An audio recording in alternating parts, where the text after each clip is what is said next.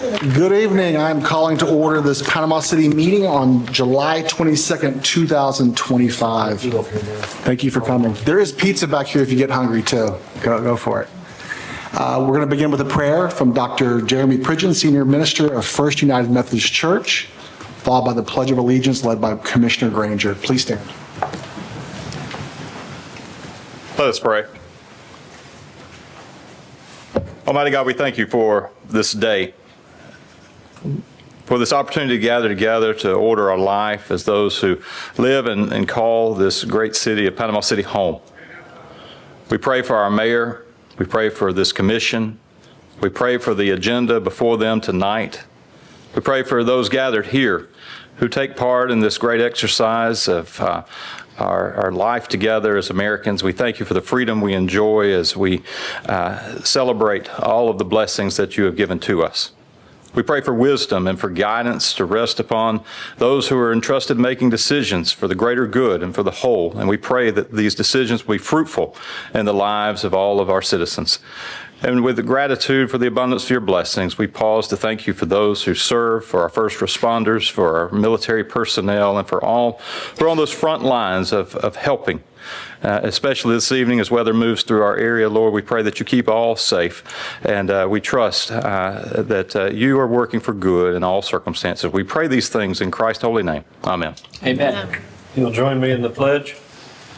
I pledge allegiance to the flag of the United States of America and to the republic for which it stands, one nation, under God, indivisible, with liberty and justice for all. Love the bow tie. Ms. Smith, please call the roll. Mayor Branch. Here. Commissioner Street. Here. Commissioner Hughes. Here. Commissioner Lucas. Present. Commissioner Granger. Present. Mayor, you have quorum. Thank you. Commissioner, you've received the minutes from July 8th. Are there any corrections? I'll motion to approve. Second. Call the roll. Commissioner Street. Yes. Commissioner Hughes. Yes. Commissioner Lucas. Yes. Commissioner Granger. Yes. Mayor Branch. Yes. Motion passes 5-0. Are there any additions, deletions, modifications to the agenda?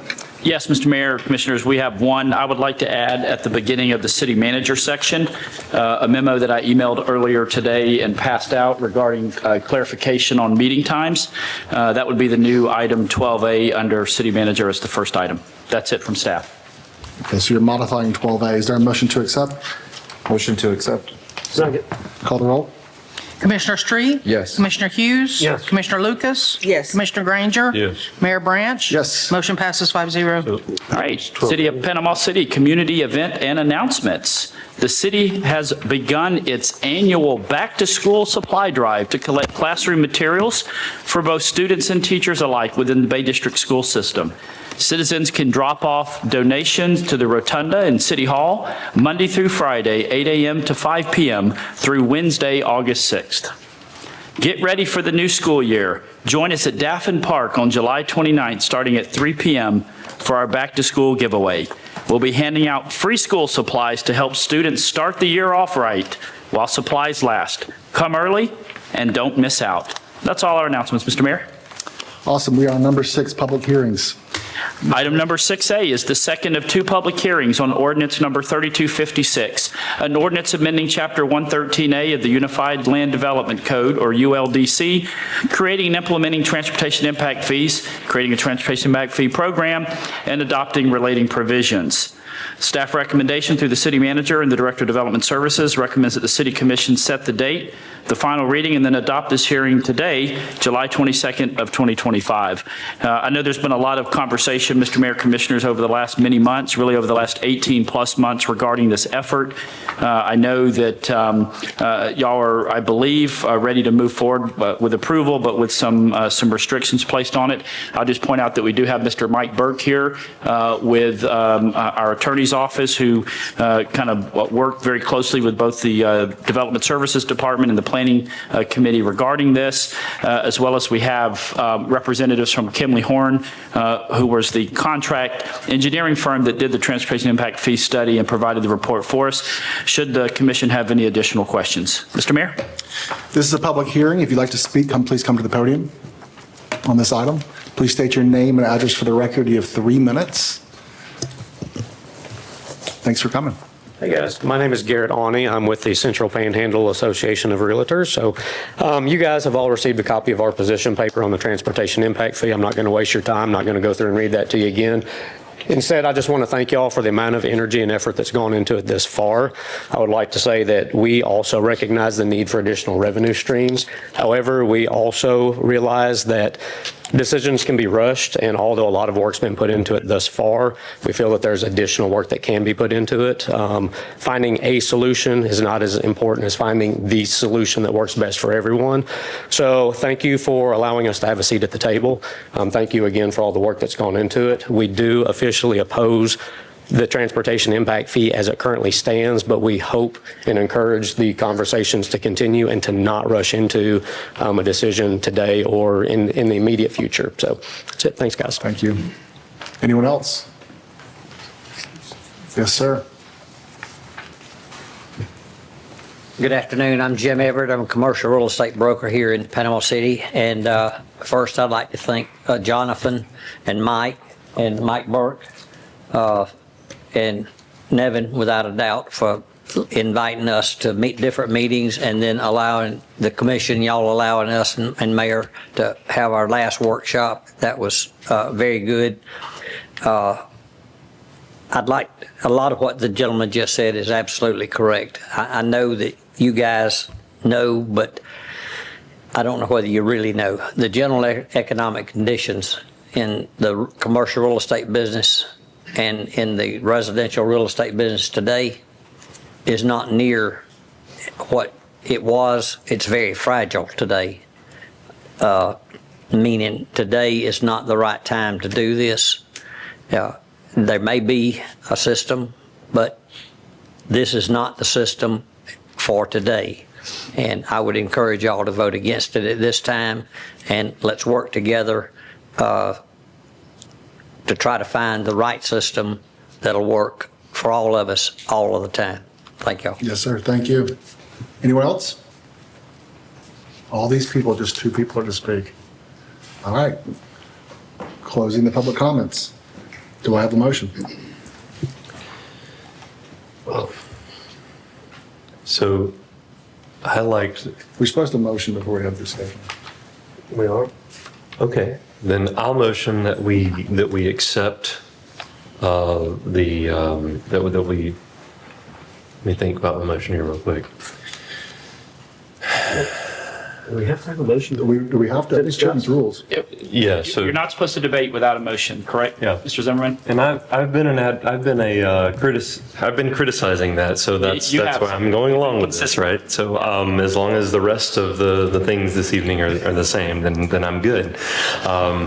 So I'll motion that we pass the ordinance and immediately suspend all fees and work together as a commission to implement any specific fees in the future, so that the staff cannot just implement fees on their own, and that the fees have to come through this commission before they are authorized. I can second that motion to discuss. The only thing I would ask is we're very clear on what the expectations would be. So expectations for me are mobility plan as well as exemptions are fully vetted before this would ever return back to us. Yeah, I agree with that. Yeah, one of the pushback is, we're going to give you this money, and what are you going to do with it? And so I think, you've touched on a repaving plan, 2, 5, 10 years, whatever it is, of the roads that need repaving. And potentially we have at least a plan there we can point at, say, here's where the money's going with the mobility plan, all that, tie it all together. And I think that gives us the opportunity then, once we know what the funding source would be needed for that mobility plan, then you tackle exemptions as far as what makes sense to incentivize and reduce. I think there's been a lot of really good work done on that from the dialogue, but to implement anything at this point is very premature, in my opinion. But the purpose of acceptance would be to not waste all of the money that we've spent so far to get us to this point. The county has one, they have not implemented it. So this could be a situation where we pass this and then we just never get to the point where we implement it. Or it could be that we see a need in a particular area and we say, this area needs this. And then we can from the dais, move that forward or backwards. In partnership with those who have come to us and talked to us already. I do have a question. What kind of time frame would be required for staff to work through a mobility plan and exemptions? Is the staff thought through that on what you would need in time frame? I mean, we've already crafted dozens of exemptions. I guess I'm talking about the mobility plan specifically. I mean, that's something that can be done pretty quick, but, I know we have an example of another city that's done it, but we've also been told that state statute prevents us from, so maybe Mr. Burke can come speak to that. I wouldn't want to do anything to put any of the funding potentially in jeopardy, sir. I understand. Yeah.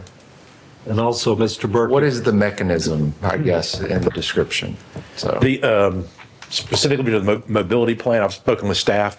We're at a time where we need to update the comprehensive plan for the city and Mr. Burke, can you just name and title for everyone in the room to know who you are? Oh, Mike Burke with the city attorney's office. Is that microphone on? Yeah. Okay. Right. Yeah, I can get a little Is closer. it up all the way, Mr. Schwartz? Yeah. People are saying it's not as loud as it normally is. They changed the mic out. Yeah. All right, maybe you can hear me a little better now? No? Is this a Sprint commercial? Am I being punked here? Is that what's going on? That's really what this is, huh? Okay. That sounds a little better maybe there. With regard to the comprehensive plan, which is where the mobility plan would appear in part of your code and the code of ordinances, is due to be updated. I've spoken with staff. Yes, we would have that done, or they can have that done by the time you would be ready to consider the changes, and you can show, these are areas that we anticipate where growth is going to be, and these are the areas where we anticipate the transportation impact fees would be applied. would that process be transparent, obviously publicly noticed for people to know exactly before this would ever be revisited again? Yes, sir. It requires public notice, public hearing. It's a comprehensive plan amendment is what it is. So you guys do those just about every meeting these days. So not comprehensive plan amendments, but you do zoning amendments, et cetera. So it'll be that same process, hearing before the planning board, 2 hearings before you all. Okay. Or a reading and a hearing before you all. And Mr. Burke, the way the ordinance is written, October 1, 2026, the fees will be implemented unless the city commission goes through a process to either reduce them, delay them, eliminate them. But it would be another series of meetings, planning commission and also city. I would suggest to you that my motion overrules that and that it is indefinite. Yeah, and that's why I brought it up, because I didn't know for sure what your motion was, but what's in front of you has a time certain where it comes back. So that's not what your motion is. It's currently crafted so that you'll start out at 0. You'll adopt the plan as it is presented to you today. The ordinance will be the collection will be at 0 until October 1 of 2026, which would give you all time to have the mobility plan prepared, discuss if there are further exemptions that folks want to do. I think the mobility plan may provide you with a lot of guidance as to how other exemptions you may want to consider, or even suspensions of various fees could be very telling for you in that.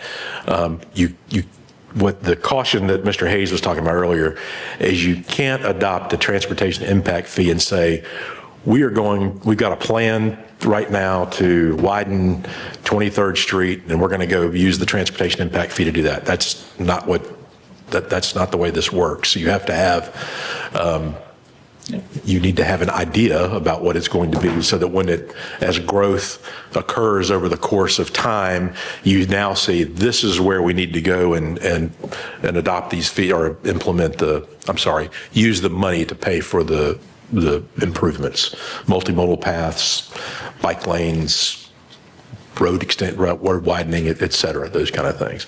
But as currently drafted, it would be 0, give you time to come back and make all those changes, and you would do it by resolution that would have to go before the planning board and then come back to you both for public hearings. Did Commissioner Granger's motion accomplish what you just said?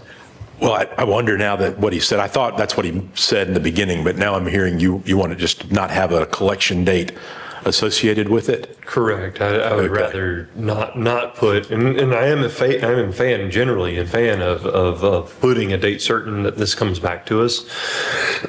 But I think that these folks that have been in this conversation with us on this probably need to take a break for a minute from from this conversation. So I would like for us to look at this in the future, but I don't want to necessarily have a date certain. Obviously, we have to go through a process. It has to go through 3 separate meetings in order for us to even do anything. So it will be publicly noticed. It will be out there. But I mean, I don't know. What do y'all think? Do you think we should have a specific date? What's the positive over using currently a development order and say you got to do these things in the development order versus why do we have to replace that? Because development has, the concurrency process, the proportionate fair share, that kind of stuff, that surprises the developer when he walks in to try to get his development order. He doesn't know until the traffic study is done that the city or the county, we've got several examples from the county using that particular method right now, where you walk in and you say, I'm ready to build my subdivision, and they say, okay, great, the road's failing, so before you can do that, you've got to now bring the road up to level of service D, C, whatever you require, and that means we need you to add 2 lanes of traffic going north and south on this road. And when you do that, developer, then you can... What's that? He's going to get that done as part of the contract. Of his development, for getting his subdivision approved. And the example I'm thinking of, a subdivision. The difference here is the developer develops it, has the lots prepared, and then it's the actual end user, the person who's going to go build the house. Because these fees are not collected until you get a building permit. Not a development order, a building permit. When you get that building permit to build your house, or your gas station or whatever it is you're going to do, that's when you pay the impact fee, this mobility transportation impact fee. Okay, so currently there's the trifecta. We got prices up, insurance is up, and interest rates are up. That's making it unaffordable. We don't control any of those. This one we do. And so you're going to add another layer to make it even harder to buy. And that $4,000 or whatever it is, by the time it gets to the buyer, it's going to be more money. Somewhere, it's just going to cost more money. And now you're tying things to square footage, so you're going to have an unintended consequence on the other side. And on commercially, you are really hurting the commercial because their numbers are much bigger. I'm fearful of adopting it, putting those numbers in there, and then, I mean, Nevin said the other day, in a year, maybe it goes live to those numbers. Well, under your motion, it doesn't. But I can't understand why we can't say, all right, you're going to do a development, and by the way, if you're going to put 50 lots out there, I believe in an impact fee. But does it need to be $5,000 a house, or can it, and I know that everybody says, well, Lynn Havens or Callaway's is archaic. The county has theirs back right now. They're looking through it right now. I don't know what it says.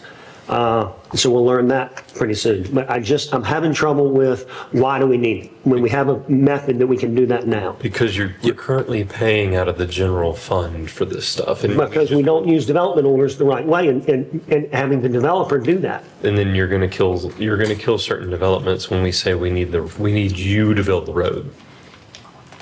Okay, The last guy under this scenario, he won't even be there because it'll be too much money anyway. But at least they'll know that on the front end and won't waste any money about it. If that's truly the case in their situation, then they will look at it. First of all, what I've motioned, there is no fee because they're all suspended. And we have to work through what do we want to see or not see, right? But let's say we implemented something, right? Let's say in the future, we're sitting here a year from now and we've implemented something, right? Then that developer will know that on the front end because it'll be public information. If you want to do X, you have to pay Y. So you know that going into it, instead of spending time, money, and energy on a development, then all of a sudden we say, nope, we're not coming out of the general fund anymore. We want you to build this road, or we want you to do this thing, and you go, that kills the deal. Like I can't afford You know that. The PUD that we just approved at the end of John Pitts Road. He's going to do his own traffic study, and in phases, he's going to pay his impact traffic fee. That was his offer to us. Which We is don't spend it- acceptable underneath the ordinance. That's acceptable. Right, but that gets it done without having to have the ordinance. My point is he knows that up front. That property's under contract, he's getting his entitlements, and he didn't do that before it closed. So he knew what he was getting into. The buyer knows what he's getting into before he closes. It's not everything, all the houses are going to cost $4,000. And that development is in Ward 3, right? Up there. It is in- it's you, yes, sir. So is that development touching a city road or a county road? County Road, John Pitts Road. County Road. So now he's got to deal with the county, and the county doesn't do this process, and so the county may say, well, we want you to put in X, Y, or Z, and that may kill the entire thing. It may. We don't know, right? But the point is by having your everything out front, it makes it a lot easier to run your numbers. It does. Maybe it kills the deal up front, but you run your numbers up front, instead of investing time and money into something and then you find out later, oh, well, we can't do it because we can't afford that thing. Well, Most I can promise you jurisdictions- There's people watching this meeting right now, commercial guys, that are going to either develop or not develop based on what we do. Okay, but Yeah, and right now, that's there's the no problem, fee. is creating a moratorium by having it is the unintended consequence, in my Okay. opinion. But right now, with the motion, there's no fees. None. We just accept the work that's been done so that we're not wasting $100,000. Can you accept the work and not the fees and just don't even have it in the record? Well, And we're then not. determine that later on? Could the Well, that's development the- process be the stopgap between us adopting fee, like we adopt the study and then later we have the fee set to zero and we use the development order as a stopgap between adopting the fee schedule? The problem with the fees, can you explain that? Yeah, so first of all, the trend across the state is to get away from transportation concurrency and proportionate fair share, because it's the last guy in who gets penalized for the development, and it's the developer at the beginning that gets penalized for it, the guy that's trying to do the subdivision. So that's why the first half of this ordinance is all strike-throughs. That's us getting rid of that transportation proportionate fair share ordinance. So we're doing away with that, so that now when you're coming into the city, you can come in and you can calculate, before you go hire architects and engineers and everybody else, you can calculate what those costs would be for the end user, the actual builder of it, or the person who's purchasing the home, or contracting to build the home is the one that's going to pay it. It's not going to be the developer on the front end. So it's not really developers that are paying this. It's the home builder, or the home owner, or the commercial property owner. The reason that we want to, that I'm recommending that you adopt it and delay the collection of it until October 1, 2026, is because we have a point in time where the study that you've paid for and gone through and is going to become stale.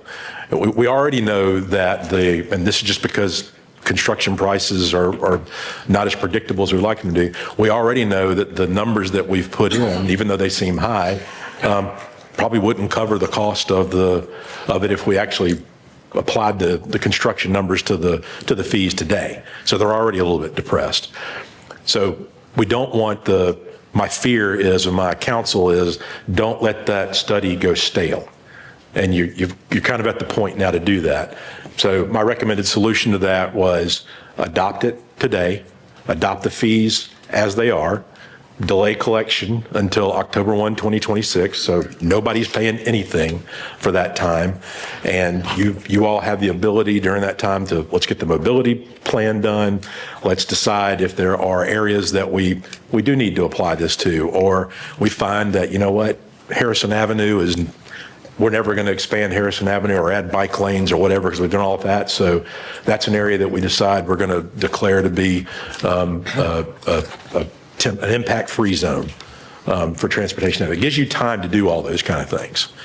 But adopting it and not having a collection date, when you've adopted the fee, That's really just a policy. The way I've done it, though, the way I've put it in is so that you would have time that actually, Commissioner Granger, by resolution that I've included within here, you could come back at a later date and say, by resolution, we're going to not collect the fee again for beyond October 1, 2026. Now, it does require you, if you're following what I'm suggesting right now, it does require you all to have those hearings again at that point in time. But I think it would still accomplish your goal.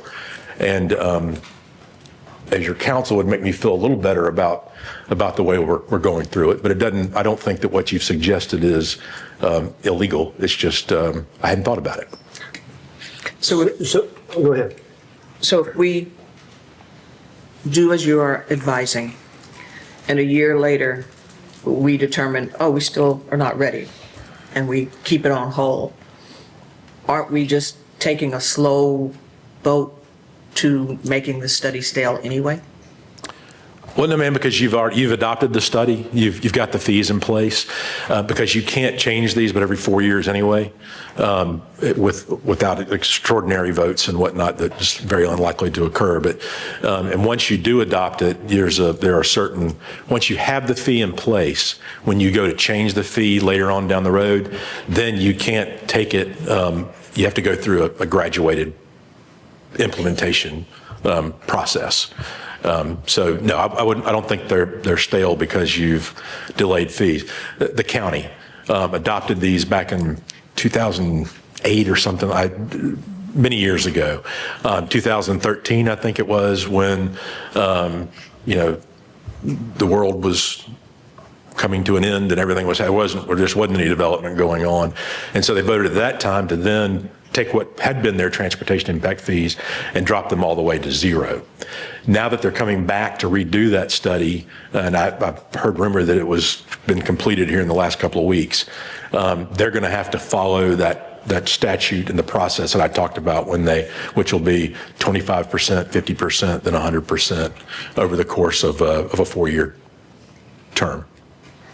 So the developer really is making the impact on the road. He's providing the lots for the homeowner to buy, but the homeowner's the one that has to pay more. And I'll give you a good example. Well, solar panels.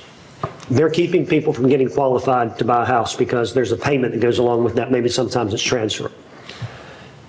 We're making it harder for people to be able to afford a home because of a qualification standpoint. Interest rates are not going down right now. Insurance only goes up. It will very much hurt the real estate industry. And here's what we learned in 2008. That's the economic engine that makes the world go round. When I sell a house, 13 people go to work. And we need to keep that engine running. And my concern is that from a money standpoint, it's going to be harder for the builder to make money. And I'm all about somebody taking risk and making money. And it's going to be harder for the commercial guys to look inside and say, well, I'm ready for that $250,000 impact fee that I've got to pay on top of, the couple $1 million that I'm going to spend. And people say, well, that's not a lot of money when it's a couple $1 million. That's a lot of money. So that's my concern. And by having the fees in there, and I understand Commissioner Granger's, and there's no timeline on it, and that's okay, but at some point, can you say, all right, I'm gonna make each house $1,000 instead of $4,000 or $5,000? Can we do that? Okay. That's the way that it's crafted right now, is you can do that. And that would be a very public process with all of us involved. Yep. And I think the angst here, to be honest, What's that? is from the angst from the from the community, builders, homeowners, realtors, is that it wasn't. They don't feel like it was. It was very much not. Nobody was here to comment until it was time, like the second reading. And so that's some angst that I've been hearing about. And so they'd like a seat at the table and talk about how that looks for fees. We're the ones that are doing it out in the field, and they're the ones that are building it. So I envision, we've been very open, I think. Staff has been very, very good about getting the community partners involved and saying, okay, come to the table, let's talk about this. And I envision that same process moving forward. Like I don't see any reason to move away from it. Right. So if we ultimately decide, hey, this probably should happen and here's why, then that's the initial part of that conversation that then we come back, everybody comes back to the table. And then it goes through the 3 meetings after that, right? Like this is a very, very, very public thing. But you brought forth all these things like ultimately that home ownership is going to be less attainable. And my point to you is that it's going to do that anyway if we don't pass this, because we can't afford to pay out of the general fund anything else. But what- We what went are we through a gonna pay budget for? meeting earlier. Why can't the developer put the turn lane in? Why can't the developer build the road? I mean, why do we have to pay for that out of the general fund? Because when it comes down to it, the time period that they then learn that they have to put in the turn lane, they've already invested a lot of time, money, and effort into the project. And so depending on what the turn lane looks like or what the signalization looks like, I mean, it could kill the deal quite easily. Well, it puts the friction on planning and Michael Fuller, and it's Michael Fuller's ruining my project Yeah. with his fees that he just invented. you know. Yeah, and, So I and then can he see looks the like blame that. goes on us because we've codified the fee schedule, and so I can see that perspective. And I can understand the perspective too, if you're doing commercial real estate and you're trusting us not to go, oh, 100% surprise, and everyone's like, well, now my projects don't work. That would make me nervous as well. I disagree with it. They're going to find out too late in the process. The But that's developer. already happened. I've been counsel to clients that have had that happen in other jurisdictions. I mean, that's the worst thing this takes the uncertainty out of it from the beginning. I mean, after you've gone and spent engineering and you've done you paid for your lawyers and your architects and all that kind of good stuff, and then you walk into a certain county to the west of us and you say, ready for my development order, and they go, that's great. Here are all the fees that we've just calculated based on what you've brought to us now. So before we'll approve your plat or do any of that, you owe us $785,000.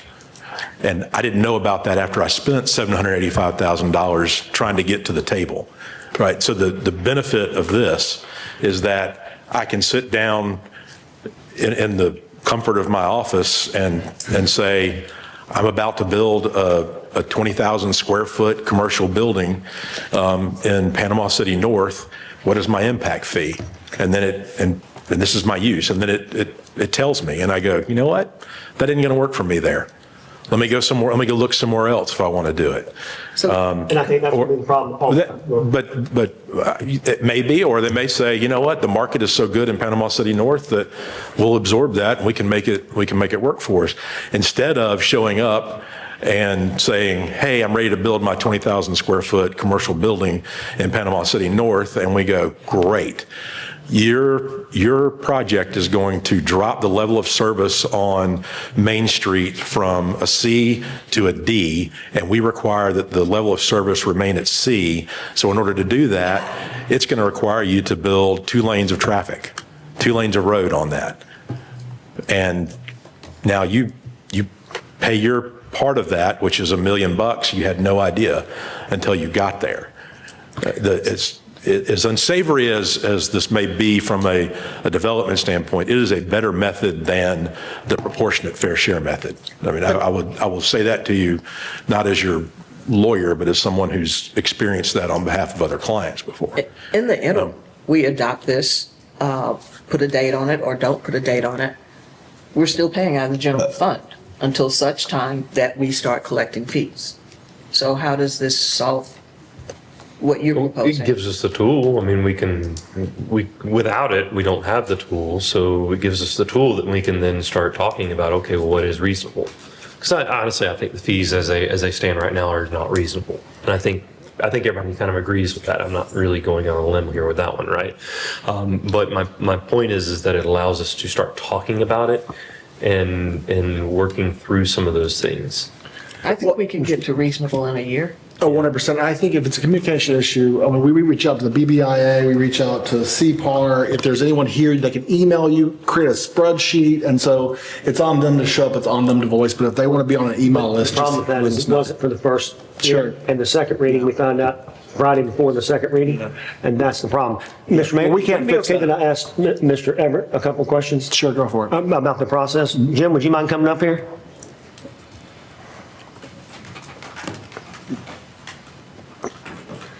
He's responsible for a lot of your commercial real estate, being buildings in this town. In the process that you work with gas and C stores, for example, Right now, if there was a fee that was not, it was in the development order, would you know that up front? Would you, you're knowledgeable, would you talk to them up front about it? Or how would that process work in today's world without the, this impact fee? Well, most of the commercial development normally customarily happens possibly on a Tender Parkway, 23rd Street, 231, et cetera. And we have to work through DOT with that, which requires a traffic study. But we find out what that fee is real far into the deal. But I will tell you that we just got through going through one, and the people, it was a $6 million development, and it was over budget. We learned it was over budget by $700,000. They had $300,000 in cash in the deal, and they walked away. Just straightforward walked away.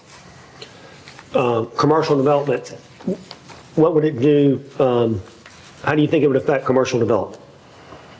Now, the fees as they are, we all agree that's not going to Proposed won't work. Okay. They'll find another place to go. Okay. The fees. I don't think anyone up here is out, We're not looking at that, so we yeah. don't have to get into Yeah. that. But a fee in general, but a Fair fee will. fair fee. A fair fee. And I think that's what, I mean, I can't fix the past of how, Right. we can fix what going forward. Right. And you've got contacts and I've got contacts and I've been reaching out to BBIA folks and ensure that they're here, being heard. And so I think that's the apprehension. And I, you know, we can only fix going forward. Right, right. I'm just trying, from the commercial Sure. side. Fair. Fair. Sure. But that's not fair to the gentleman because you don't know what we're looking to do for the fee structure, right? Like all you know is the cap that we all That is- agree is yes, sir. not good, right? Yes, sir. So if that's cut in half, then that's a different equation. If it's cut it down to 25% of it, that's another equation, right? So it's not necessarily fair to ask him if it would be successful because he doesn't. Well, there's a- the land there's a variable here the that land we costs don't know. go up, the deal gets harder. Yeah, So we're not asking for the number, just what's fair. Yeah. We know what is proposed is not. And so we take that. And this is an If- invitation to Go- establish go- what fair okay. is. That's what I'm If we saying. could be involved in talking about what's fair and what we think a developer, again, on the commercial side, I'm not involved in how the residential part of it would really and truly work, but on the commercial side, if we were involved in talking about it and being involved, and try to work with y'all on what we think that a developer can absorb and make his deal work, there's something out there called profit. And once in a while, when you get to the point that the numbers don't work, and if you read the commercial magazines, development magazines, they talk, the last few years they've been talking about the numbers don't pencil is their favorite words to use. When the numbers don't pencil, the people go home. They quit doing business. So if we can't get to a fair fee, they go home and we don't get to collect anything. If we can get to a fair fee, they come stay and we collect a fair fee and we continue to develop. But you mentioned something and I got a call about 5 or 6, 7, 8 o'clock the night before the proposed second reading, which was postponed. That's when I found out that y'all had been working for 18 months to do this. So I'll take part of that as my fault. I should have been more involved somehow, but I did not know that this was even being talked about until the night before the proposed second vote. So I know you done your job. I know you let us know, but somehow y'all didn't let us know. So. Thank you. Thank you. If I may, Mr. Mayor, Mr. Burke, can you clarify? It's my understanding that there has to be I mean, they use the term rational nexus, but there needs to be like a demonstrative reason, like staff and the community can't just come up with arbitrary and capricious numbers and say that's fair, correct?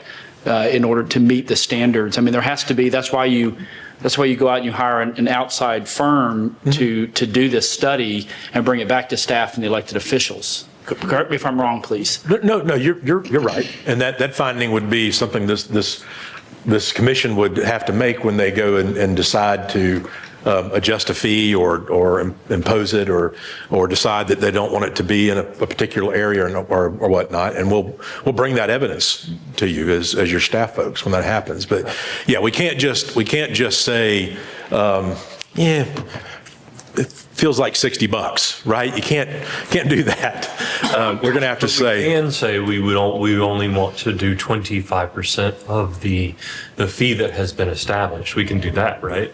We've had our roundtable discussions. We've gone through that. We've talked with everybody. The commission makes the finding that 25% of the fees as they currently are set is an economically good thing for us to do, and in the interest of the health, safety, and welfare of the citizens. That's what it's going to be. That's what you got to do. Yes, sir. Do you want to clarify or make a motion? Do you want to clarify? Do I need to? Do you want to clarify? I guess you're We've been talking for like 25 minutes. I actually don't remember what his motion was, but Okay. I think we have to adopt and set to zero. No, it was to adopt and suspend the collection of it. Because we don't want to necessarily set it to zero because then So we can't say effectively, nothing's 25%. getting collected. Correct. Why can't you set it to zero? So what you're, I think, Commissioner, what you're saying, Commissioner Granger, what you're saying is where I have written October 1, 2026, you want that to be a date to be determined? Well, that's why I asked for input from y'all. Did you want that to be a date to be? October works. October works for you? Okay, October Weather's works. nice. So, Pumpkin season. If we have not found a consensus by October, we're allowed to move that date out? yes. Yes, you'd have that's the resolution mechanism where you're able to adjust that up and down by that point in time. So to be clear, because of the discussion that Jonathan just brought up, we're not setting the fees to zero. We're just not collecting them. That is correct. And then at a time in the future, we will determine what percentage of the fee we will collect. That is the way That's what we're Which is doing what the here. county does. that is a little different, but same effect. Yes, sir. The effect is that it's a $0 amount to the developer until such time we determine what percentage we want to collect out of the total number. Right? Does that make sense? Starting, all the fees are too high and 25% of the fee too high, we're automatically pushing wet rope uphill. But we're not deciding a number, Yeah. we're deciding a percentage Okay. in the future. And that's the legal. The important thing part we're is the dealing with. collection, right? That's Yeah. that's when you feel it. And so you guys are going to decide by October 1, 2026, how much will be collected. That's the way the ordinance is set up for you, so that you can go through that and decide it's 25%, it's zero. We've also got it in there so that you can we give you time to have the mobility plan so that you can decide if there are various areas within the city that you don't want to collect or you think it needs to be collected at a different rate. I mean, this isn't we're trying to give you as much flexibility as possible to get to where you want to be. And Robbie will be in charge of communication. Awesome. Any other It's the top of the discussion? mountain. Any other discussion? All right, call the roll. Commissioner Street? Yes. Commissioner Hughes? No. Commissioner Lucas? Yes. Commissioner Granger? Yes. Mayor Branch? Yes. Motion passes 4-1. 6B. To read No. excuse me, I'd like to read the title of what was adopted. And what we have is ordinance number 3256, an ordinance of the City of Panama City, Florida, amending Chapter 113A of the Unified Land Development Code, removing proportionate share mitigation and adding transportation impact fee, thereby creating and imposing transportation impact fee on development within the city limits and creating a transportation impact fee program and adopting related provisions, providing for legislative findings, and adopting a transportation impact fee study in support of such impact fee, providing for conflict, severability, and an effective date. Item 6B is the second and final of two public hearings on ordinance 3269, an ordinance to vacate and abandon the alleyway right-of-way easement located south of East Second Court, west of Main Avenue and east of Sherman Avenue in the Panama City community of Millville. Relevant background information is enclosed in your packet. Staff recommendation to the Director of Development Services that the City Commission conduct the second and final of two public hearings and approve the ordinance number 3269. This is a public hearing. Please come to the podium if you have a discussion. Anyone? All right, seeing none. Is there a motion? Motion to approve? Second. I think Josh had the second. Call the roll? Commissioner, St- Good. Commissioner Street? Yes. Commissioner Hughes? Yes. Commissioner Lucas? Yes. Commissioner Granger? Yes. Mayor Branch? Yes. Motion passes 5-0.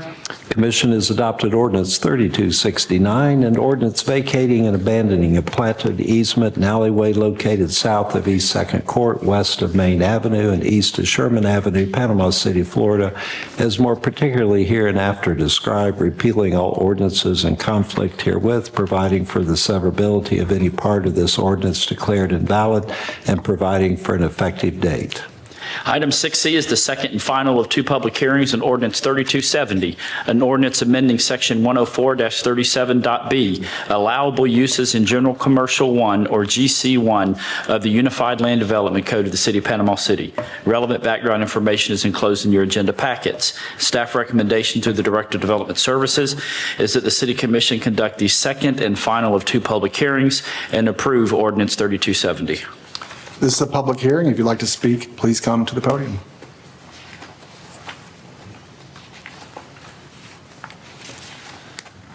Seeing none, is there a motion? Make a motion, so we Second. approve staff's recommendation. Oh, sorry. Second from Granger. Any discussion? Call the roll. Commissioner Street? Yes. Commissioner Hughes? Yes. Commissioner Lucas? Yes. Commissioner Granger? Yes. Mayor Branch? Yes. Motion passes 5-0. Commission has adopted ordinance 3270, an ordinance of the City Commission of Panama City, Florida, amending the allowable uses in section 104-37, General Commercial 1 zoning district of the Unified Land Development Code, repealing all ordinances in conflict, providing for severability, codification, and effective date. Item number 6D is ordinance number 3271, addressing updated parking fines.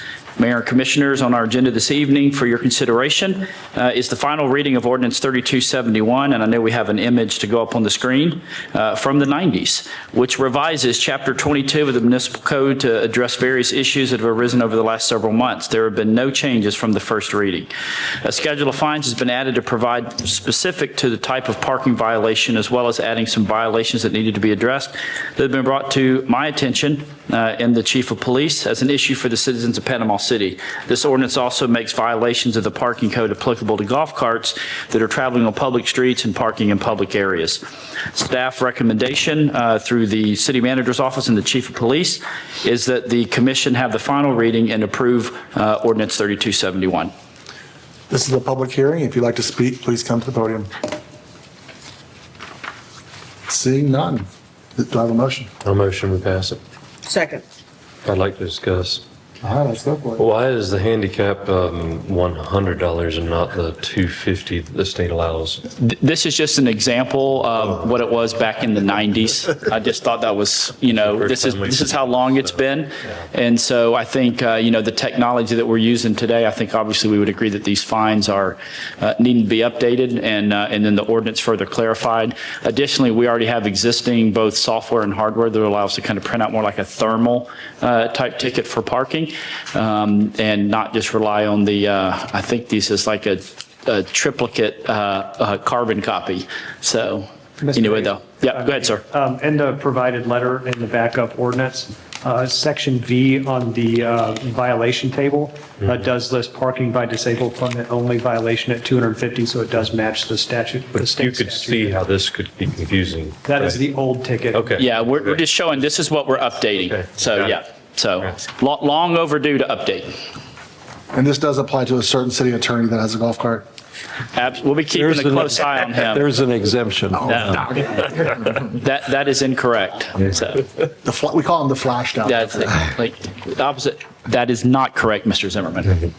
Any other discussion? Call the roll? Commissioner Street? Yes. Commissioner Hughes? Yes. Commissioner Lucas? Yes. Commissioner Granger? Yes. Mayor Branch? Yes. Motion passes 5-0. Mr. Henry, you don't have a question? I'm looking at your first, which is 2 hours parking, $10. Oh, that was that ticket? That was an old ticket from the 1900s. Yeah. I knew it's old. Make no difference. It's brand new today. Is you do it $25. How you go find out that a person been parked there 2 hours, either 3 or 4 hours? Yeah. You know, how you'll terminate that.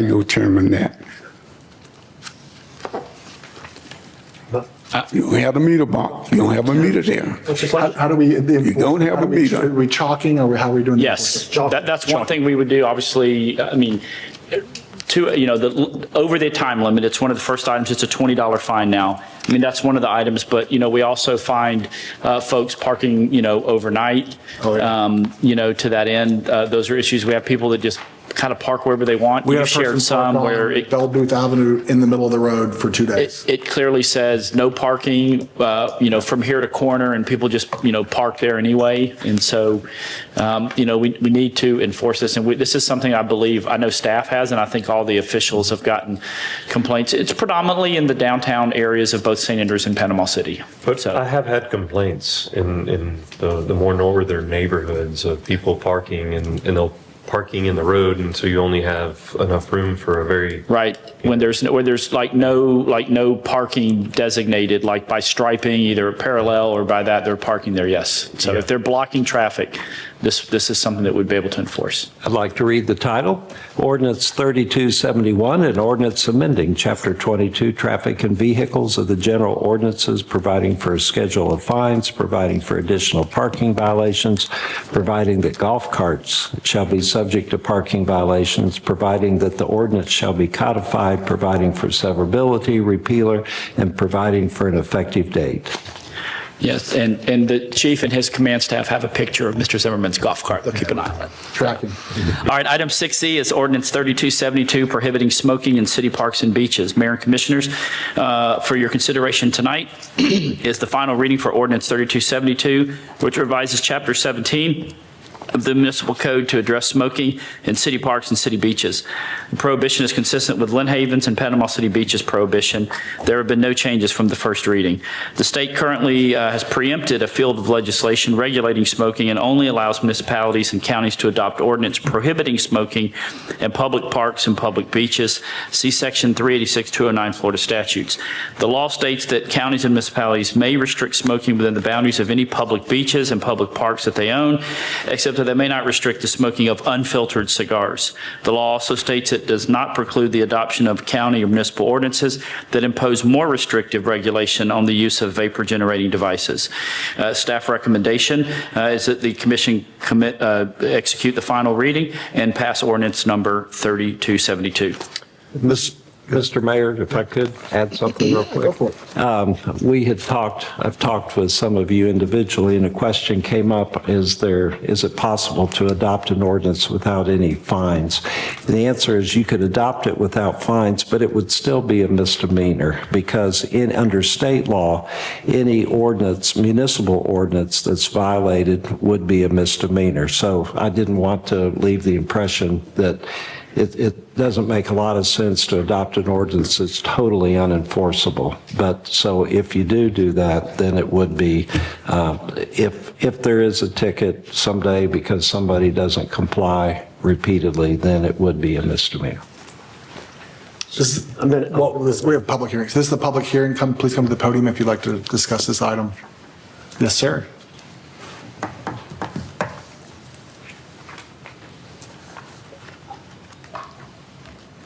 Walt P. Henry, 614 Maple Avenue. I'd like to know where is Panama City Beach? Panama City, Florida, or not? Where the city of Panama City Beach is at. I know you got Beach Drive. That's a street name. I know y'all classify Beach Drive being a beach. Or you clarify down at the marina being a part of a beach. I mean, we say these things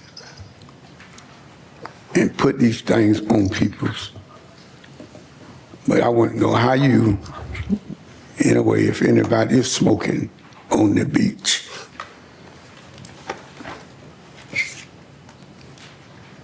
No police officer there to say no smoking. You put a sign up there all you want.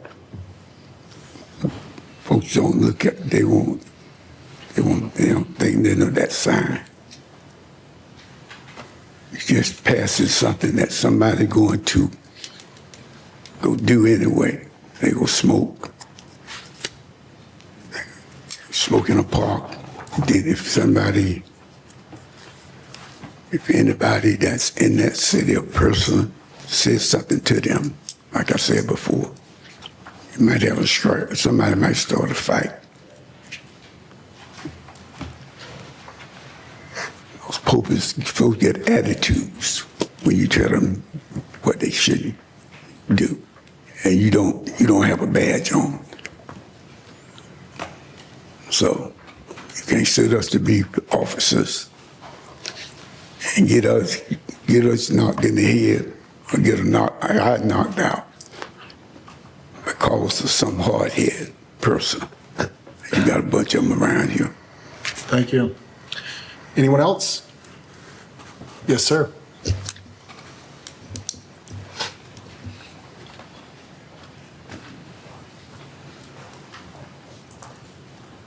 Derek Thomas, 1100 West 10th Street.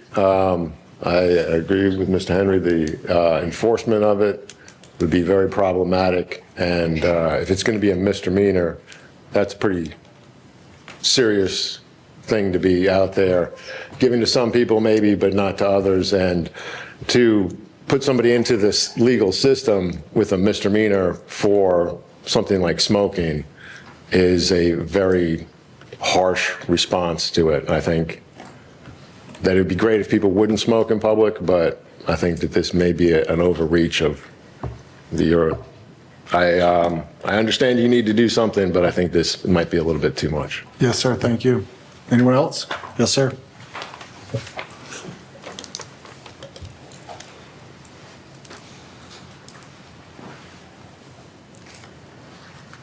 Claude Hayward, 2301 Mayfield Court. On that smoking issue, two issues really. That smoking issue, like on Beach Drive, you have those little swings down there in the grassy area. Is that considered a park? Can you smoke there? That's Asbel Park, so I would imagine that's a park. That is considered a park, yes. Mr. That's included a park. So anyone sitting on those little benches or just out there on that grassy area, there's no smoking there, right? What about past that, a little further down as you walk down the beach where the little three or four parking spaces are? Is that considered a park? Yep. That is the park, and you could smoke there as of today, yes, sir. You can smoke right there where the parking is, but once you go In past all of that the down parks. on the waterfront, Yeah. then that's considered the beach, right? Yes, sir. I would consider that part of the beach as well as like over by Carl Gray Park. We do have some beaches along the bay in Panama City, yes. So you could get a fine for smoking like, well, Carl Gray Park right there on those picnic areas. Depending on how the ordinance is passed and if it is even passed, sir, yes. So that's what we're finna vote on now, to That's what- pass the yes, ordinance that's what we're to discussing. prohibit the smoking tobacco and the electronic cigarettes. The proposal is inside city parks and along our beaches inside the city of Panama City, yes, sir.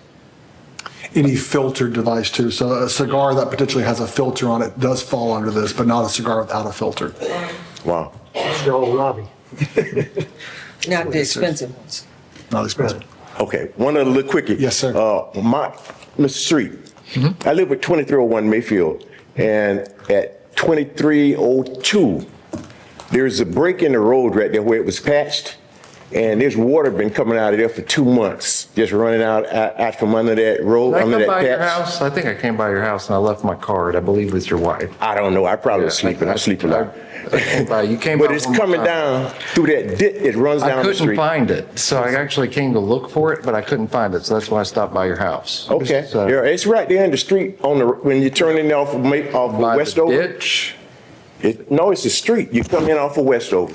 Okay. And you take go around that circle and come straight down. You said on the 20, left-hand side. you said 2302. Jared's got a card. It's 2301. Mayfield? Mine is 2301. All right, 2302. Mr. DeVito, you got that? We'll check it out in the morning, sir. I went by, but I couldn't quite find it, but I did come by your house, sir, the last time you were here, and I Yeah. talked to your wife, but you were off at a doctor's visit. So thanks for coming again, and I'm sure Jared will get you taken care of. Jared will be in touch. Okay. Yes, sir. And that ditch itself, when is it going to get cleaned? Yes, sir. We got you. Yes, sir. This is discussion on just this agenda item. But Jared will get in touch with your problems. Jared will get you taken care of. Yeah, because mosquitoes are getting bad over there in that ditch. You got it. And snakes are coming all up in there. I had to pop a few. Yep. Yes, sir. Thank you. That is your man, and I'm gonna, and I'll even take a drive-by to make sure it's gotten done. Thank you. Thank you. Anyone else related to this agenda item?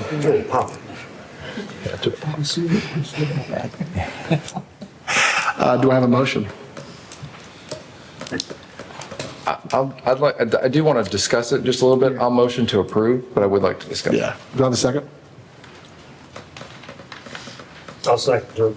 All right, let's have a discussion. Okay, so my understanding, and this was, I didn't understand the full backstory here, but my understanding is right now, if we do not pass this ordinance, we cannot enforce no smoking in any park. So that means that you're watching a kid's softball game and somebody's smoking in the bleachers right next to you, they can smoke and there's nothing that anybody can do about it. Your kid's playing on the playground, somebody decides they want to smoke on the swing set right next to them, there's nothing you can do about it.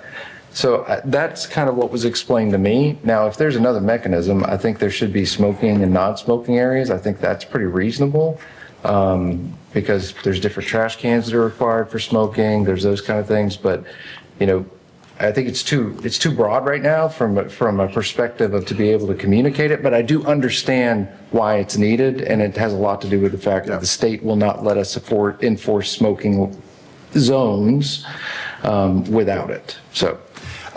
I think we can all agree that we don't want children to be around secondhand smoke and someone blowing smoke in your face if you're not a smoker is sort of a not very pleasant experience. And cigarette butts, I pick up trash every day. They're everywhere. We can agree on those things. I, as a business owner, try to do the simplest thing to get me the closest I can to the goal. So I would be in favor of just simply putting signs that say, please don't smoke around children and don't litter, and not have any enforcement and fines, because there's going to be, half my employees at the restaurant smoke. And I would hate to have a situation, Mr. Henry, kind of, people start popping off at the mouth and all of a sudden now you have an incident. And it's like, and even campaigning, all you hear about is problems in the campaign. I heard cigarette smoke 0 times. 0. So what problem are we actually solving? I've gotten no emails of people that say, gosh, this person chased me around a park, a softball field, and smoked all over the bleachers. And until those emails come or those complaints come, that's not a problem I'm going to solve. It's not a problem. It's hypothetical. So I want to solve real problems. I'm up for signs that say don't litter and more trash cans. But let's see the problems. Let's fix real problems. If my kids are around smoking the baseball field, I can take them somewhere else. Yeah. I don't need the government to tell me to stop. I think it's just a little overreaching. But to your point, if we had a smoking area, not non-smoking in all sections of the park, that becomes more appropriate. This doesn't do that. We can't do that without having this ordinance. Is that what you're saying? That's what I understood. Okay. Now, if somebody wants to say that was incorrect, but. No, you would need to adopt this ordinance, and you could add to it, no smoking except in designated smoking areas, if you wanted to do that. We can do that now? Yes, and that would be enforceable, where you couldn't smoke unless you smoke in a designated smoking area. And then staff would determine the designated smoking areas in different parks. I've been asked multiple times, are we going to have a park cop, a smoke cop, or are we going to, how's that going to be enforced? So usually smokers, Parking meter levy? people who smoke, and again, being in the Air Force, right, there's specific areas designated for you to smoke, or tobacco usage. They go even further and go into, but those are folks that have volunteered and said, hey, I'll serve and subject themselves to that. Even at this building right out back here is a smoke pit, right? So I like your reasoning on this. I'm against just telling people, hey, you can't smoke outside. And I agree with the mayor that this doesn't seem to be a huge problem that is in need of solving. But if y'all want to go with the designated smoking area at the larger parks, like Asbel, like the gentleman brought up Asbel Park, I think smokers generally will smoke next to a receptacle that they can then safely deposit the cigarette into. Obviously, you're not going to solve all the situations with any ordinance, but I think if we could do that without even the ordinance. We could have just put in Trash can that says, please smoke within 5 feet of this thing, or 10 feet, please. the special trash cans that have sand in the bottom of them. Be You know, courteous. I agree. But if y'all want, the only way I will support this is if we switch it to zones, if we have zones where people can do that. Because honestly, the state preempts us from doing cigars. So, I mean, and a lot of people have kind of written in about that and kind of go, why in the world would you exempt cigars? It's because the state will not allow this ordinance to be passed on cigars. So it kind of takes, and you know, cigars tend to be more pungent than cigarette smoke, and a lot of people enjoy cigars, and I'm not passing any judgment here one way or the other. I'm just saying is that you can usually tell if it's a cigar or a cigarette.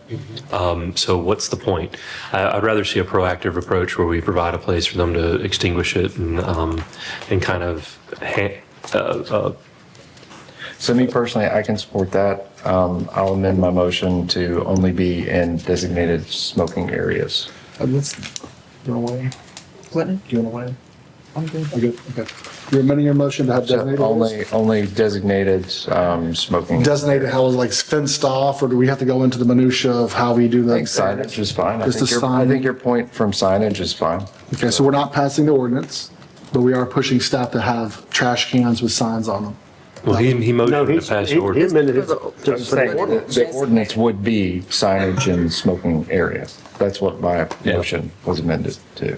So we're still passing fines, and that we now have to police the parks and come up to people and say you're smoking, and they're, you know, pushing their kid on the swing, and we're have to go into that situation. My understanding is there's a reason for this ordinance being here. Can staff please clarify? The city, you can always put a sign that says, please don't smoke. It's just not legally enforceable. And you can encourage all kinds of good behavior. But to have anything that's enforceable as far as saying smoking is prohibited and vaping, then state law says that you cannot do that in public parks or on public beaches unless the city adopts an ordinance. So you could change the first sentence, it's in subsection 19, smoking and vaping in parks or beaches that are public property is prohibited. You could add, except in designated smoking areas, except as provided in section 386. So that could be done. And then my question though is like, has there been an instance where the staff has had someone What's the impetus? smoking someplace, like, Why now? hey, Why they now? refuse to go? That's what I'm asking. I mean, if there's not been an incident, then yeah, I agree. We should adopt an ordinance. If there's been no violation. Well, so, no, because there's no violation right now to smoke. Well, I mean. So we've gotten complaints from folks about smoking. We've also gotten complaints about parking. My only thing, I mean, I just, if it's not going to be enforceable, then I wouldn't waste any money creating smoking areas, given how tight the budget is. So, I mean, it's, my personal opinion is I don't think it's unreasonable to limit, you know, where you can smoke in public areas. I think like everybody has done that. That's pretty much a given thing. I think smokers are used to being limited to where they can smoke. But I mean, if we're not going to have, if there's no ability to enforce that, then I don't know that I would spend money, because, you know, we set up a smoking area, say, please only smoke here, and then someone's smoking, and then you've got citizens saying, well, hey, so you're not supposed to be smoking here. Well, it's not enforceable, so I don't know. Sure, That's just going to frustrate the public and the police. Fence around there, So- how do you police that? Like, oh, you have to stand, so now we have to have a fenced area where there's a line in the sand where it's like, okay, we're talking about trash cans this time, please smoke in this area. Someone's like, I'm 25 feet away, I'm in the area. They're gonna argue that point. So my thought is, put the trash cans out if you want to put, and then you put a sign up, please smoke in this area. And maybe we do get complaints. Maybe people go, oh my gosh, Now we see there's smokers everywhere, but how close can you get to the goal with the least amount of effort? Hey, I'd like to amend my motion to be that process. Let's set up signage, set up zones from that perspective, and then set for a date certain to revisit this ordinance in 1 year. Is that good? And then that way we'll have like, hey, we need it, we don't need it. I think you need to restate the motion. So Motion is establishing smoking and non-smoking zones via signage and receptacles. No ordinance is not adopted today, but it is delayed for a day certain 1 year from today for us to revisit and see if we need an enforcement mechanism to it. Point of order. Madam Clerk, shouldn't the previous motion and second be withdrawn? Because this is an entirely new. Yes, ma'am. Okay. I'm trying to Withdraw follow. my second. I'll withdraw my motion, restated as that we are setting up smoking, non-smoking signage with receptacles for a test period of 1 year to see if enforcement is required. Ordinance will come back 1 year from today. Awesome. Do I have a second? A second that. Any discussion? Call the roll. Commissioner Street? Yes. Commissioner Hughes? Yes. Commissioner Lucas? Yes. Commissioner Granger? Yes. Mayor Branch? Yes. Motion passes 5-0. That was the easy stuff, folks. Y'all need to get ready for that. Good night. What did you do with the third one? You want to do it? He didn't meet. All right. Item number 6F is ordinance number 3275, speed detection systems in school zones. Mayor and Commissioners, attached for consideration is and first reading is ordinance 3275, speed detection systems in school zones. Although I believe this is the second reading tonight. It's an older letter. I apologize. So tonight is the second and, or is it the first reading? We have a first reading. First reading. First reading. Okay, I don't know why it says July 9th. I apologize. All right, first reading, ordinance 3275, speed detection systems in school zone.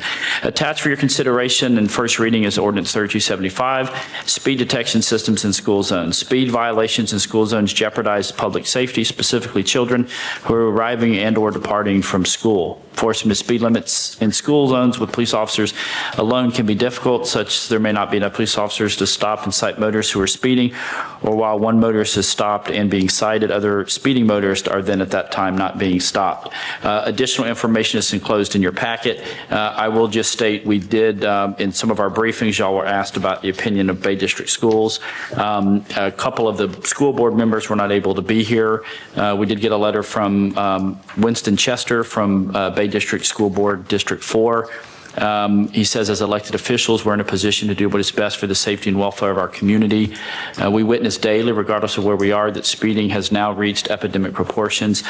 I personally have thoroughly researched and studied the automated school zone speed enforcement program. I'm convinced of the reliability and effectiveness of this program. Their track record of high-definition video images has resulted in much safer areas once implemented. Our school zones in the morning hours and afternoon dismissal times are teeming with the most precious members of our community, our children. Anything that we can do to help make these areas more safe, we are obligated to do. Therefore, I urge you to give serious consideration to this program and implement it as soon as possible. Thank you for everything you do for the Panama City community. Again, Winston Chester, Bay District School Board, Bay District School Board District 4. And then also from Jerry Register, another school board member, please let it be known that I am for anything that can help protect our children. The automatic school zone speed enforcement is a great idea. People need to obey the school speed zones more consistently. Thank you, Jerry Register. So the ordinance is before you now. I know also staff is available to answer some additional questions. Also, the police chief is available if so desired, and I think there might actually be some other supporting folks in the audience. Mr. Mayor? This is a public hearing. If you'd like to speak, please come to the podium. And we're not voting on this today. It's just the first reading, so don't panic. My first time speaking. You're good. Just state your name and your address. My name is Danny Davis. I live on Brandeis Avenue, and I'm trying to figure out how my child's life is more important in a school zone than it is on the road I live on. I've been complaining for 5 years about speed. We did a study. 8,000 cars a month go down my road because it's a cut through from 23rd Street. And y'all fixed it by putting a stop sign up. So if you got speeders in school zones, put a stop sign up. I mean, I've seen these systems in Chicago. They're terrible. And I read where your study showed that they're going to ticket people when it's not a school zone. What good is that? Is it just going to be when we're flashing lights that people are going to get a ticket? Because right over here, you don't even have flashing lights. A lot of school zones don't have flashing lights. You got to stop and read the sign and find out what time it is. So to me, the Bay District school system needs to improve their side of it. We pay taxes for them to have police officers on staff. Why is the city even getting involved with it? It looks to me like it's a school board issue. The city can put a cop there and it'll be fine for 2 days, and when it leaves, guess what? It's the same thing on my road. You talk about the parking thing that you passed earlier. Come over there and drive around at night. You can't even get down the roads. Blair Cliff is the worst. You got one homeowner with 9 cars, and he leaves 5 in the street every day. I mean, I don't think there's a problem. I haven't heard any kids getting run over. Just like the same process you just used on smoking, put it to use here. Nothing. Ain't no children being killed. Jinx, 390 over there, they got that 6-lane highway as a school zone, but nobody drops off or picks up on that road. There's a walkway over. The kids walk over. You use that concept, Highway 77 needs to be a school zone. I mean, somewhere it's got to, common sense has got to take over. And that's all I got. Thank y'all. Thank you. Anyone else? Yes, sir.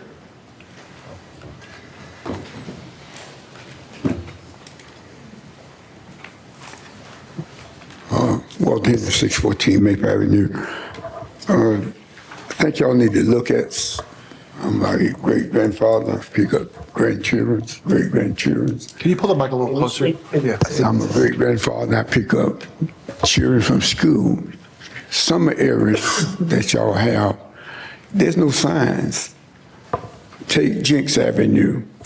You got a flashing sign coming to Jenks. If you get on the other side of Florida, you have a sign say, school zone ends. Then you got a school up above it. Why not there's a flashing sign? That sign where it says school zone ends should not be in it. Because when you get to the next school, to the next sign there, I don't think it really is another sign there. I've seen them in several places. Y'all need to look at your signs and get them put where folk come in opposite ways. There's no signs saying school zone. Y'all look at them carefully. There's plenty of places there's no sign when you come in the opposite way. You might see it coming west, going west, but when you're coming back east, you don't see where it says school zone starts.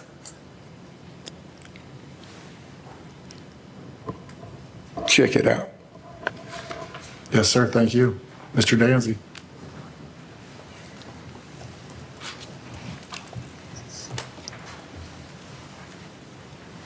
Good evening, Commission. My name is Ron Danzy. I reside at 2910 Kings Harbor Road in Panama City.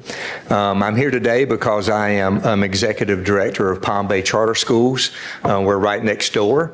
We have 600 kids in that, and probably, over 100 are walkers.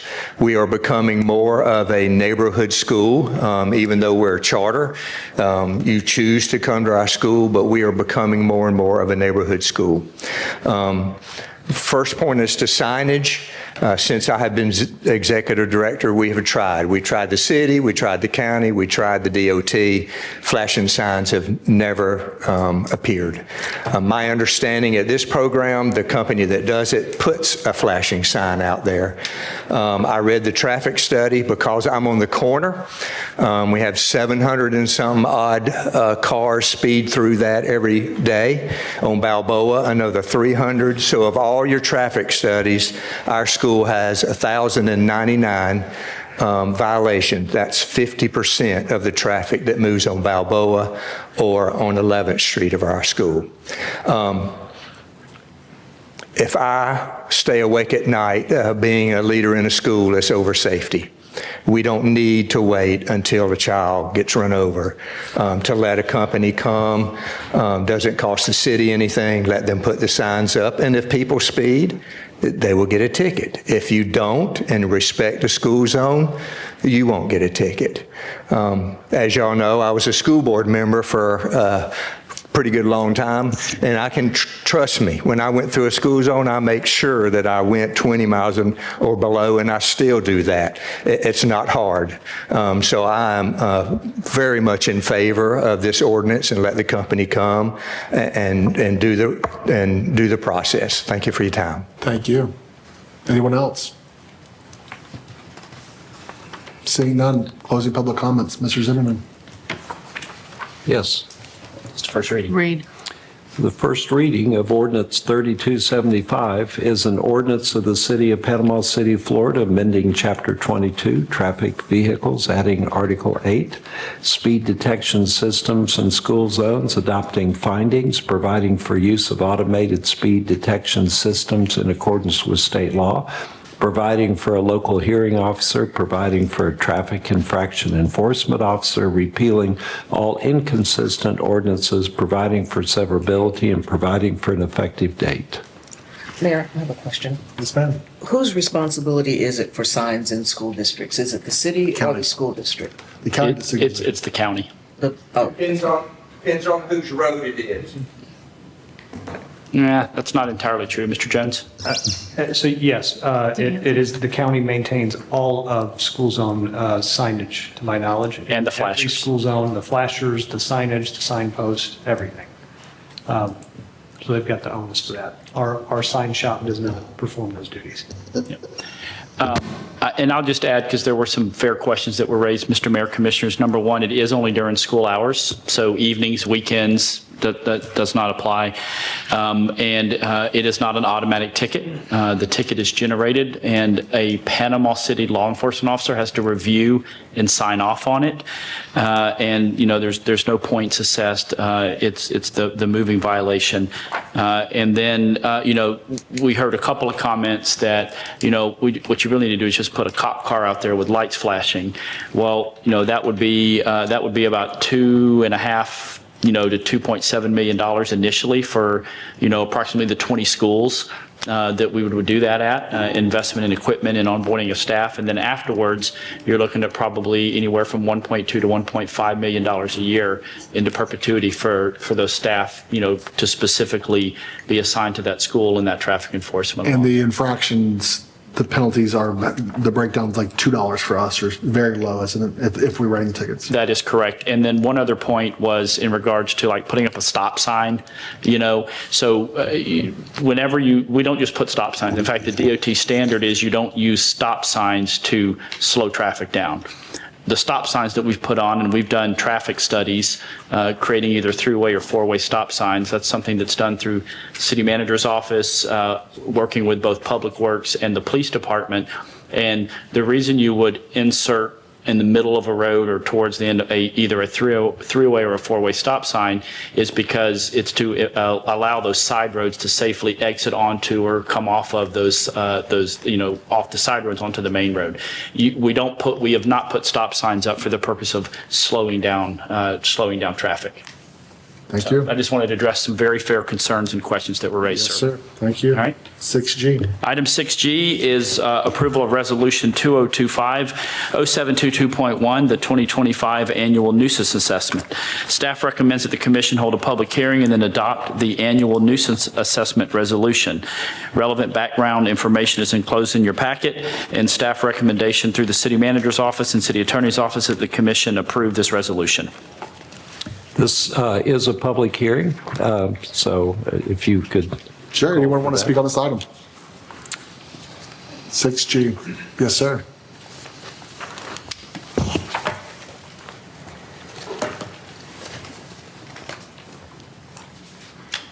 Derek Thomas, 1100 West 10th Street. For this year doesn't seem to be as bad.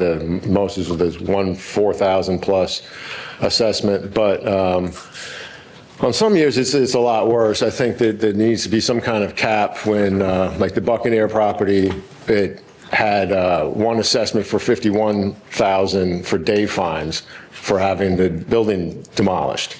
And mostly they wasn't in danger of falling down, it's just people were going in there. But the second one was for over $21,000 for weeds growing up around the edges of the parking lot. So I think for some of them, especially for overgrowth, which is just going to happen again in 6 months, there needs to be some sort of cost and cap on the day fines on these things when you're putting that in there. Because if it drags on for 6 months or something, then it's more than the value of the land usually. So there's got to be some kind of cap on it. Doesn't say, like I said, I know you do this every year, and this year it doesn't seem to be as bad, but there are issues that need to be fixed with code enforcement, like them not always doing an equal assessment for everybody in the neighborhood, tends to go towards the people either they get complaints about them or if you've made somebody angry in a position of power and they have connections or something, it seems that the enforcement isn't always the same across the board. So when you take in people that are already, and I think you should definitely have a heat map of where the code enforcement is doing their enforcing.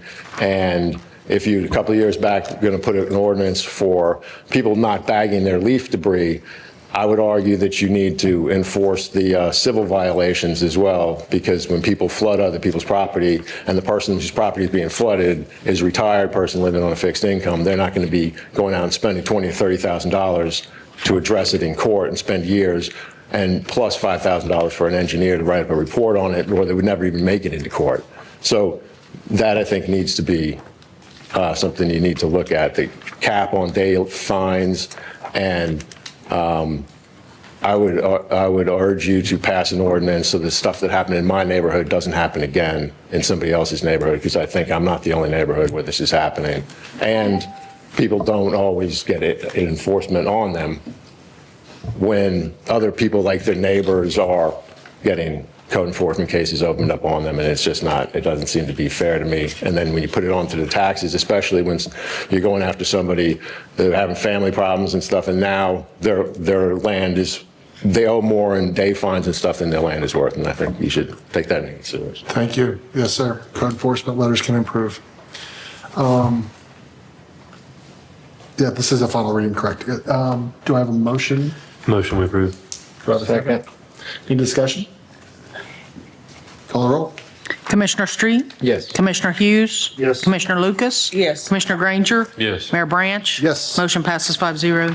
Commission has adopted Resolution 2025-0722.1, a resolution of the City of Panama City, Florida, providing for nuisance abatement assessments within the city, providing authority, definitions, and findings, establishing the method of assessing the nuisance abatement-related service cost against real properties specially benefited by the service, approving the nuisance abatement assessment roll, providing for the imposition of nuisance abatement assessments, providing for the collection of the assessments pursuant to the Uniform Assessment Collection Act, providing severability, and providing an immediately effective date.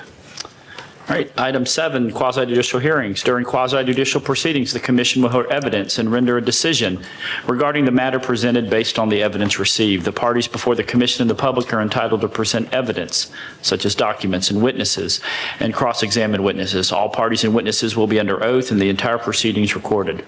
The commission is not bound by the strict rules of evidence and may consider any evidence which it deems relevant and trustworthy. Any member of the commission may ask questions of the parties or witnesses. Since quasi-judicial proceedings are legal in nature, everyone is expected to adhere to proper courtroom decorum and etiquette. Any comments or objections should be directed to the mayor. The burden of proof in a quasi-judicial proceeding rests with the applicant. Therefore, the applicant has the opportunity to address the commission last, after all public participation, and before the commission deliberates. 7A. At this time, for items 7A and 7B and 7C and 7D, I will swear in staff who will remain under oath during the entire proceedings. Also, if you know that you plan on speaking on any of those items I mentioned, if you would also stand and I'll swear you in.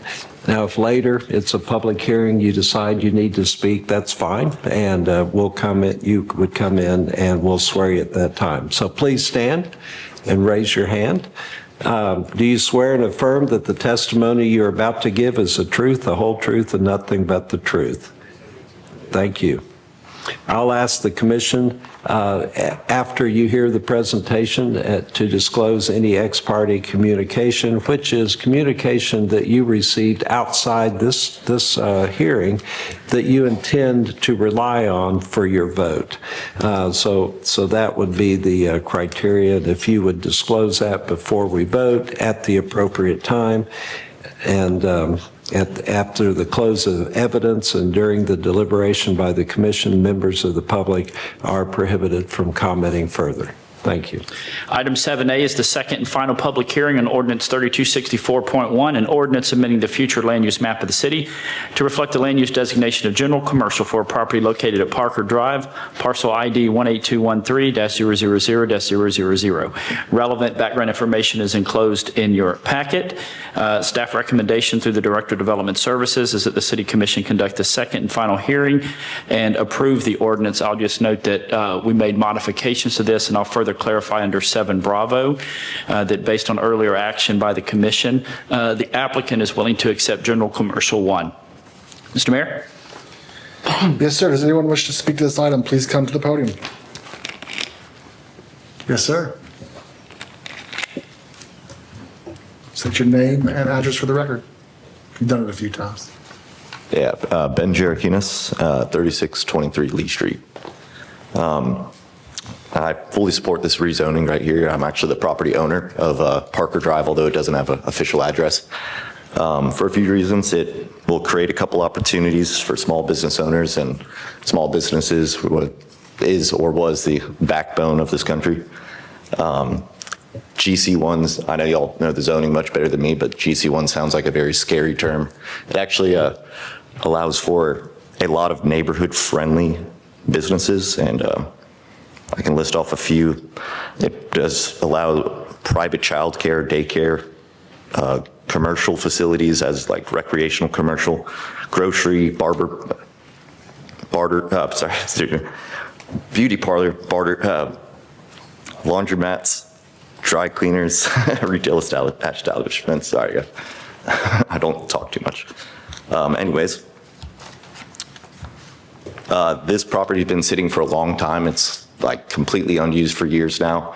Nobody's bought it to develop any homes or anything like that. So I think it'd go towards commercial a little bit better. For what I want to do is I want to do a outdoor storage unit that stores trailers, boats, RVs, and stuff like that. I know there was a previous ordinance that did not allow boats in front yards or backyards to be visible. I think it'd clean up that. Very low impact business as well. And I think that's it. Thank you. Anyone else? Seeing none. Closing public comments. Do I have a motion? So moved. Second. Discussion? Just for clarification, there are 2 ordinances associated with this. The first is a land use that moves it from residential to commercial. The second one, which you have not considered yet, but you will, is it would be to zone it GC1 and not GC2. The applicant has agreed to that, and so there would be a change in the title to the second ordinance that you'll consider. The first one, though, is just land use to the general designation of commercial. It is as presented. The second one, when we have that, it would be for GC1. Can we put them both together in a motion? No? We always do it separate. Okay. And I'd just like to say, this is an example of the elected, as city manager likes to call us, working with city management, working with planning department to look at what the property owner really wanted to do and to adjust our ordinances, our zoning to accomplish that. So we look forward to what you bring to the community, and thank you for your willingness to invest. And to the planning department and city management, I want to thank you all too for finding a friendly win-win-win for everyone. Any other discussion? My concern, and I wasn't here in the first reading, I don't believe, is when commercial hits residential. And every idea is a good idea and a bad idea at the exact same time. It's all on how it's implemented. And so I don't know if we can codify or what we can do or ask, but my concern would be lighting. And so imagine living in a home and all of a sudden you're like, I've got boats here, I'm going to put floodlights. And now you have people trying to sleep with floodlights behind them. Even some of the road expansions in Lynn Haven, you have neighborhoods that now have gas stations at the start of their neighborhoods. It's like, oh, can you imagine living in a neighborhood and all of a sudden you now are behind a gas station? And so I don't know if we're able to have a lighting plan or something like that for this project, or if that's just simply, hey, just be conscious of the lights that you put in people's backyards because these are people's homes. But that would be my concern for that neighborhood. Well, the automobile dealers, their lights go down at night. Sure. So you could do something like that. Yeah, something like that. Can we, is there a way to amend this slightly, or can we do a verbal thing, or what can we do? Yes, sir, Mr. Fuller. Hey, Michael Fuller, Director of Development Services. So when he comes back for a development order, that can be part of the development order review, is to make sure that he's properly buffered his commercial activity from the adjacent residential activity. Perfect. Buffering, that would include lighting too, make sure it's angled and not light pollution. Sure. Where it pollutes off-site, that it keeps his lighting there on his own property. Yeah, that would be something we could certainly look at during the development order stage. Do you need us to take any action to give you any tools for that, or do you have all the tools you need? No, I think the Land Development Code, as it's currently written, gives us those tools to make that happen. And not for this particular property, but we have changed the ordinance, and I think for the better, but we will get more of these. So I think that's a valid concern, and I'm glad you have the tools available to address that. Thank you. Thank you. Any other discussion? Call the roll. Commissioner Street? Yes. Commissioner Hughes? Yes. Commissioner Lucas? Yes. Commissioner Granger? Yes. Mayor Branch? Yes. Motion passes 5-0. Commission adopted ordinance 3264.1, an ordinance amending the comprehensive plan future land use map of the city to reflect a land use designation of general commercial for a parcel of land located at Parker Drive, parcel ID, Panama City, Florida, providing for repealer, severability, and effective date. Item 7B is the second and final public hearing on ordinance 3264.2, an ordinance amending the zoning map of the city to reflect the zoning designation of General Commercial 1 or GC1 for a property located at Parker Drive, parcel ID 18213-000-000. Relevant background information is enclosed in your agenda packet. Staff recommendation to the Director of Development Services is that the City Commission conduct the second and final hearing and approve the ordinance as GC1. Mr. Mayor? Does anyone wish to speak on this item? Please come to the podium. Seeing none, entertaining a motion. So moved. Second. Any discussion? Seeing none, call the roll. Commissioner Street? Yes. Commissioner Hughes? Yes. Commissioner Lucas? Yes. Commissioner Granger? Yes. Mayor Branch? Yes. Motion passes 5-0. Can someone clarify that was GC1 that we approved to do? Are we doing? Yes. Yes, it's GC1, and it's in the title, ordinance number 3264.2, an ordinance zoning a parcel of property located at Parker Drive, parcel ID, Panama City, Florida, having approximately .665 acres, general commercial 1, providing for severability and providing for an effective date. If I apologize if I didn't say GC1 in my reading. You did. Okay, good. You did. I was just All right. making sure it was because Yeah. Item 7C is the second and final of two public hearings on ordinance 3268.1, an ordinance amending the future land use map of the city to reflect a land use designation of mixed use for a property located at 2414 Michigan Avenue, parcel ID 26999-005-000. Let's see here. This is a little bit more detailed, so I'm going to read this out. The applicant has requested a future land use change to mixed use and a rezoning to mixed use 3 or MU3. Staff recommends the City Commission approve the request. See staff findings in the enclosed staff report. This item was previously reviewed by the Planning Board on June 9th. However, the Planning Board recommended denial by a vote of 4-1.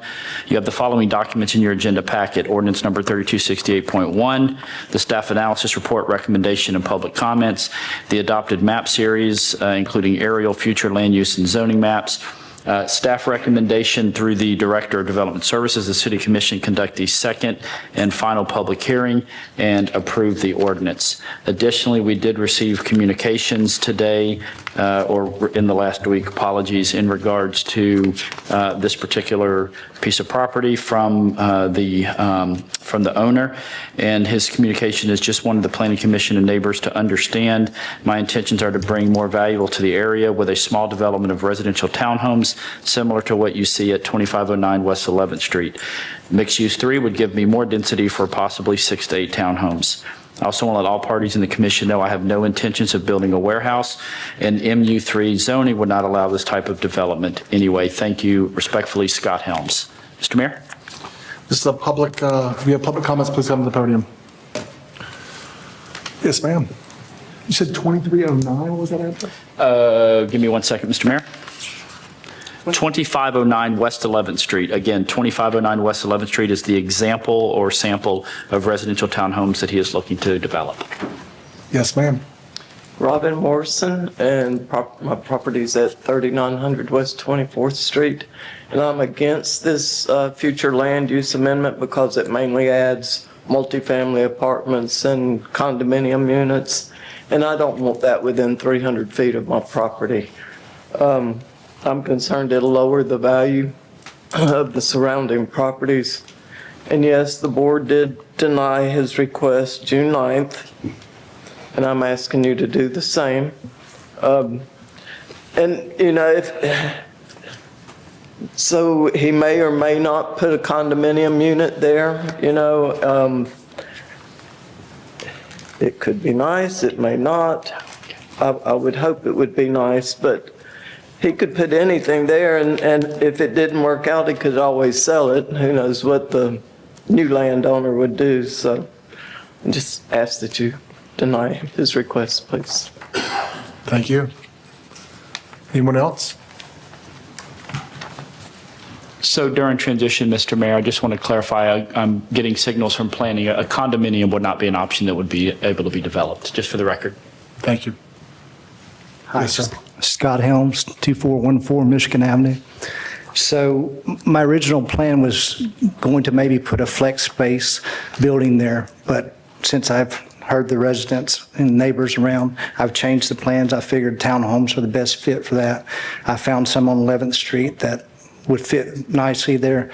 I don't have any intentions on doing anything else, and I'm also willing to take a lesser zoning of R2 to help me, you know, develop the townhomes. I don't have to have the mixed use. I would like to have it for the density and the setbacks, but, you know, if I can't have that, then maybe the R2. This would raise the values, I think, of the property around there. There's a church across the street. There's an apartment complex just to the northeast in the yellow there.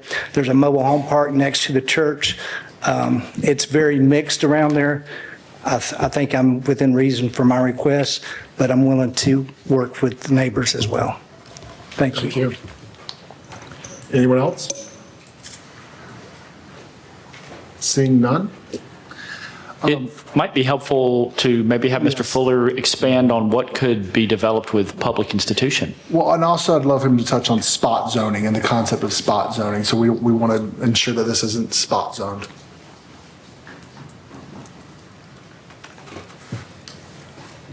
Yes, sir. So the thought process behind mixed-use zoning, you've got mixed use in the city just to the northeast of this property. So, and really in that whole area, there's a mixture of uses, residential type uses, but then you also have the church. A spot zoning would be zoning something that's completely different from the surrounding properties or surrounding area. Something that you don't see on the, already next to it or within the next block or so. I'm sorry, what was the other? Potential uses. Potential uses. Oh, for professional institutional would be free churches, civic uses, government offices, For mixed use? No, some existing uses. Public institutional is what is they're allowed. Okay. Townhomes? Retirement homes. Retirement homes, yes, you could do retirement homes, yeah. That sort of thing. Public assembly spaces, And those are all things that can happen right now. correct, currently, yes, you could do that. So with him going down in zoning, saying he would, how does that affect the setbacks? Is that from 7 to 5? Well, it would depend on if we're talking about MU3 or R2, because I heard you mention R2. Right. And it depends on what uses are next to him as well. Off the top, I mean, those are located in the county, so we'd have to look that up. But like if he was next to residential, and he was building residential, he wouldn't have such a large setback to do. But if he wanted to do something that's non-residential, he'd have to set it back farther. Michael, the properties that are adjacent, what are they currently zoned in the county? What are they currently zoned? In the county? In the county. Because I know that's why they're not on our map, is because of the county. Do you have that? Give me just a second, I'll try to pull it up.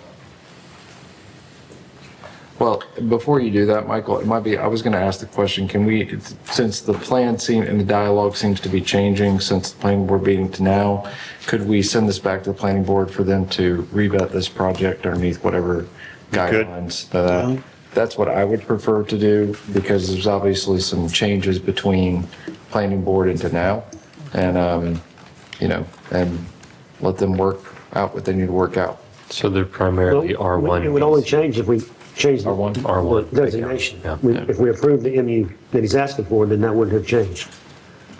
The only way that we would change, it would change is to go down to R2. And if we said, no, we're going to keep it at MU, that doesn't change it. I'm saying the planning board's already denied it. Underneath, I guess what was being discussed before of warehouses, I think it's appropriate if they have a townhome plan or whatever they want to discuss with the members there, and reintroduce to the neighborhood and allow them to take a look. I think that would be appropriate. Yeah, but it's mostly R1 around. Yes. Yeah. Yeah, the county zonings are primarily R1 right there. So just, Michael, I'd provide them with that data and then let's take it back to them. I mean, this is why, like, if we make a decision here, whatever it is, it's set for a year, correct? Yeah. Yeah, so. What's the timeline that would take on coming back to us?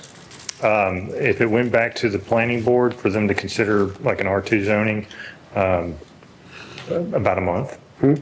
Excuse me, 2 months. 2 months. Because it wouldn't go back to the planning board until next month, so, and then it would come to y'all the month after, so it'd be about 2 months by the time this came back. And Mr. Helms, as we've had with many times, it gives you the opportunity to work with both those members, the neighborhood, as well as our staff to ensure that everyone can be comfortable with what it is. And it sounds like there's just some unclarity here, and I hate to make a ruling that's now going to be set, whether it be approval, whether it be a denial, it's done. And I do agree that it really truly shouldn't stay public institutional. So, I mean, that's obviously not the use.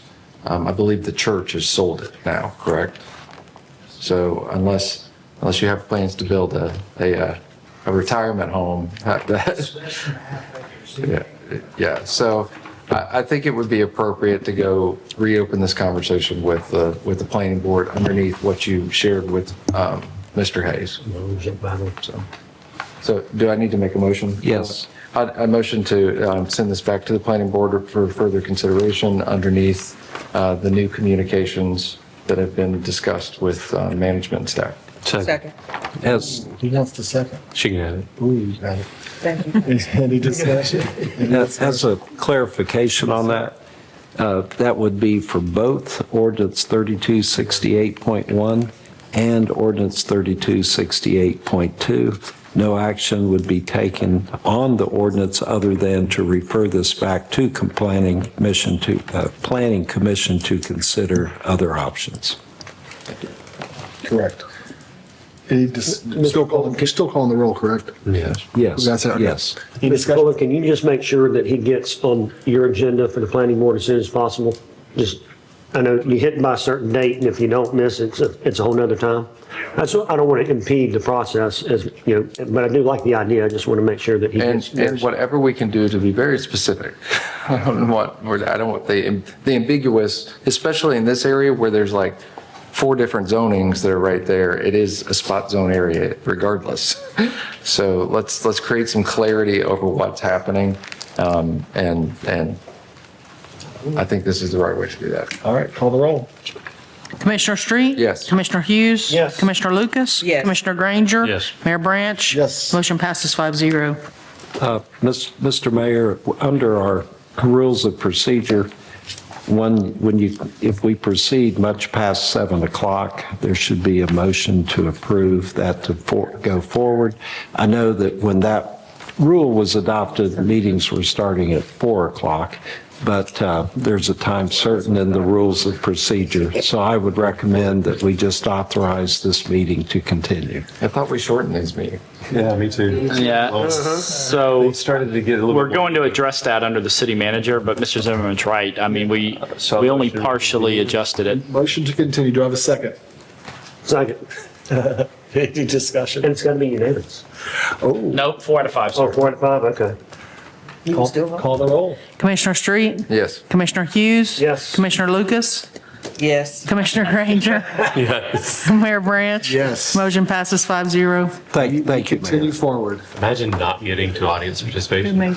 So we're skipping 7D, correct? 7D's Correct. Okay. Audience, this is your time to come up here and voice your concerns of agenda items or non-agenda items. Please come forward. You have 3 minutes. A point of order, do we need, because there are 2 separate items, do we need to do something specific to 7D, or was that included? That was included. It was It included. included, yeah, the motion included both. Thank you. You're good. You're good. Yes, sir. Hi, Eric Thomas, 1100 West 10th Street. I come to you today about 12C, the downtown marina. A few different things. I mean, I know you're going to go ahead and do it. It doesn't matter what I say. So I think it's disappointing that you're going to make this further mistake.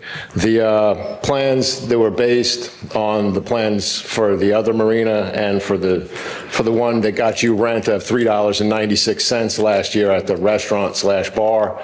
I think if that's included for the smaller buildings, especially the upland buildings that you're going to build, that or the boat store or something like that, if you're going to have that set up so that it's not all lumped in as one thing, then you're basically going to get nothing from all of them. You're not getting anything, it doesn't look like, until 2032. You're going to get 5% of the total cost, but then at the end of it, you don't own any of the things that they're building. 100% of, yeah. You own 100% at the end of it? It's not something we got to... You're a taxpayer.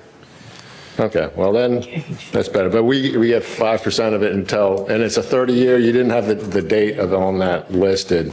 It was started out 30-year, but then you erased the dates, and it's somehow not an exact period of time. I think it's going to be interesting when the time runs out. I'd like you to be more specific about the exact amount of time. And like you said, that it's going to go, all of it's going to be reverting back to the citizens. I'd like to see you donate the plants. They're going to be all ripped out, all those palm trees. They spent all that money on, donate them to one of the parks in that area that, all those plants are going to be torn out. The fish cleaning station, when you're putting a fish cleaning station so that it's dumping out everything right there where people are parking your boats. Like in St. Andrews, it just dumps out at the end off the edge of the pier, and dolphins and stuff come. Why would you put that right next to your boats where you're going to have a lot of fish smell and stuff? And also you're abandoning the existing gas pumps and turning that into just slips, and then putting all of the new gas pumps right next to the restaurant. That, all the money you spent on the existing pumps that the city owned and all of that has now become just a fish cleaning station at the end of the pier. And I think that's kind of a waste. Your own people say it's not getting the 18% that they wanted from the total amount of money that you're making, so it's less than you would than you projected, and the 18 months that you're going to take out a loan and give them a interest-free loan, is that part of it? Because it says in there that they're saying that for this to work and for you to get the numbers, that your guys are going to take out the loan and give them a no interest loan? Yes, sir. Thank you. Anyone else? Mr. Henry.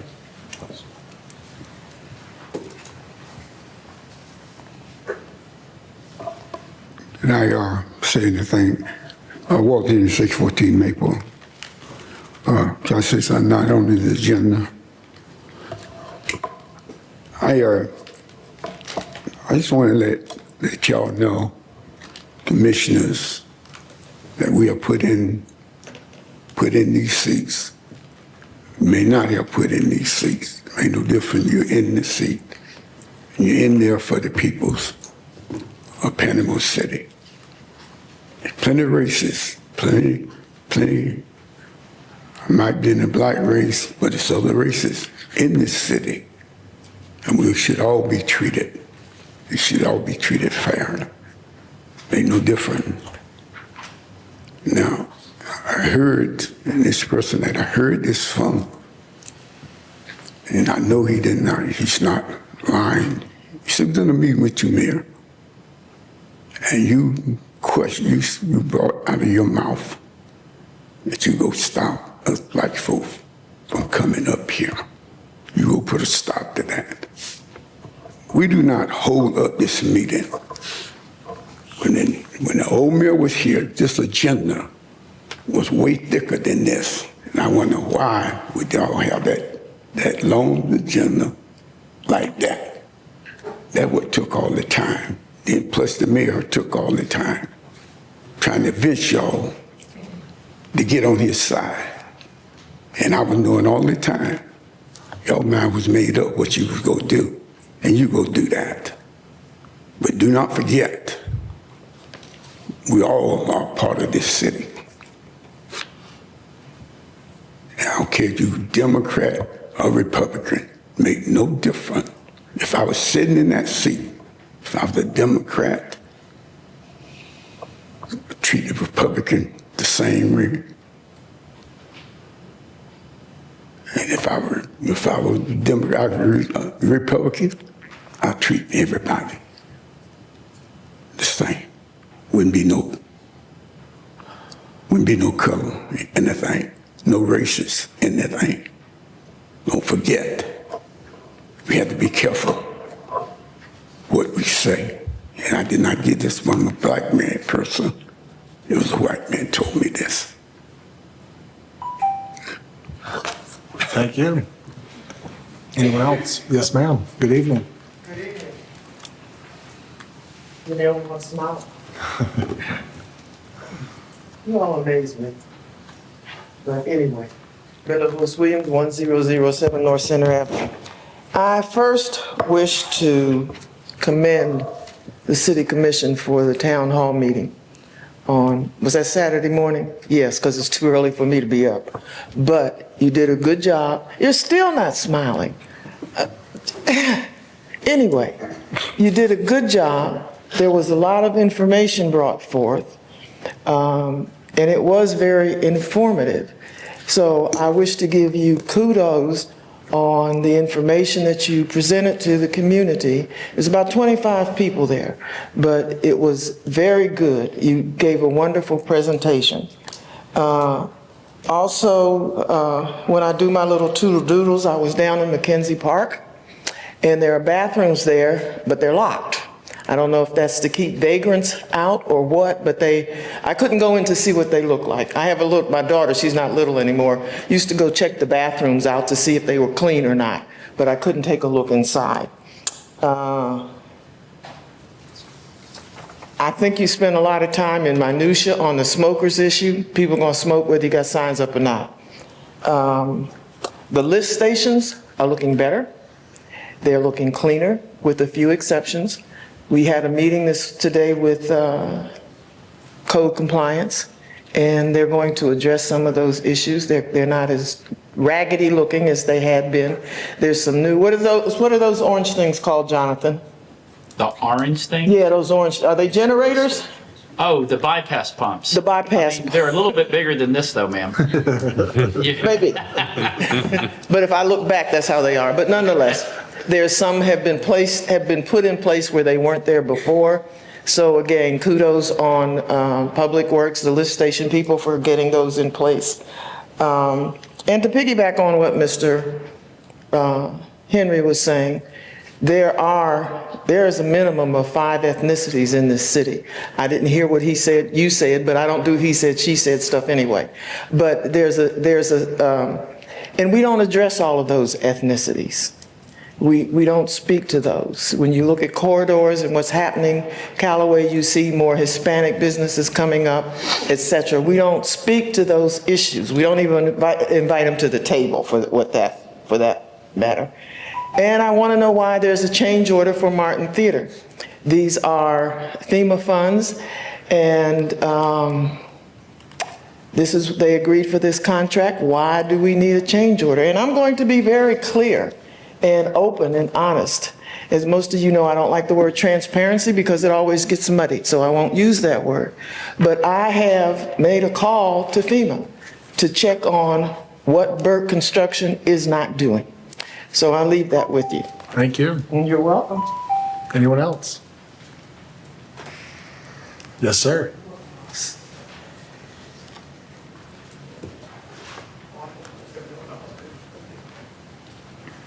Just the name and your address for the record. Rodney Lawrence, 203 Main Ave.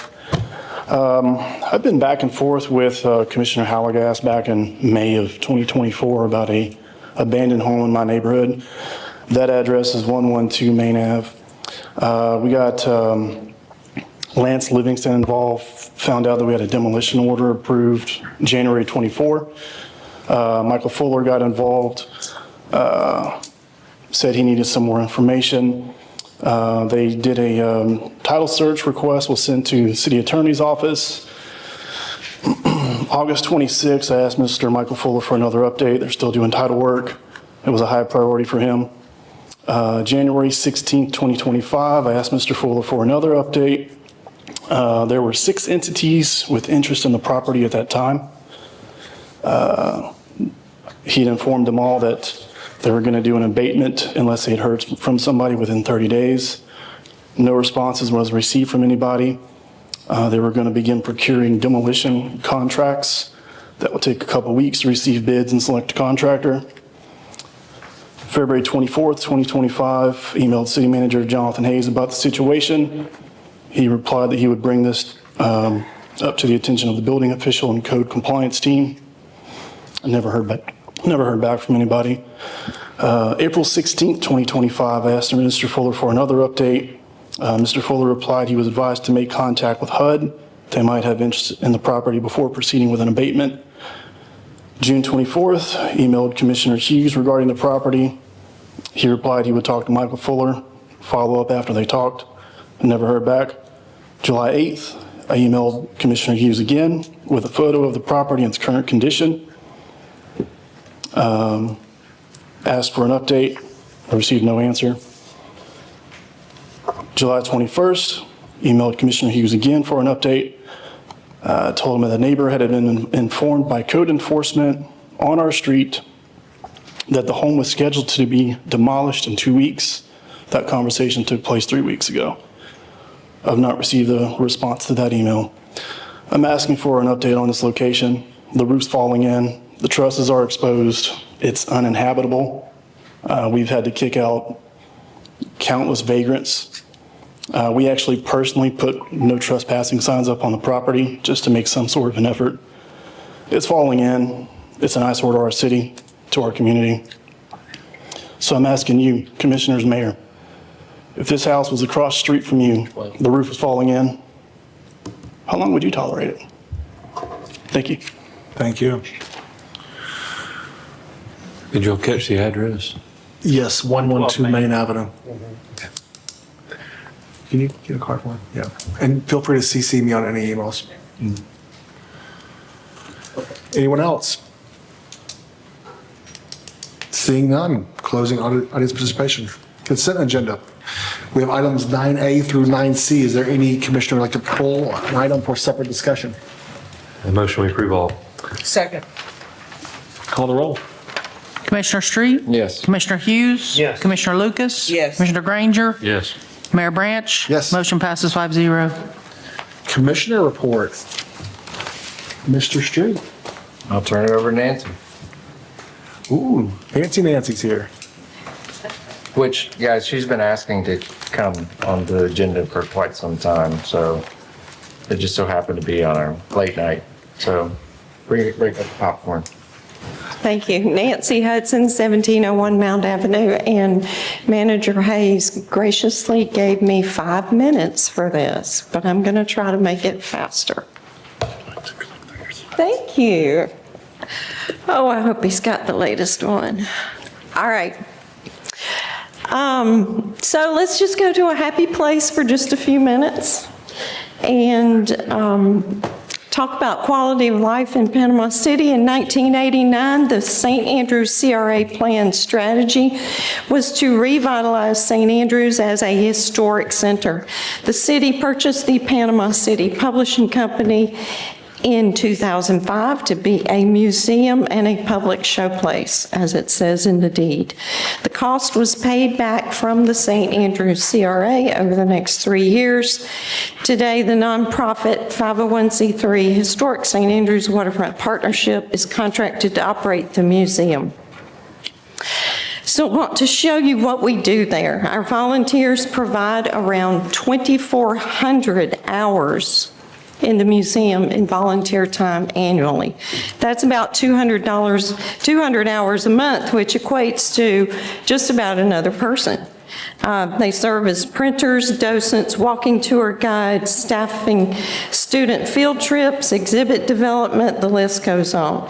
The number is more than an additional full-time staff person, and that's a huge contribution from the community coming in and serving time in that museum.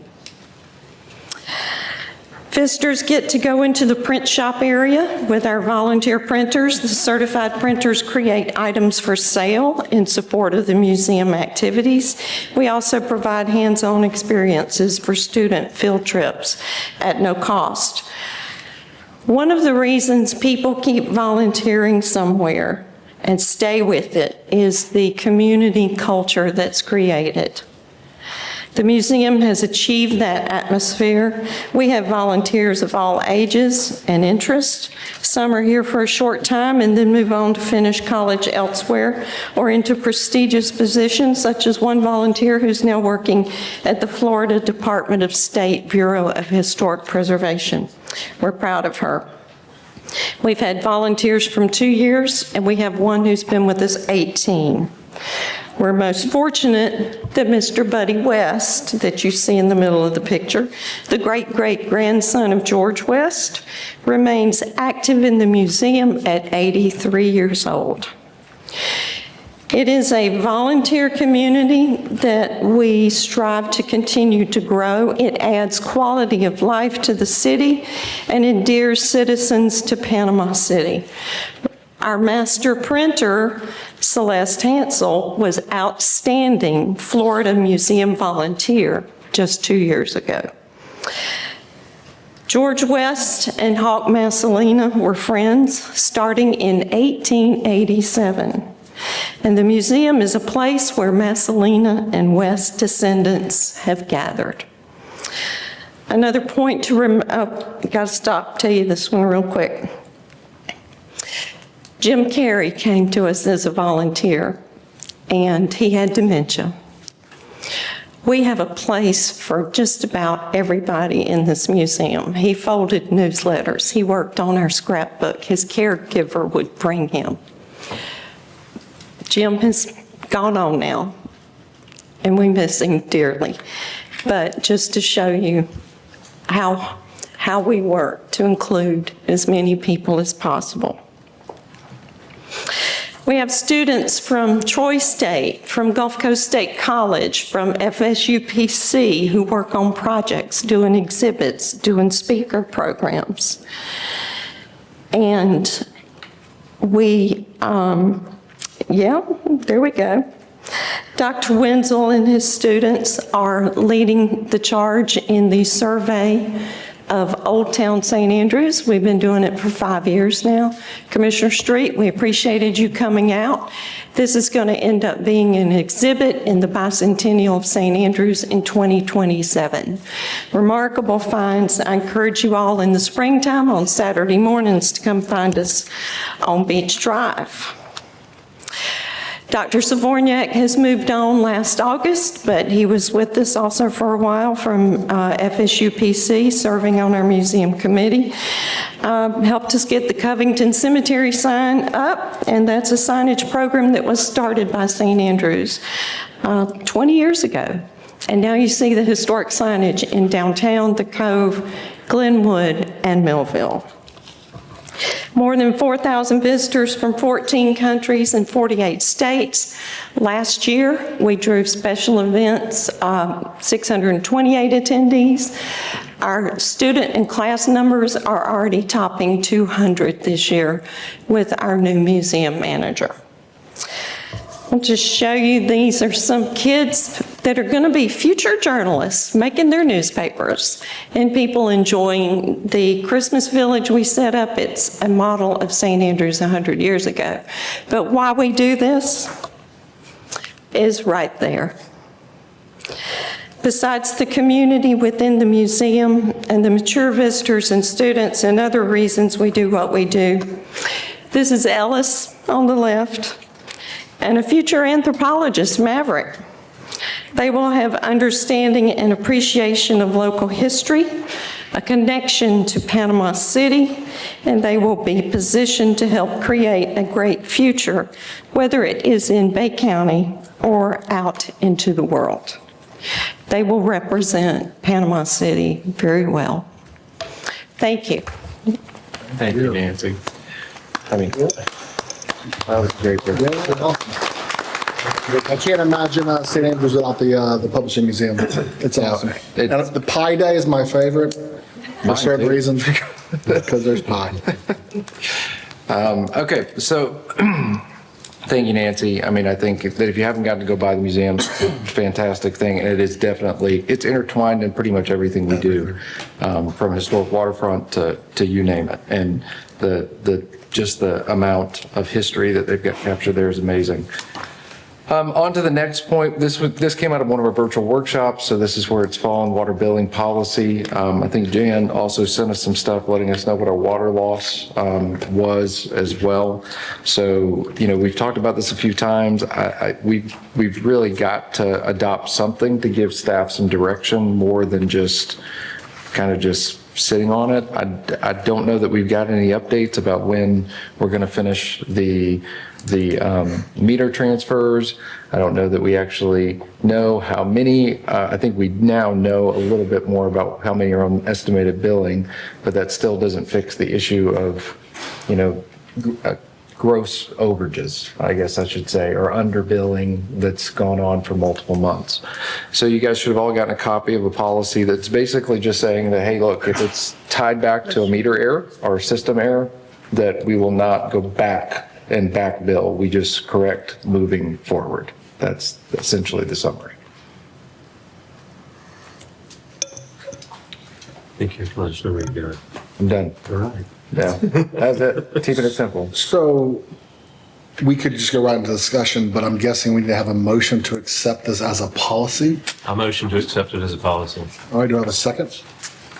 Second? Okay, discussion. Adding on to this, I have Turpin Dock that has had poor water flow, and they insist that it was some city contractors that had turned things off, but then they had to go add more pumps and things to get their water flow. Are problematic buildings like that, where we've caused water issues, and like they're wanting a credit for the expense of bringing in tanks of water and things like that. Is that be kind of included in this? I mean, I was focused on the digital malfunctions that we've identified, but in essence, I mean, you know, it's a policy that can be crafted however way we need to. I mean, there are going to be some expenses that are associated with this, and I think we should look at it. That's why I said temporary forgiveness policy, so we can evaluate it. And, you know, if we finish our meter transfers, if we finish those things, it's a point to come back and reevaluate. So if you would like that, I guess we could. But no, it's currently written, it is not. So I like the policy moving forward. It prevents somebody from getting a $2,000 water bill for for being estimated for 12 months or more. So what I want to see in addition to this is a path forward to credit those who did get hit with the $2,000 water bills, who did get hit with $1,700 water bills. But I think this is a good policy moving forward. I would like for us to also look at those folks that had exorbitant water bills that were, because they were being estimated at a very low rate for many, many months. And all I'm looking for is a credit. I'm not looking to cut checks to anybody. I'm looking for just like you have it here, credit issued. So yeah, we made a mistake, but we'll just issue you the credit on your account, and then we're not necessarily losing money that we had taken in, if that makes sense. And this motion includes part 1 and part 2, or just part 1? What is part 2? You got part 2. Next steps, you mean? Well, part Commission appointed temporary liaison. Oh, no. Oh, that's So not, we're just talking about. that's not it. Okay. Where did this one come from? It's in my packet. That's what we have. It's part of the package. Oh, this is the Mine was for original. part 1. Okay. That's what I was. Okay. Yeah. I'm glad you're asking for clarification, because this is a policy from previous discussion. There's a simplified version that should have come to you guys. It's called Regarding Temporary Forgiveness Policy, issue to address, recognizing the system has and is experiencing digital malfunctions, MXU, software errors, delayed billings, and unnoted estimated billings. The city will not pursue retroactive billing under underreported usage. Are we here? Yeah, So okay. for those of you following online, this is the email part, Yeah. the email that is loaded Not up as an the- attachment. So it is what we have here, part 1 and part 2? It is, no. It is more expanded versions of that. The email from Jonathan. Okay. And so what about people who've already paid, like, 3 months ago, I paid the $2,000 water bill? Yeah. So what do we do about that? So there is a challenge in going retroactively from the standpoint of all of these pieces are made on what you paid, what you're paying to your bondholders. So I don't know if that's an issue or not. We didn't research that point. But if everybody's not good with this crafting, I would say we move it to the next agenda and give your input and try to craft something that does. I mean, those are two separate things, and so you could pass that and discuss the other thing at the next, but this would at least fix a lot of people's issues, Mr. Crothers. Came up in the town hall? Yep. See the town hall working? Yeah, so this would also give next steps and instructions, one, estimated billings, which I believe Jan's already done. Now I believe our billing software is actually showing estimated billings now and notifying, which that's a great step. And then Jonathan would be responsible for providing us monthly updates on the MXU systems and replacements and repairs monthly. We were supposed to be done in April. We are now in July, approaching August. We're still not fully complete. And then the last piece, how you go about this policy would be posted on the city's website, so there's communication to it. The other thing that was found in this, sorry guys, I'm getting a little choked up. Not emotionally, but Water bills. yeah, that's yeah. So the other thing that came up is a significant water loss that's happening since Hurricane Michael. Last year was the first year that we saw a decrease. We've got right now about 30-something% of our water that's coming into the system unaccounted for. That could be water for watering parks. That could be Thank you so much. That could be, meter issues, that could be leaks, that could be a lot of different things. And so what a lot of municipalities that go through this, they do what's called a water loss study. And that's where people evaluate your system and try to find where this water is actually being lost. Because, now we can all agree there's not as many water leaks as what there were. So why are we still seeing such a significant loss? And I don't know the answer to that, but this is how we would find. So I brought before, like when I first came on to the commission, I brought before this body, a European company had wanted to come over and get a foothold into the US market. And so they were offering to do this for free. I don't remember this. Yeah. I spoke about it, but it was kind of like this. Yeah, it is exactly a water loss audit is what they were looking to do. Well, I think let's bring that to the next agenda and discuss it for the next virtual meeting. No. But I think we have a motion and a second on the table for. So that was for part one of the other attachment. That was what my original motion was for the part one portion of the temporary forgiveness policy. So are you saying that has drastically changed from? The only difference is in that policy, I think we had to set months. That we had to set a number of months if you see the highlighted areas. And so a simplification was just, we're not going to go and retroactively collect. That was really trying to make it simple. Okay. I'm okay with this policy too. I brought it forward, a couple months ago. I was just trying to simplify because I thought maybe that was why it got caught. It was just too complicated and we couldn't get to that. I think moving forward for this, it would be 2 billing cycles is probably the right amount. Okay. Maybe 3, right? When somebody is dealing with an issue and they initially bring it to the city, I think it's fair for. Oh gosh, geez, my microphone is amazing. So I think it's fair to kind of look back a couple of months, 2 or 3, and say this is where you should be at. But I do think that we need to bring forward another policy that addresses those that were impacted greatly in the past. And I would look back, 18 months or so for something like that. This policy that you're looking at now in the part 1, part 2, that is more measured because we don't really truly know the cost of this policy. We are right now trying to estimate what that would be. It could be higher, it could be lower. So this would mitigate some of that risk. Well, this would also be something that would be easy to track once implemented.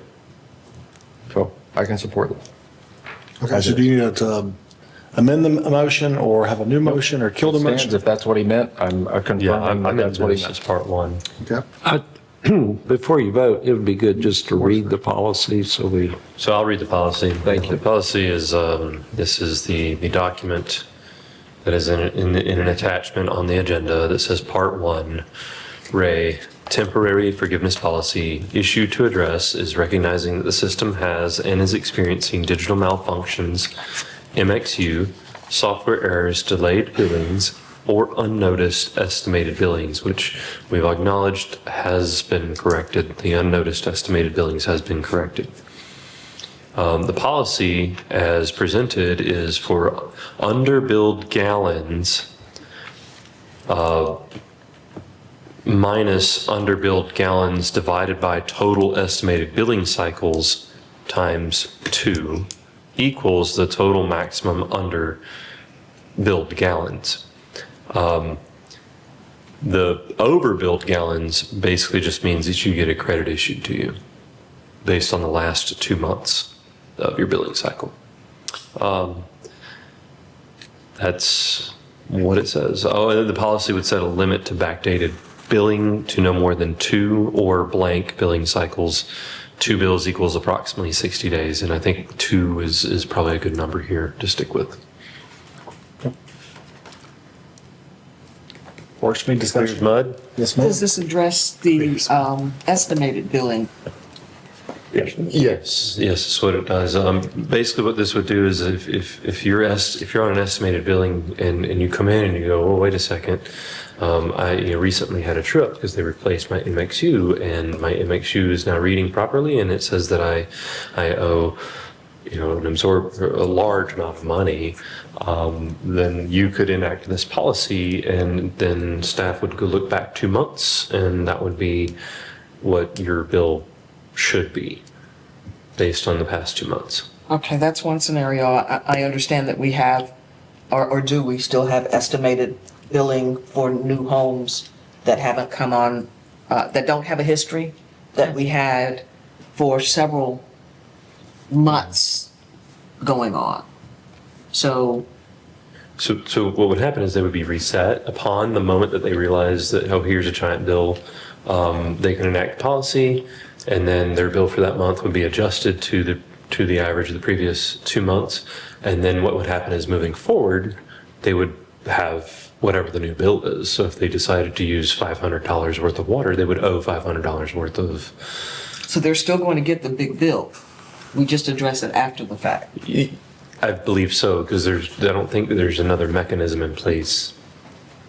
It just gives the water billing staff another tool to address a problem.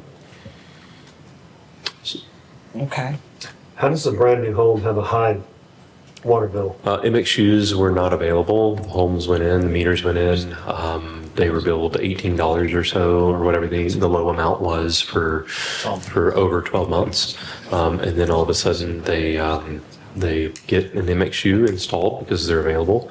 And the MXU then reports that they are thousands of gallons over what they were in the database. And then it just adds it up, and bam, you got a $2,200 water bill. Is that their fault or our fault? Commissioner Hughes, I would, to give you a very specific example, so a customer in a new build home that a contractor had the water turned on prior for construction use. If that MXU is bad, that contractor's responsible for that bill. The homeowner then takes possession, sees their first bill, and maybe that's an estimated one still, sees the next one, and they go, oh, there's a $2,000 bill. Well, they were unknowingly, that meter could have been charging for that construction water usage as well. So, But the city's not going to turn the water on in my name until there's a cutoff on the other one. That's correct, but that meter still had water go through. It didn't have an MXU. So it's going to go to that new account holder.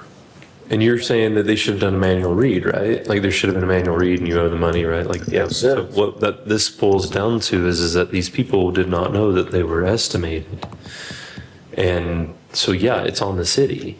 It's just the city's issue that needs to be fixed. Right. But moving forward, once somebody knows that they're estimated, that doesn't mean that they can just use as much water as they want, right? So what that means is that they need to be careful, because if they are using a lot of water, if maybe it's a single person that lives alone and they have a 3-bedroom house and they know that they're estimated, but then they have a bunch of family come and visit for a week, they might have used a lot more water than they normally would. And so they might want to call the city and say, hey, can you come do a manual read for me? Maybe, right? Or if they're going to fill a pool, like there's different scenarios here that that these folks will want, if they're known to be estimated, a lot of these problems go away. It's the same issue Mr. Crothers had at the town hall. Mm-hmm. Yep. I love it. I'd love to move forward with just this one small policy. We can add more and adapt it as we see fit. Maybe we have to make adjustments on the 2-month and 3-month, 1 month, whatever it is. But this gets us a start in the right direction. Yeah. Any other discussion? Y'all clarify the motion. I believe it's to adopt charge back more than 2 months. It's adopt part 1. And yeah, if the citizen wants to enact this, or if the staff would like to enact this for a citizen as a tool to adjudicate an issue, that it's 2-month look back for estimated bills. Makes sense. I guess the only question I would have, Madam Clerk, is, so let's say they've been estimated for 2 years, and all of a sudden we get it fixed, and now we realize, oh my gosh, thousands of gallons that we didn't know. Do we know, we've already charged them for those prior 2 months, the average or the estimated. What amount are we going to charge them? We don't know how much water went through those 2 months. You would charge the estimated amount. We've already done that, right? What am I missing? We've been billing them, let's say it's $200 a month. We've been billing $200 a month for 24 months. And then all of a sudden we put in a new meter, or not new meter, the new MXU, because, we're finally catching up with supply chains, and we find out, wow, they weren't billed for 50,000 gallons over 2 years. Are you wanting us to divide it by? 50,000 gallons, that's the number. Okay. How many months has this been happening? So that's what you divide it by the number of months? Okay. By the number, the calculation is right here. That's clear now. Thank you. Just want to get clarity on that. Two of those. To average that out. Awesome. We got a first and a second. Any other discussion? All right, call the roll. Commissioner Street? Yes. Commissioner Hughes? Yes. Commissioner Lucas? Yes. Commissioner Granger? Yes. Mayor Branch? Yes. Motion passes 5-0. Thank you. Awesome. Yes, ma'am. City Clerk. Item 11A is a notice of vacancy on the Board of Trustees for the City of Panama City Municipal Police Officers Pension Trust Fund. The Board of Trustees for the City of Panama City Municipal Police Officers Pension Trust Fund has one position open that expires on June 12th, 2029. The City Clerk's office has received one application that is in the process of interviews. I'm not sure exactly where that process is, but the applicant's name is Paul Powell. I understand he used to work for the police department. I'm ready So- I don't know if everybody's gotten to do what they need to. I'm ready. If somebody else, I know Commissioner Hughes, I believe, and Mayor Branch were wanting to meet with him. I don't know if. No, I'm good. Oh, you good? You're not chucked up. Everyone says nice things about They it. believe in him, so, Fabulous. I'll motion to approve. Paul Powell. So you have a second down there? Mm-hmm. Call the roll. Commissioner Street? Yes. Commissioner Hughes? yes. Commissioner Lucas? Yes. Commissioner Granger? Yes. Mayor Branch? Yes. Motion passes 5-0. Congratulations. Mr. Mayor, the five of y'all have not really moved. Do you need a break before we get into my section? One of them's dead. Okay, I think it's probably good for us to talk about the meeting time while we're all really uncomfortable. Are you sure? This one should be quick. All right. So the new item 12A is updating clarification on meeting times. Clarification is requested for city commission meetings and workshop times. I've had a couple of conversations over the last week and a half with several members of the commission. As a reminder, July 8th, 2025, the city commission meeting, the meeting times were discussed for city commission meetings with the suggestion to move one or both to later in the evening instead of 4 p.m. The commission voted to move the second meeting of each month, which is held on the fourth Tuesday, and the two virtual workshops scheduled each month, which are held the first and third Mondays to 5:30 p.m. Subsequent conversations have revealed that the virtual workshop should likely not have been included in the change and should have remained at 4 p.m. And two, given the historical attendance data taken from August 2024 to March 2025, the second commission meeting should have also remained at 4 p.m. The reasons for this are below. Attendance at meetings is driven by the topics or agenda items. See the memo attached from March 19th of 2025. Evening meetings often conflict with other events professionally, personally, and require additional staff time and expense. The afternoon and evening meetings had additional parameters aligning with our rules and procedures, as Mr. Zimmerman alluded to earlier, with the restricted timeline of 4 p.m. to 7 p.m. unless extended by a 4/5 majority vote. If we maintain 5:30 for the second meeting of the month start time, the ending procedures need to be addressed and or reconsidered. Example, does the meeting still end at 7 p.m. or does it shift to 8 p.m. before requiring additional vote and authorization by the commission? Staff recommends the commission vote to move the two virtual workshops scheduled for the first and third Mondays back to 4 p.m., as well as the second commission meeting of the month scheduled on the fourth Tuesday of each month. This will align all meetings and workshop with the City Commission and the CRA Board of Directors to begin at either 8 a.m. or 4 p.m. and provide consistency for the public regarding the city's meeting times. The reason I did this, and I did give Commissioner Granger a heads up before I sent it out because he was the one that put it forward, but had comments from some of the colleagues that y'all wish y'all had kind of like, had something to read through or talk through versus moving that, including the memorandum from March 19th that perhaps Mayor Branch and Commissioner Hughes had not necessarily seen. So that's staff recommendation for commission to consider. Again, meetings are really largely based on agenda, what's on the item, and I just, again, think that having multiple events starting at all different times gets very confusing, and we have received that feedback from the public. So, Mr. Mayor? Yeah, does someone have a motion? You want to go around to discussion? I'm totally indifferent to the. I'll motion that we move the virtual meetings to 4 p.m. and that we move the evening meetings to 4:30 p.m. Second. I'll second, just to ask why 4:30. So in my occupation, sometimes I have clients that are on the Pacific Coast. And so far, I've had one meeting that went from 5 p.m. to 6 p.m. Mainly because I didn't have anything else like this meeting that would block that.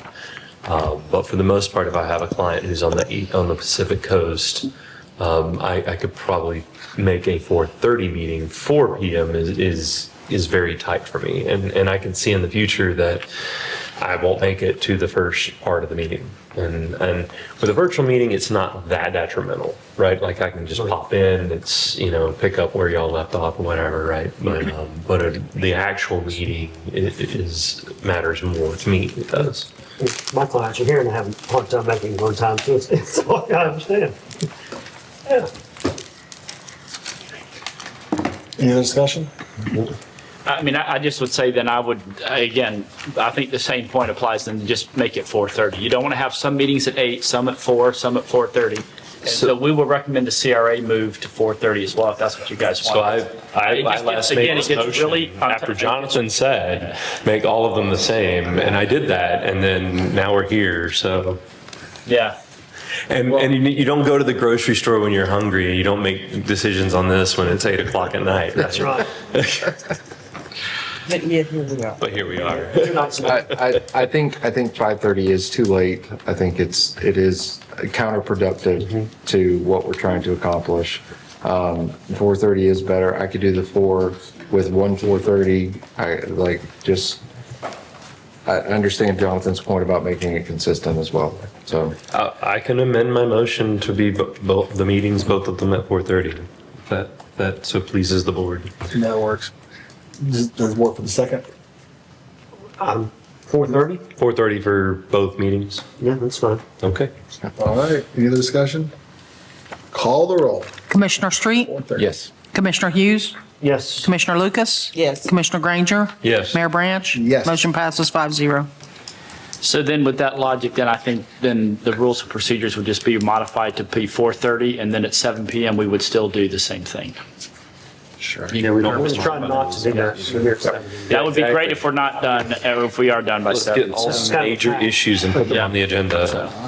All right, item 12B is review, approval, and authorization to execute change orders for the Martin Theater Complex project.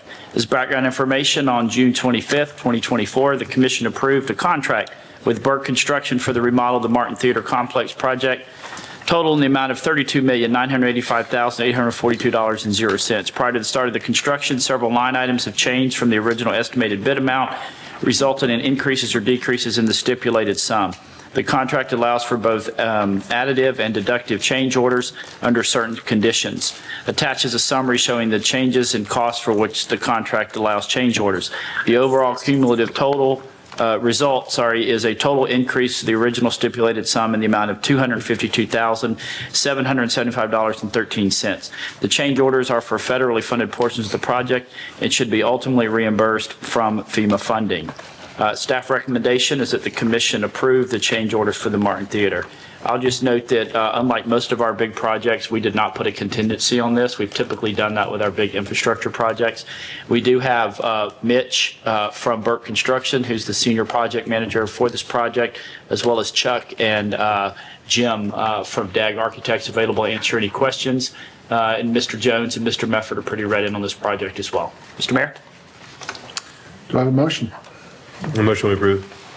Second. Any discussion? Yes. All right, here we go. I'll keep it brief. There are multiple questions that I have not gotten direct answers to on this one, and mostly centered around our process. The Martin Theater project, we went through a value and engineering process, and to see items from that value engineering process come back is kind of counterintuitive to doing a value engineering process in the first place. And so there were multiple questions in this. I don't know that staff can truly address the concerns, but my support in moving with this project specifically at that point in time was on the value engineering result. And then to see them come in, I'd still like to still see those questions answered as far as the geotechnical report, as far as, hey, clarity on the value engineering report, why we didn't drop the fire curtain down to look at it. I mean, I think that there were a few things in there that seemed kind of like, hey, this is pretty basic to do in this process.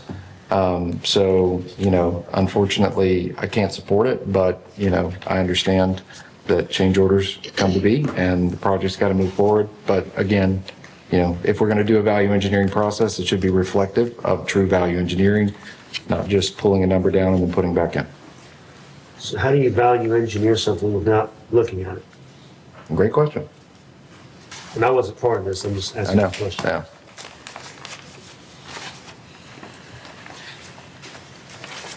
So I understand the tariffs are part of the problem.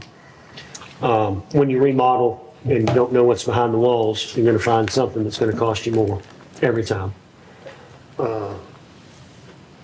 Having gone through the building with these guys, it's amazing what's going on in there. And so, because it's reimbursable, I think we should move forward with it and at the same time, understand your concerns, Commissioner, of getting those answers, but I don't know that that should slow us up, like you said. Yeah, I would still like to see the questions answered because I think they'll be valuable for our process moving forward. Right. But it is what it is. Yeah. Jerry, can you explain the magical pot of money that we're getting back from this? I don't know if magical is the right word. What you but told me the other difficult day. Could be it. Yeah. This is, all of this in the change order is eligible work for the FEMA scope of work. We do have several donor projects that exist to fund the FEMA scope of work on this project, in addition to the FEMA proceeds for the Martin Theater project.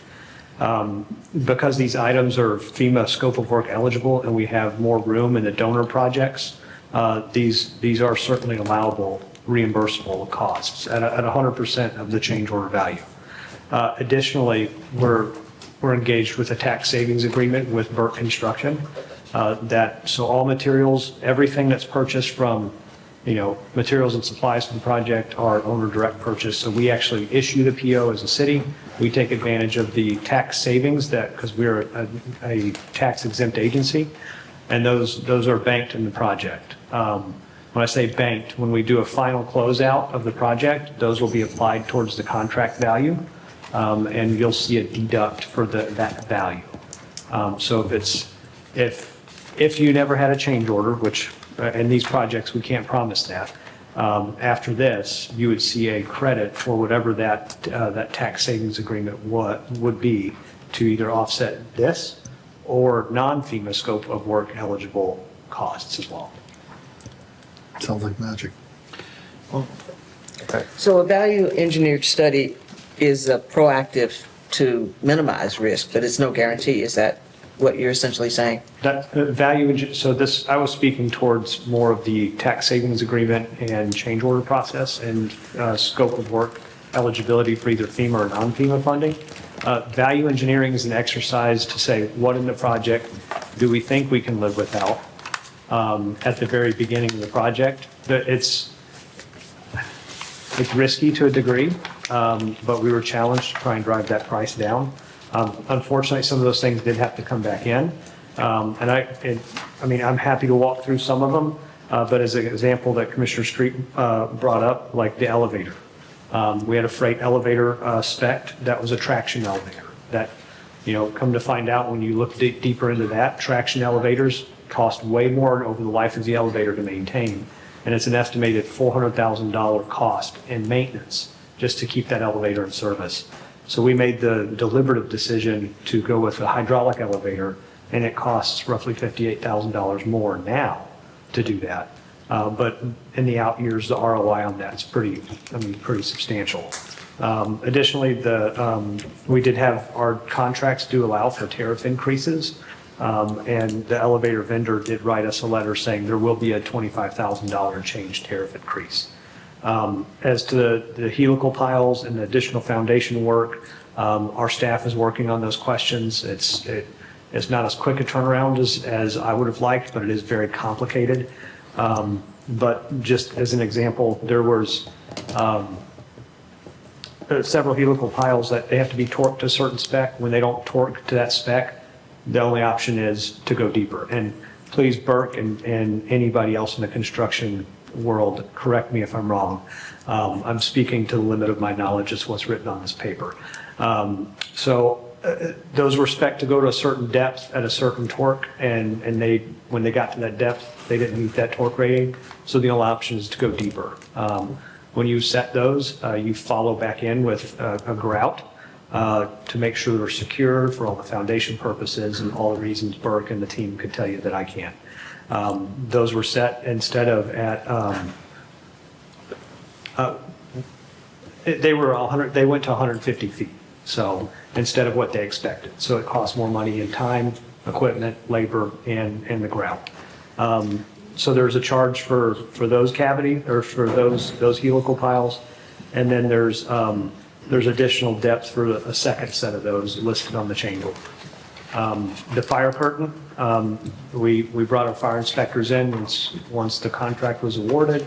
And they noticed some burn marks from welds that had taken place either from prior renovations or from our insurance contractor putting scaffolding throughout the building when they were doing the tear out and dry in right after the storm.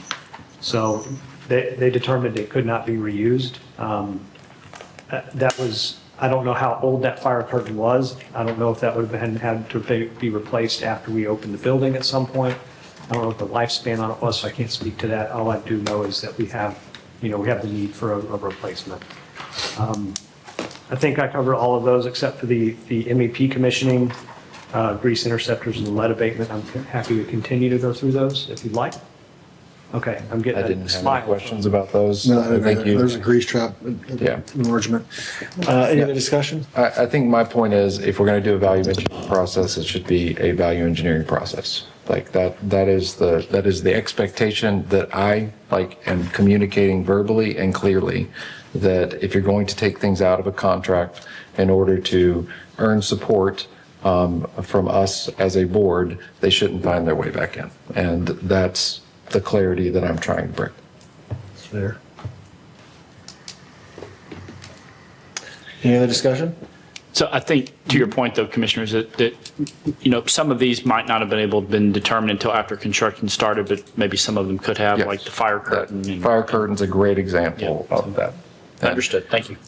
And I think the team and the conversations I've had with them, I think they do understand. That doesn't change not wanting to have the questions answered, but I just want to be clear on why, hey, at this point, it's not something that I can support specifically, so. All right, we have a motion and a second. We do? We do, don't we? To accept, correct? Yes, Okay. that's correct. Any other discussion? Call the roll. Commissioner Street? No. Commissioner Hughes? Yes. Commissioner Lucas? Yes. Commissioner Granger? Yes. Mayor Branch? Yes. Motion passes 4-1. All right, item 12C is review, approval, and authorization to execute change orders for the MLK Rec Center construction project. Background information: on January 23rd, 2024, the commission approved and the city entered into a contract with Burke Construction for the construction of the MLK Rec Center. The estimated time for completion of this project is November 1, 2025. Before the start of construction, several line items have changed from the original estimated bid amount. Certain items have increased or decreased in cost. The contract allows for both additive and deductive change orders under certain conditions. The attached summary shows an overall deductive change order for all the increases and decreases in cost for which the contract allows change orders. The overall cumulative result for the federal and non-federal contract amounts as a total deduction to the original stipulated sum in the amount of $123.32. A breakdown of the original contract sum, as well as a brief description of each addition or deduction, is attached here in your agenda item. Staff recommends that the commission approve the change orders for the MLK Recreational Center project as outlined above. Move we approve. Second. Oh, we got a motion and a second. Any discussion? Call the roll. Constable. Commissioner Street? Yes. Commissioner Hughes? Yes. Commissioner Lucas? Yes. Commissioner Granger? Yes. Mayor Branch? Yes. Motion passes 5-0. All right, item 12D is report on and discussion of the downtown marina and its first 50 slips. There's been a lot of emails and information passed around over the last 10 to 14 days. Mr. Mayor, over to you. Yes, do we have a motion? Well, Discuss. To adjourn? yeah, so I think you could lead because the title does say report on. Okay, so just report. I think you could defer to Commissioner Hughes. I know that, to be fair, he had asked this to be either last night at the virtual workshop or the commission meeting, and so we did put it on the commission meeting under my section tonight at his request. And do we need to vote to be past 8 o'clock? We just said Y'all we're gonna voted to go till midnight, I think. Let's go to Wednesday. Guys, Joel, I'd like to let them introduce the team of so that people know who the team is. Is that okay? You gonna talk first, Nevin?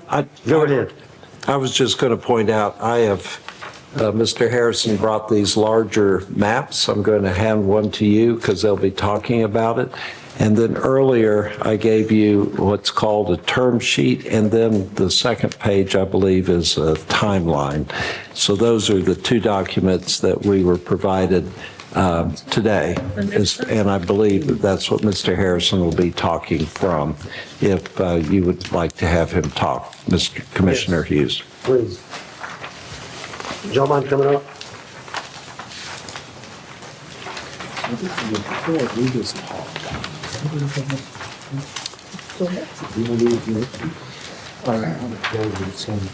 I'm making a motion that I get no more paper in this meeting. Yeah, no Right.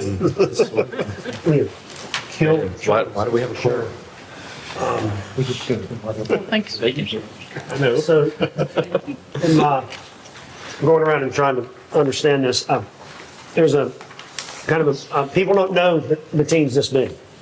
And so I just thought it'd be a good idea that we all know who we're trying to negotiate with and do business with. And I just wanted y'all to introduce yourselves, if you will, kind of what your roles are on the team so that we have a better understanding. Appreciate it. My name's Jacob Gorman. I'm with Gorman Marine, one of the partners inside St. Andrews Marina Partners, as well as City Marina Partners.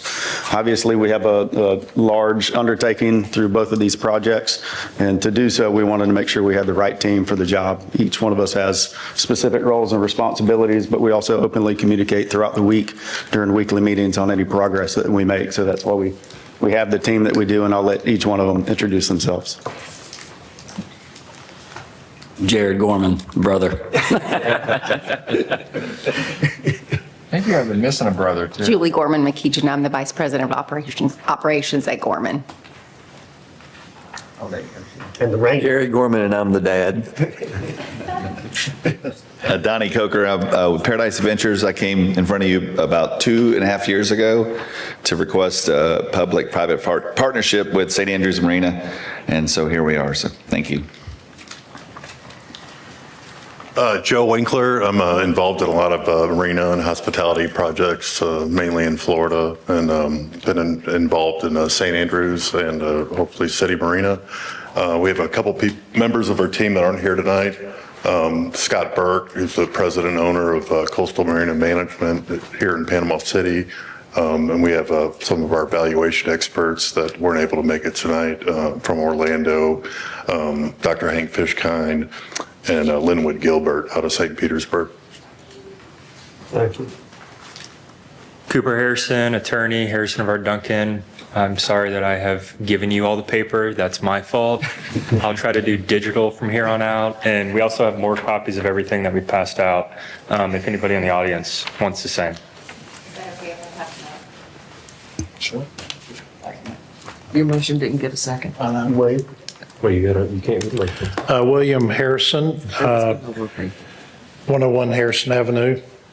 The Godfather. Godfather.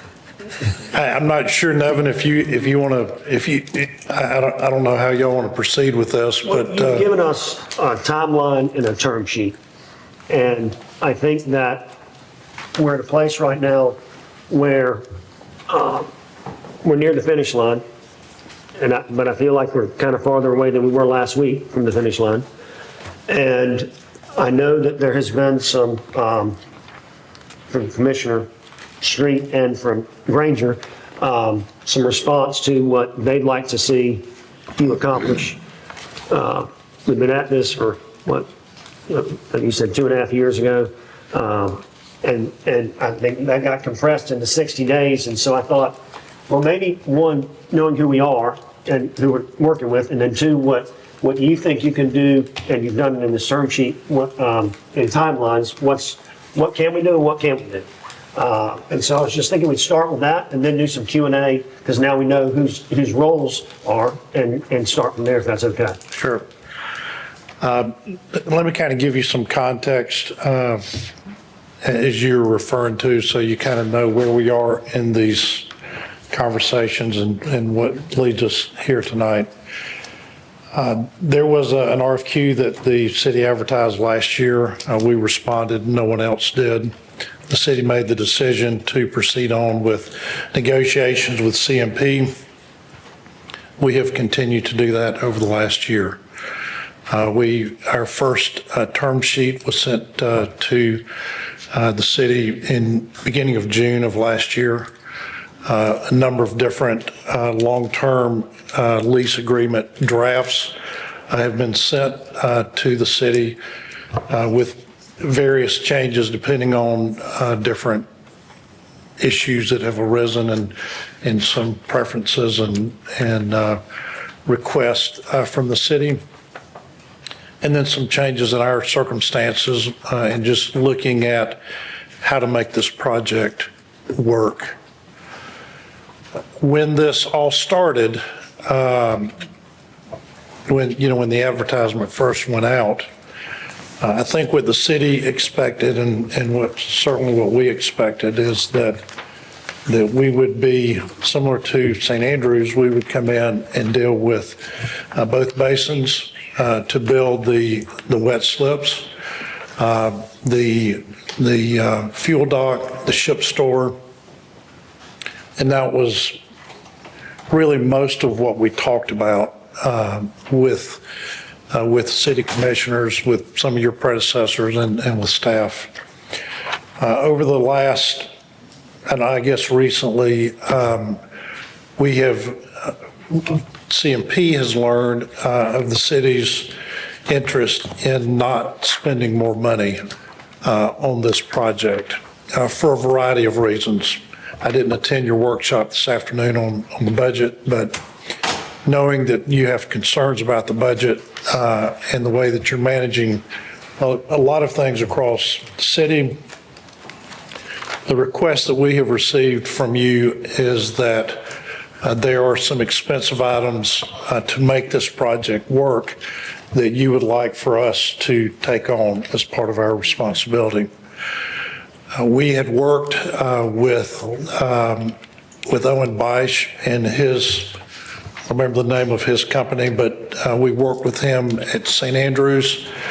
A decision was made on the downtown marina that the city would use a different financial consultant, and so PFM was hired. We have met with them a number of times with your staff and with our various members of our team to go through our proposed project, the finances, and all the issues that resulted in a recommendation report that they sent you, I think, within the last month. That report showed that with the construction of the wet slips, without anything on the uplands, being the main issue being parking, railing, lighting, stormwater, utilities, those things were not taken into account with the analysis that PFM did because their scope was just looking at the marina basins. Their finding to you based on the modeling that we had provided to them is that our rate of return on the wet slips would be about 9%. Part of the negotiations, as some of you experienced on St. Andrews, is how do we negotiate the shifting of risks in these marina projects. who's responsible for the bulkhead, who's responsible for the wet slips, what happens if there's a catastrophic event, who's responsible for operations, who's responsible for safety and security, trash, the list goes on and on. The issues that we had, for example, at St. Andrews centered around some expensive costs associated with repair and replacement of the bulkhead. Those issues don't exist on downtown so much, even though we don't know exactly what the remaining useful life is of the bulkhead. But we do have a big issue having to do with the parking lot, the concrete area, the T-dock that you can see on the screen. We estimate the cost of that is probably at least $5 million to replace that. All of that was torn up because the tiebacks had to be repaired and replaced in order to fix the bulkhead. And so all of that is dirt. All of us together will experience the same thing at St. Andrews at some point when the bulkhead is repaired and replaced over there. We just haven't gotten to that yet. So the functioning of this marina becomes more complicated than what the scope was that PFM looked at, because they didn't calculate a number of different high-ticket dollar projects that need to be done.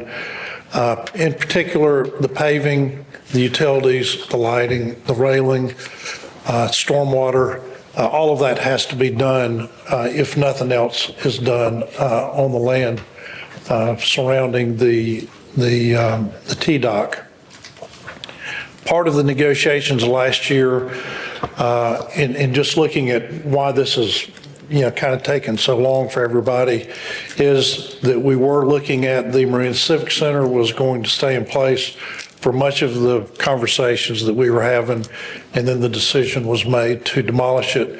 And so all of that, of course, is cleared off at this point. There were some drawings that the previous commission decided to get Wooden Partners to go draft some images out there of just what some ideas could be that they would recommend. I think there were 2 or 3 different images that were created, and you'll see in the big, the large color drawing that you're holding, the base of that is the word Wooden Partners proposal. We were not involved in that proposal, although we had offered to work with them on that. There's some issues, particularly underneath where it says Phase 2, that bulkhead along there. We need to have access for all of those wet slips, but the drawings that the city received show amphitheater, vegetation, and so forth, all the way up there to that bulkhead. So if the city is going to proceed with that idea, we need to make some modifications so that we have access to those slips. But that work was useful from the standpoint of just looking at what are some ideas of what can be done on the uplands. Here again, a different scope than what PFM had looked at. So when we look at the cost of the items that you have requested us to take responsibility for, they are items that don't produce any revenue. They are just costs. And so we've got to figure out a way to make revenue to be able to cover those costs. We estimate all of those that you have asked us to consider, and I think that the city manager, following your Saturday virtual meeting within the last few weeks, gave a kind of a summary. This is what we want CMP to cover, and he kind of went down a list. The cost of that, without taking into consideration the boat ramp, is somewhere between $7 and $10 million. None of that is income producing. And so when we look at the cost of the wet slips, building approximately 200 wet slips that have been approved in concept by the previous commission. So we know pretty much what those two basins will look like. The cost of that, we estimate, before engineering and design, is about $20 million for the 200 wet slips. So we add to that $7 to $10 million for what you want us to cover, because y'all have not voted on this, but this is just what we hear, is that you don't want to pay for that $7 to $10 million worth of required improvements, and so you want us to put that on our balance sheet. Here again, not income producing, and so we are relying upon the wet slips to generate enough revenue to cover our risk and responsibilities. The least of which is not the possibility of a catastrophic event, which got us into this situation. We can't get insurance for that. And so the drafts that we have proposed, the agreement that we have with the city on St. Andrews, is that we would be responsible for up to 50% of the catastrophic loss. The reason the 50% is chosen is when it goes beyond that, then the city can make a claim for FEMA reimbursement. So at any given time, let's say next year or 2 years from now, 3 years from now, or for every year after that, however long this lease is, we have the possibility of being able to replace at our expense and no expense to the city up to 50% of the loss of the wet slips. And that's a big burden. It's a big risk among the other risks that are here. And so what we have tried to do recently, in the last several months, is to find something that is risk that we can withstand, that we're willing to take, responsibilities that you're willing to keep, and what is it that we can do to make this a financially feasible project. And so that led us into discussions about working on the uplands. We had this same kind of debate on St. Andrews, and the reason for that is if you go back to 1957, when both of these marinas were built, there was a lot of commercial activity on both marinas. The bond issue that was done by the city that went to the Florida Supreme Court for validation relied upon the commercial activity of both marinas to pay the bond issue for both of those marinas. So when we look at the potential for upland uses, still up to this point, as I stand here tonight, the city has never said, you can go look at upland uses. You can propose something on upland uses. And it's very expensive for us to go look at that. Whether it's engineering, whether it's design, their market analysis, financial feasibility analysis and so forth that would need to be done to figure out what is it that works on the upland. Because part of the danger of that, what if we went and spent millions of dollars on what we think, I would love to have a place that serves the greatest cheeseburgers and the best pancakes anywhere in the world. My wife tells me the reason why that restaurant doesn't exist is because that's not, a viable business plan. So we can't rely on, what we think. I'm triggered by that. Yeah, I know it. Look, I could live off of those two things, forevermore. And so we can't rely on our preferences or our desires or whatever. We have to have data that drives us to whatever that right decision is. Now, what we also have to do, as you understand, is that there's a right of first use that the St. Joe Company has, and that covers, this whole area that we're talking about. Now, it's not a right of first refusal. The example that I've used with some of you is that if we want to go put a toy store out there, we would have to go to St. Joe and say, we're going to put a toy store out here. What do you think about that? They don't have the ability to say, no, we don't want a toy store. It's not a veto. The only question is whether we're going to build the toy store or they're going to build the toy store. All right? So y'all have recently received a letter from them, and certainly we expect, and everything that we have proffered to the city acknowledges and respects the responsibilities that you have with the St. Joe Company. Even so, when we went and got the 50 slip exemption that allows for the construction of 50 slips out there, we intentionally put the St. Joe floating docks in there because that is a responsibility that you had.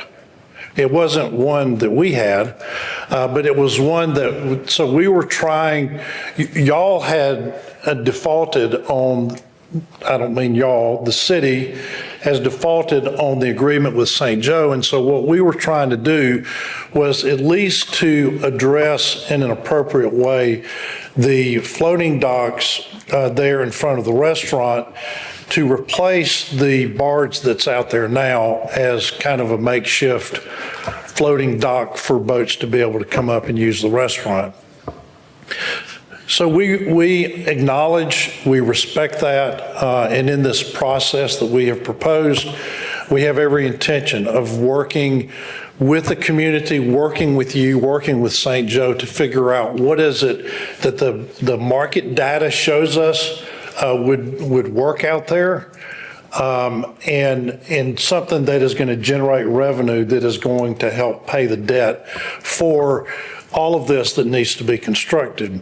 And so if you look at, let's say as a minimum, it's $20 million to build the wet slips, and then you add, just for round numbers, let's say $10 million for the parking lot, utilities, lighting, railing, stormwater. I think I'm including all of it. So let's say it's $30 million to get those two basins operational. When we run the modeling on that, we lose money. We'll make money.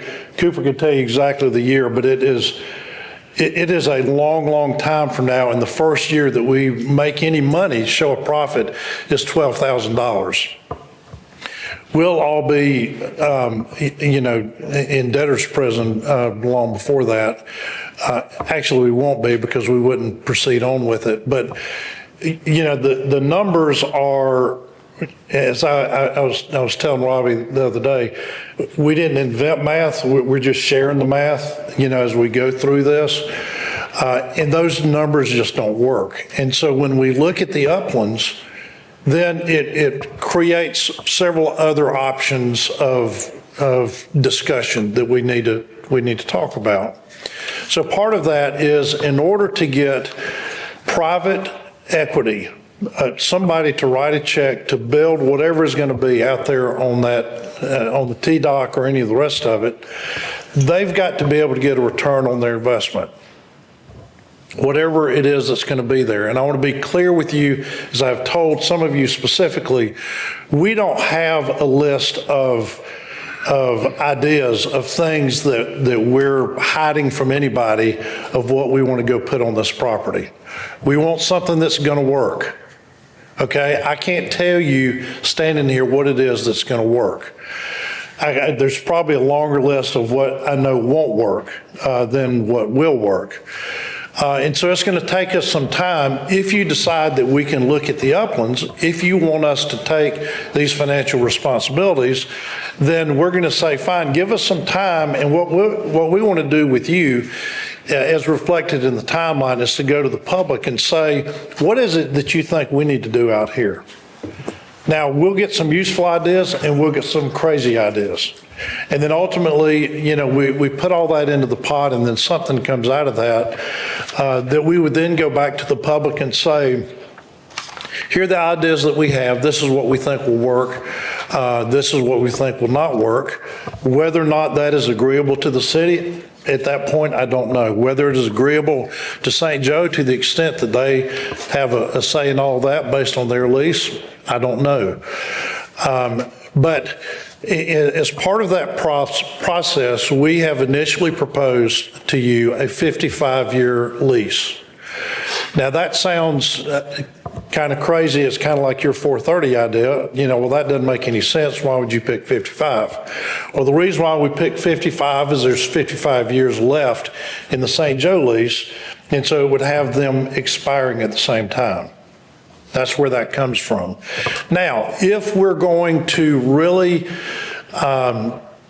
attract a lot of private dollars to go develop this and to really create revenue to go pay for this, some of which is the $10 million that you're talking about, what is it that will attract that equity? And so when we go look at other projects, and if Jim Everett were still here, he could attest to this. But when you look at these long commercial projects where there's going to be tens of millions of dollars invested, they're going to ask for a long term. Some of them will ask for a 75-year term. On the project I'm working on the beach right now, some of them are going to require a 99-year term. Now, I respect from Commissioner Granger where you don't want to just say, okay, fine, here's a blank sheet and we're going to give you 99 years. And so we have built into the timeline that you have in the term sheet that is in front of you that there are certain triggers that are going to add that time because ultimately, and Joe Winkler can speak to this if you want to, really dig into this, but for the private equity folks that we talk to that are listening to this conversation as we speak, they need to have certainty of where it is that we're going and what do we have the right to be able to do before they're going to come in and write a check for $50 million. Now, if you look at the development of all of that, we're going to easily hit $100 million in what you see in this picture right here with what it's going to take to build this. Under 35 feet, which is the height limit that your predecessors agreed to with the St. Joe Company, we're willing to honor that as well, unless St. Joe wants to increase it. But we will build within the parameters of the existing contract that you have with St. Joe, and then do something that is acceptable as best we can to the public, getting every bit of input from them that we can, getting your blessings, getting the approval under your contract with the St. Joe Company, and then we will proceed on with that development. Whatever that's going to be, I don't know. So you have a couple of documents to look at. One is a timeline because the request that we got from staff was what you wanted to see was how quickly is something going to happen. And so that's what that document is. All right, and that's on one page, and you can see it on the third page of your stapled document. And for those in the public, you can see that on the third page. Now, when we look at what that proposed timeline is going to be, I would ask you this question first and foremost. Engineering needs to be done of those 50 slips. And I would ask you to ask us the question, how long is it going to take you to get that designed? And how quickly can you begin construction? You have a contract also with the St. Joe Company, and I think a document the city manager sent out to you where there's $450,000 that the previous commission approved to spend with the St. Joe Company for design of the wet slips. I don't have any idea who their consultant is. I don't have any idea how long it would take them to do that. But if this is, if one of your,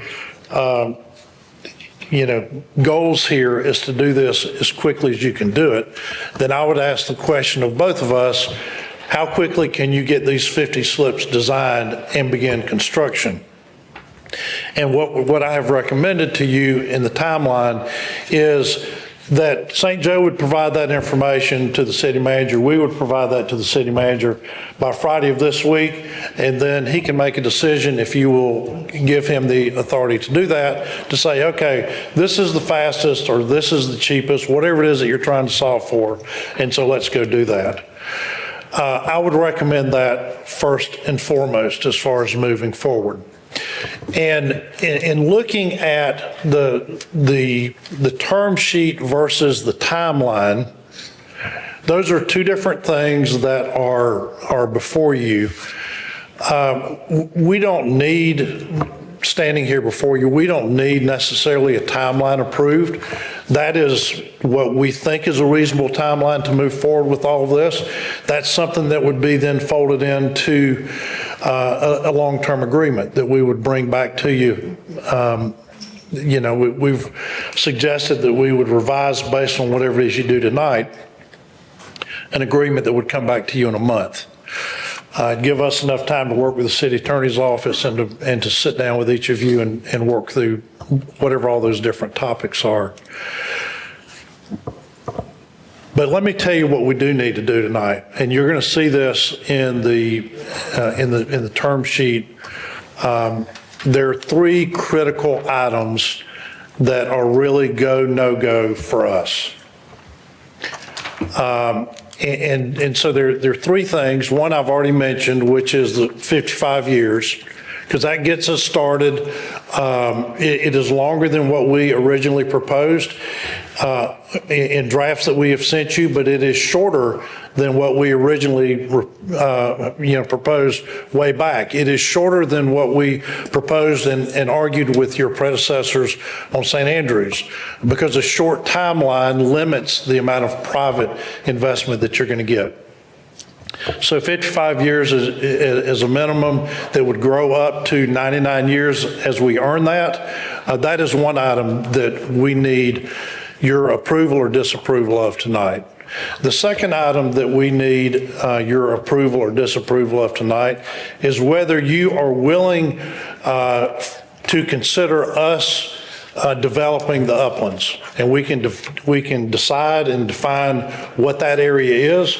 We have a drawing for you to look at that covers what the leased area is and what it is that some of that is, has different use restrictions or height restrictions and so forth under your agreement with the St. Joe Company that we would have to comply with. But we need your approval or disapproval of whether we can look to the uplands. Now, if your answer to that is no, you can't look at the uplands, then what we're going to say is, okay, you need to take all of this other list of things that are outside of these two wet basins, and y'all need to pay for that. So the $10 million, $7 to $10 million, whatever that number is, we have not engineered it. We need to move it off of our plate and move it back on yours. Now, if you say, no, we're not going to do that, you keep it on your plate, then we've got to have these three things, okay? Y'all can't afford it for a variety of reasons, and I know they're priorities, and I mean, y'all could write the check if you wanted to, but because of priorities that you have elsewhere in the city, at least the discussion that we've heard is we, the city, don't want to go do that. We want you to go do that. The third item that we've discussed, this is actually in our agreement in St. Andrews. It has not been activated. It is in all the drafts that we've sent you, is that the city approve conduit financing for a revenue bond that is based upon the revenue that comes off the wet slips and off the uplands so that we can pay the bonds for the improvements that need to be done. Now, the reason why that is important is currently the money that we can borrow, the lowest that we can get is at 7.5%. You can see that in the PFM report. And so they said, on one hand, the cost of funds is 7.5% and their rate of return is 9% and some change. A question that came from Commissioner Hughes, why in the world would anybody go do this if you've got a 1.5% rate of return? We got the same question from PFM. Why in the world would y'all go do this deal? And we still ask ourselves that, but here we are. And so what would happen with that, and you can see in what I have written in this document, I know that the concern that you have is that it not use the credit of the city, that it not use that it not affect the city's ability to bond in the future. And so there are a lot of different investigations and conversations and research that needs to be done by, your staff, and whether or not that's even an option. We believe it's an option. We believe that it's legal, and that would get us cost of funds at a much lower rate. We have had discussions concerning the concerning the St. Andrews Marina and the bond issue. There were two particular items that were discussed on bond issues for that marina, and this concept is in that lease that we all live under right now. And so we have proposed it again in the downtown marina lease. So there are two issues that came up, and we discussed a great deal on that at St. Andrews. One is that if we ever default, as defined in the long-term agreement, the city could step in and take over the operations.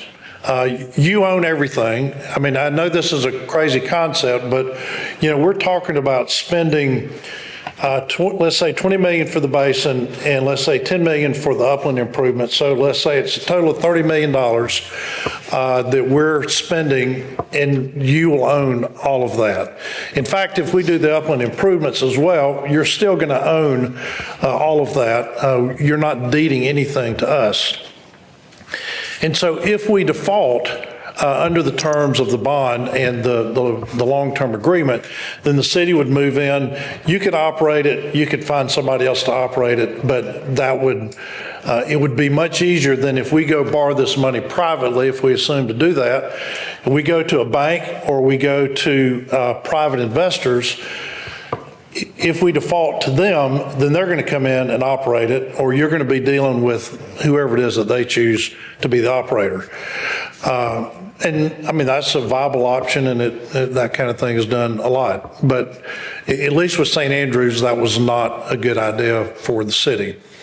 And so those are three things that we would really like you to take action on. Now, as far as the items that are in the term sheet, most of those items are I would say probably half of those items are boilerplate items that came out of the St. Andrews agreement that have been modified for this particular marina. There are some other items like the term, upland improvements, the trigger for expanding the length of the term. There are some of those kind of items in there that are unique to the St. Andrews Marina, the downtown marina. And so we don't necessarily need for you to approve the term sheet. If you would like to approve it, if you want to go through every item on there, we're prepared and ready to do that if you want to do that. But really, it's kind of a go, no-go situation for us on those three items. And if the city decides tonight, you know what, we want to go build this ourselves, and thank you very much. It'll hurt my feelings until I go to sleep, and then tomorrow, wake up and I won't have those responsibilities. We have spent a lot of time on it. I mean, we've got probably, somebody asked me a couple of days ago how much money we had into this project downtown. We've got probably about $400,000 in this project up to this point. The timeline that we have that takes us over the next 60 days, if that's what you decide to do, I don't know if that's what you want to do or not, but that is probably going to cost us another $150,000. So that's kind of where all of that is. Now, let me ask my trusted advisor and my really the one that I work for is Cooper, my greatest son, if there's something in all that I've missed. I'm sure there is. You teed that one up for me. Didn't you meet Susan's son? You can tell he looks nothing like me. Real quick, can I address a few things Mr. Thomas said? It's 6% of everything, not 5%. The city does own everything. It's 55 instead of 30. Everything reverts back to the city. Plants, great idea. Fish cleaning, reach out to FWC. FWC will, or Scott Burt, he was a part of FWC's Clean Marina Act and wrote the rules and regulations on disposal of dead fish. That could be an interesting one for you. I don't know what you mean by not getting 18%. We'll address that in a sec. 18-month loan, interest-free. It's not interest-free. Whatever the city is paying, we would pay on top of. Those are some of the things I wanted to address. The first draft to the city was 404 days ago, not that I'm counting. And then also, we were asked for standards, maintenance standards. The original standards were pulled from Department of the Interior. Their national park standards, they were pulled out of the 3/15/24 St. Andrews Agreement. They're about 12 to 15 pages. You can have that if you'd like. And then Dover Coal, I know that I've been using, and I sent y'all Wooden Partners. Dover Coal has better drawings, in my opinion. But I wasn't able to copy and paste and overlay and play, and I don't know what I'm doing when it comes to that anyways. The increased cost is about 50%. Our revenue increase is 0% for the public infrastructure. That is where this whole thing, the crux of this whole thing kind of lies. I think that, I'd like to come up with this, I didn't come up with the concept. I like to present the concept of the downtown marina being a third place. You have your home, you have your office. What else you got? That's what we're trying to do. That's all I have so far, unless you want to see numbers, which I need my computer for, but I'll sit down. Awesome. One of the things that Josh had said a little earlier was about, talking about St. Andrews is behind. Can you talk about what has created the reason for delay? Yeah, so one of the things that. We experienced that downtown as well. Will we experience it? Would we? That's a tough forecast for us to look at. Is it the same, could that same problem show up downtown as well? So one of the things that we experienced at St. Andrews Marina is just in the design phase. There was a little bit of miscommunication with our electrical engineer. Whenever he had originally designed the electrical portion of it, he only took into consideration the first 50 slips. And if we would have proceeded with that, it would not have really done us too much good with the rest of the development of the marina. So just one of the delays that we have. Just an update, system services does begin on Monday with all the plumbing, and then about 2 or 3 weeks, we do have Hiller coming in to do everything for the fire suppression system. So we're still moving ahead. Once those get plumbed in, then we'll be ready to deck and start to move boats over to the first 50 and then begin the ultimate phases after. Okay, so minus that happening down here, what's the timeline on a 50 slip build with proper communication with the electrician? At City Marina? Yes, sir. If we were to proceed with the long-term agreement, just give or take whenever that happens, we would probably forecast about 60 days for the engineering to take place. After the engineering takes place, obviously it goes back into the city's hands and they go through their permitting. And then obviously once the permitting is complete, then Gorman's ready to come out and start setting pylons and building the first 50 slips of the City Marina. So the time the first piling is driven is what, 6 months, 8 months? I think we forecast October 31st if everything plays out accordingly. So if the long-term agreement is agreed upon, then we immediately move into going into agreements with somebody to design and engineer this entire thing. And then 60 days past that, it gets back into Mr. Fuller's hands, and the city goes through the permitting phase. As long as that goes accordingly, then right when that permit is achieved, then we'll start setting piles. Okay. Thank you. But you won't be done by October. I'm asking, when the first pile is driven, how long before the 50 are done? That's what I was asking. We're looking at May 1st. May 1st, okay. Yes, sir. May 1st, 2026 is what our projected timeline is. As long as all those other triggers are met and, we can continue forward, but. Okay. Obviously, it takes a tremendous amount of communication, both from CMP and the city, along with the rest of the partners, everybody from city planning and our designers. Wonderful. Thank you. But we're ready when y'all are. Who from our end can talk about us being, handling the bonding and pros and cons to that? I can talk about it. Let's And talk of course, our clerk can talk about it. You want to just kind of sketch out just give what us the idea is?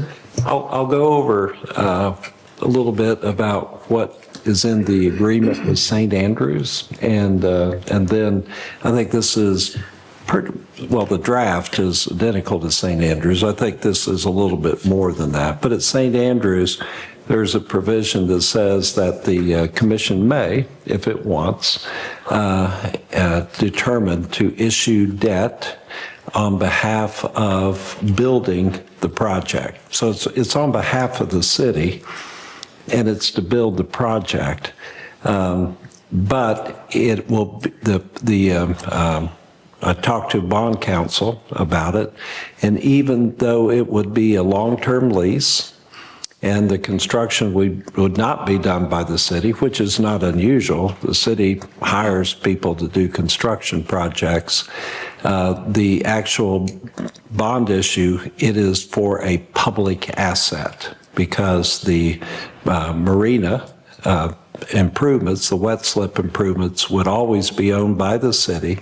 It would be subject to a lease/management agreement, but so that can be done. Now, the test that is in here, and we didn't really get into a test in the St. Andrews agreement because it was solely at the option of the city.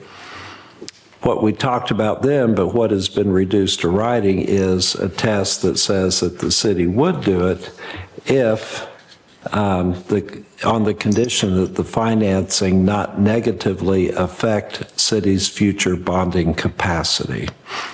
Now, that's a kind of succinct way of saying that when the bonds are issued or the loan, the goal is that the bank or the bondholders, they look solely to the payment from the lessee or CMP. CMP would make two payments to the city. One payment would be for revenue sharing, whatever that is. The second payment would be the debt service that's needed to pay the bonds. So they would be on the hook to make those debt service payments to the city, and the city would then turn and pay the bonds. Now, if we, and when we do issue bonds for a water and sewer system, we pledge a stream of revenues. And the stream of revenues are utility fees. And that's all that the bondholders can look to, are utility fees in our water and sewer fund. They don't get a mortgage on the wastewater treatment plant. That's all they look to. Here, the goal is that all that the bondholders would look to is that payment from CMP to the city. And that they wouldn't look to a pledge of merchant taxes from the city. They wouldn't look for a pledge of covenant to budget and appropriate. That's the goal of that type of financing. Now, the bank then would look at the operator, and they would look at the financial feasibility of their ability to make payments on the bond issue. And obviously, they're not going to issue debt unless that works out, where they're convinced that it can be done. If there's a default, the city just thinking out loud, would have a couple of options. One option is that the city could tell the bondholders, well, you go find somebody else to operate this marina, but it can't be dark. You got to operate it. And we have a similar concept even in the St. Joe lease, that if for some reason there's a default setting, the bank comes in and takes over Hotel Indigo, they have an obligation to keep it open. There's a certain period of time it can be shut down, but they keep it open. In this case, the city would have the option to allow the bondholders to take it over, or the city could simply start making the payments themselves on to the bondholders, and the city would take over operation or find somebody else to take over operation. Now, one thing that we've also talked about that's in this lease that's in St. Andrews, the draft lease that's in St. Andrews, is an obligation for the lessee to put in equity.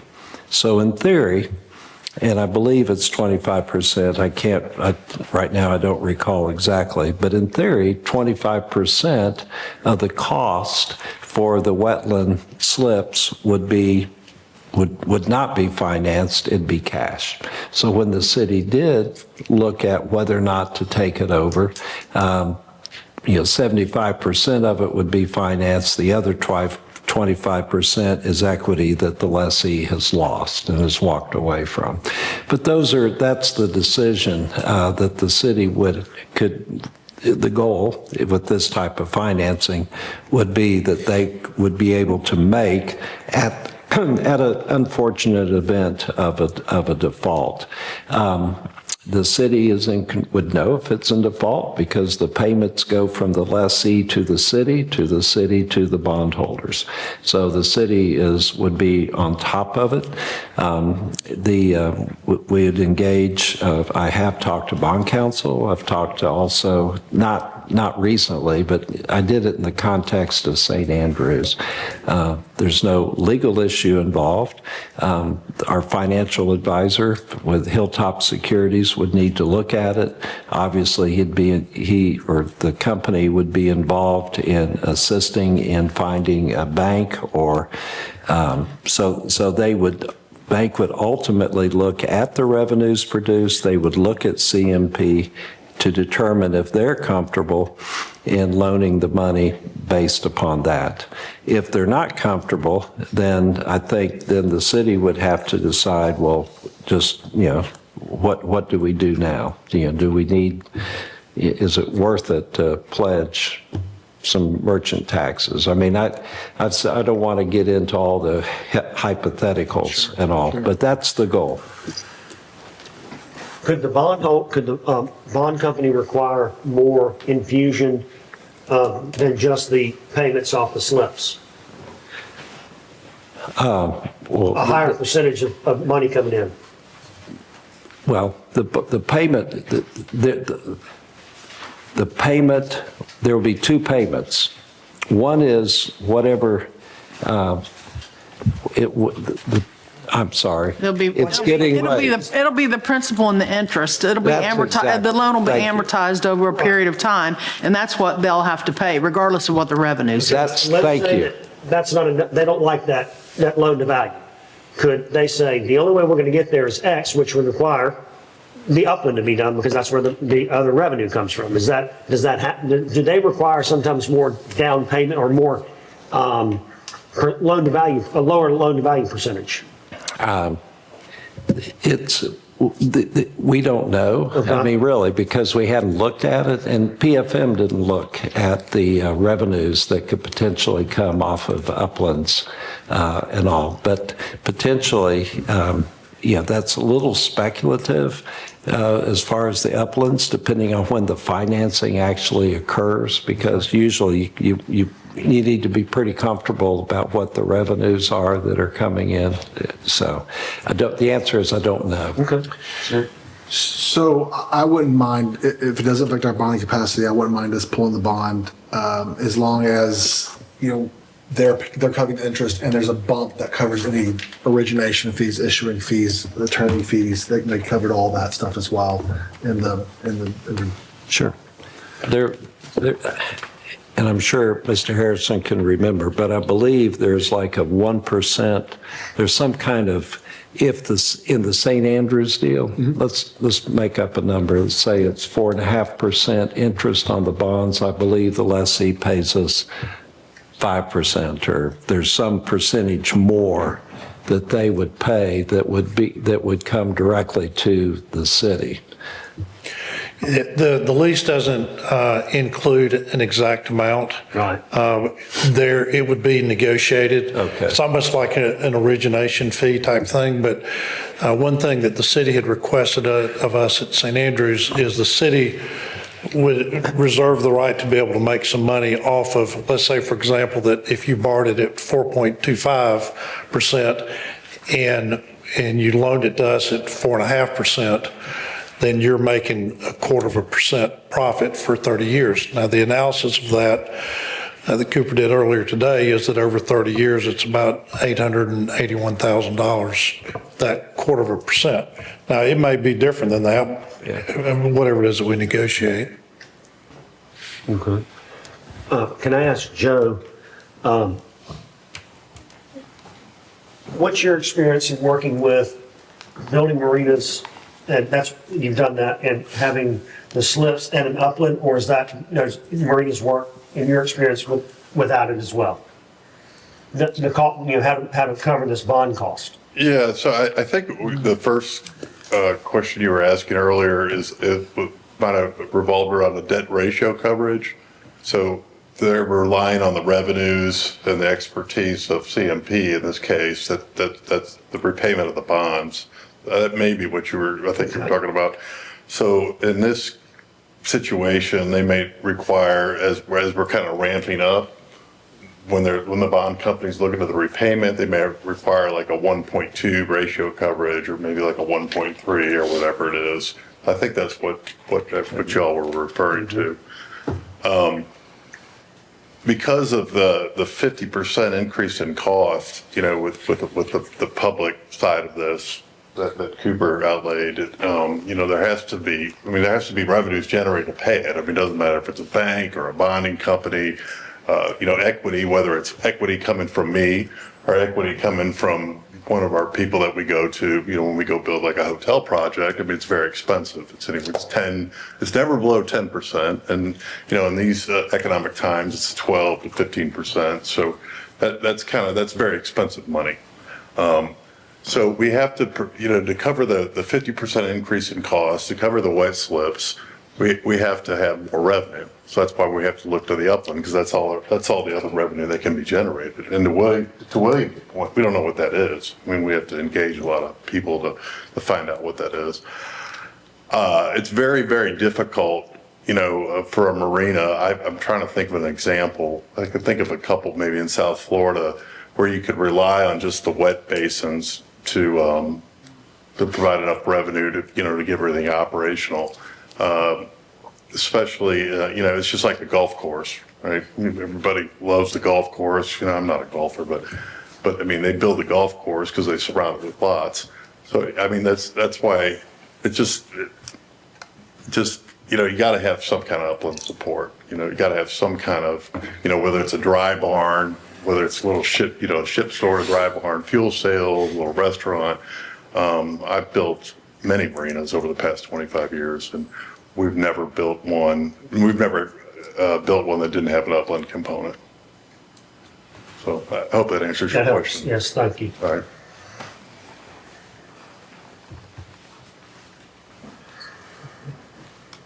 How about it? Next point, 55 years. How do we feel about 55 years? I'll give you that.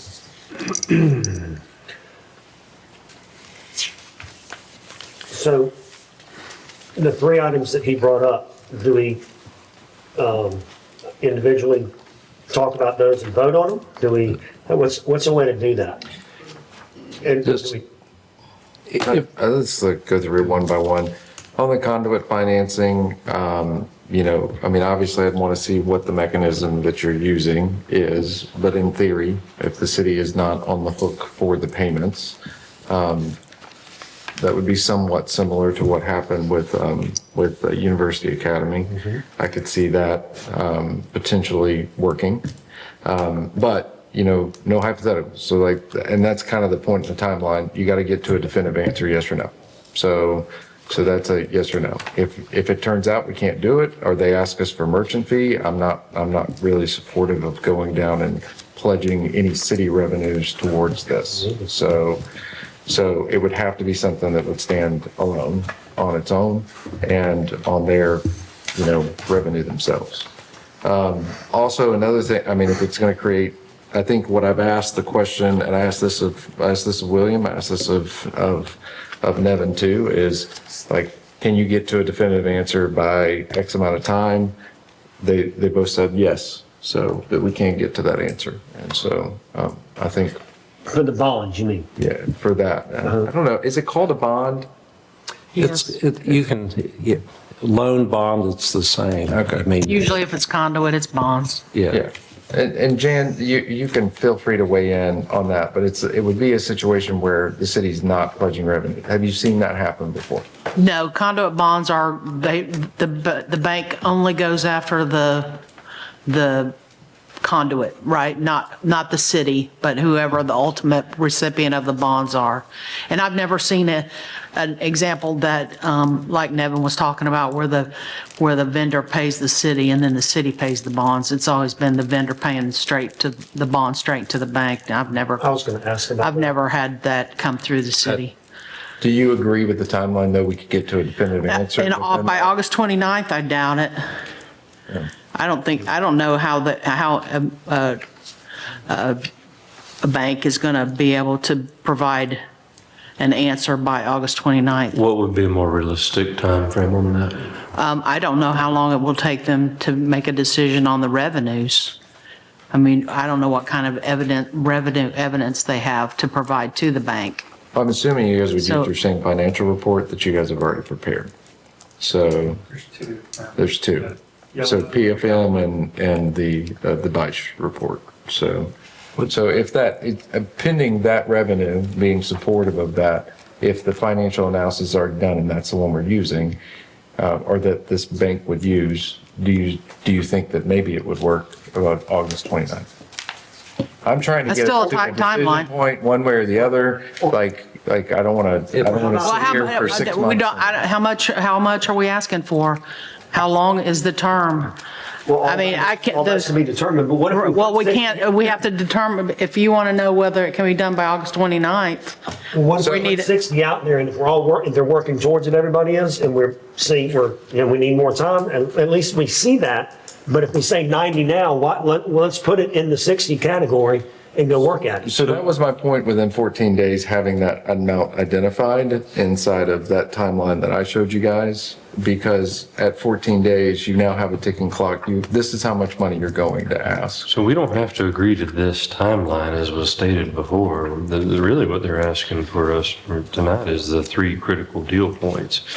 Whether it's August 29th, whether it's September 29th, or whether it's October 29th, I don't think that's going to be incredibly impactful to the overall process, right? I think for me, there comes a point, like you don't want to, like we're already out, I mean, how many months have we been working on this? We've got to get to an answer for everybody's. I agree. If it drags on, if it takes 6 months to figure out what financing is, well. But I don't think Jan's telling us it's going to take us another year to figure out. No. Yeah, but you were asking her a very specific question, which is August 29th. And rightfully so, she's saying, I don't know. It's a tight That's a tight timeline. But maybe September 29th might be a better, okay, so we're talking a That's 30-day window. more reasonable. Yeah, Yes. so I'm saying I don't want to get wrapped around the axles on August 29th, but I understand your point, which is you want to see expediency.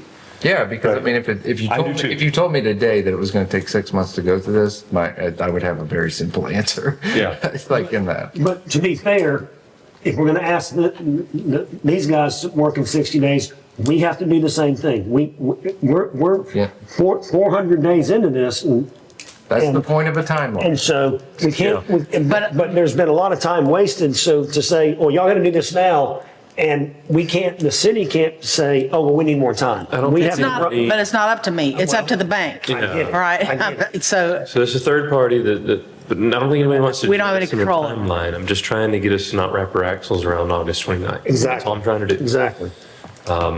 So initial lease term of 55 years. No problem. I mean, I like that it aligns with the St. Joe lease. I understand that if you're dropping millions of dollars into a project that we ultimately keep, I don't know that any of us will. Some of us may still be around in 55 years, but ultimately, if CMP somehow defaults, it's still the city's asset. It's still owned by the people. So whatever improvements that are made are still owned by the people. So I'm okay with the 55 years if the uplands are included in it, because they would have to do, they'd have to drop enough money into it that they would need the time to recoup it.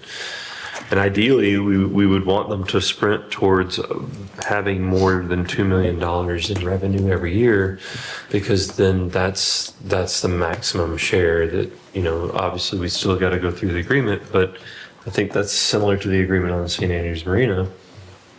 That's when we actually start making the most money. It'd be harder to get there in St. Andrews because you don't have the uplands. Exactly. Get there faster. Exactly. Yeah, with the uplands. Commissioner, to be fair to you, the conversations that we had before on St. Andrews is that if the city provides financing, then we would renegotiate the revenue share and when it is that the city begins to receive money. Now, what is reasonable between the parties, I don't know, but it would be more aggressive in favor of the city for us to be able to get cheaper cost of funds.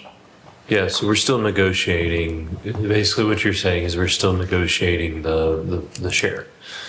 And what I'm getting at is I would probably, if I was guessing, I would guess that the markers, the gateways to the more shares or the more amount of share are probably going to be the same. It's just the amount of share changes. The percentage. We'll probably argue over the percentage rather than the checkpoints, if you will. Right, and the scale that's in the table, and Jan had some questions about this when we were dealing with St. Andrews. Does that scale work in this environment when you have a marina that is much larger? You get with uplands. I mean, we're at the 0 to 600,000 scale, 601 to whatever the next step is. Is that even relevant? And should we readdress that table? Yeah, that's a good question. But my point overall is that they have to have revenue in order to share the revenue. So the faster they can get to the revenue, the quicker they can share it with us. Do we get paid faster from the bond or from private financing? Do y'all start From the sharing? bond, because the cost of funds are less. They have less overhead and the cost of money. We've already discussed the bonds. Upland mixed-use improvements to be defined in ground lease. I sent this to staff. I believe staff shared it with everybody. I just want to see this performance-based. I just want to see that originally this started out as, hey, build us some wet slips and you can run them and operate them. I just want to see that happen. And so the idea is do the wet slips, get some uplands, do more wet slips, get more uplands. And then that's really what I want to see. We can talk about what that specifically looks like. And that can be negotiated as part of the ground lease, but what I don't want to do is walk out of here with, they got both basins and the uplands and then for some crazy reason, you start working on uplands before we get wet slips, right? I'm not saying that you would do that. I'm just trying to work through all possible weird scenarios that, maybe an electrician didn't put in. Right. I don't know. It's getting late. That's my thoughts on it. So, to your point, as I understood you, you just want to know if we're willing for you to engage with the city in good faith to determine a plan for the Uplands development. Yes, ma'am. We're not leaving here tonight saying you got them. No, ma'am. Okay. And we proposed that. Yeah, you need to be in the front of the mic, sir. Thanks. We proposed in our RFQ submittal a number of workshops and charrettes to bring the public in and look at environmental, economic, public access, boat ramp, all those kinds of things. We can do that as soon as the city's ready to do it, take in all of that information, and then generate a plan that is going to be data-driven on what actually is going to work out there. Ultimately, it's going to come back to you. And if Michael were still here, this equates to what's called a major development for a DO perspective. And so we're going to have to go back through the planning board and the city commission for whatever it is that we're going to do out there. So there's going to be plenty of public discussion about whatever ends up being the plan. And you want clear from us tonight a green light on 55-year lease that will go to 99? Yes, ma'am. May. Yes, ma'am. That's the green light you want. And to Commissioner Granger's point, there are some performance triggers that would make that happen. And so if we get to the point where we're doing residential, then we need a longer lease for that, for obvious reasons. I like in the email I saw, the triggers were around Dover Cole driving the design process, which I like that. We've had success with that. We've had, yes. Yes. Yes. What we need are boats. We need boats down there. We need slips. Yeah. And that'll bring all the upland, if that were ever going to happen, that we got to have those first. So what's the date that all of this should be, like, identified uses, conduit financing, does it work, does it not? What are the requirements of that? Those are my largest concerns. Okay. And then obviously public process with any kind of uplands that was considered. I mean, my preference was slips and keeping it that. Am I willing to go down this path and like, hey, if we can get public support and like those kind of things? Absolutely. I mean, I'm open to anything that works well for the city and helps us, move us forward faster. The biggest thing is I just don't want it to drag on for, 60. It's been 7 years. So, but a lot of that comes from the complexities that we've entertained. We spent, we spent years trying to negotiate with FEMA. We've spent years trying to, there's been a lot of different things that have happened. And so, by putting ourselves on a timeline, self-imposed timeline, yes, it provides us the clarity of, hey, look, we're not just going to keep exploring financial options, 6 months from now. Like, we're going to move forward or we're not. And I think that's the same way with the uplands. So why don't we start with the ask of how soon can they get back to us by Friday? Can they tell us how long it's going to do the engineering and the cost? For the 50? Huh? For the 50? Yeah. Well, they were going to design, I think the design for the 450 was for the design of both basins. But we have the permit for the 50, so that's what we need to, yeah. The engineering cost was for both basins. Let's do apples to apples. If Joe's got that and they've got that opportunity, how long will it take each of their design guys or engineers to do that? Is it 30 days, 60 days, 90 days? And what's the cost of that? And that's for them to get back to us on Friday. He said 60 days for the 50. For the first 50. To design the first 50. That's fine. So. But for me, I'd like to know. So we're already under contract with the other one. They've already begun. So I don't. Well, they haven't done anything. They've stopped. Remember, we don't, the biggest surprise I've had in this is that there's no engineering done on the West Basin. Okay?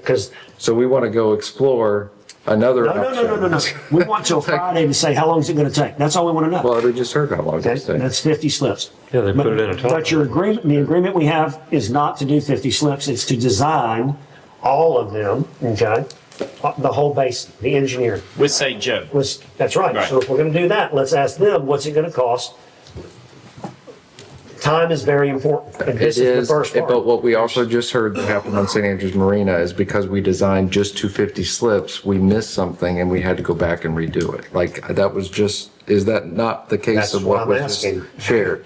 So it is better not to design just 50 slips, it's better to design the whole basin. That's exactly what I'm saying. Not the 50 slips. The design, the agreement we have with St. Joe is to design a concept and the full engineering of the basin.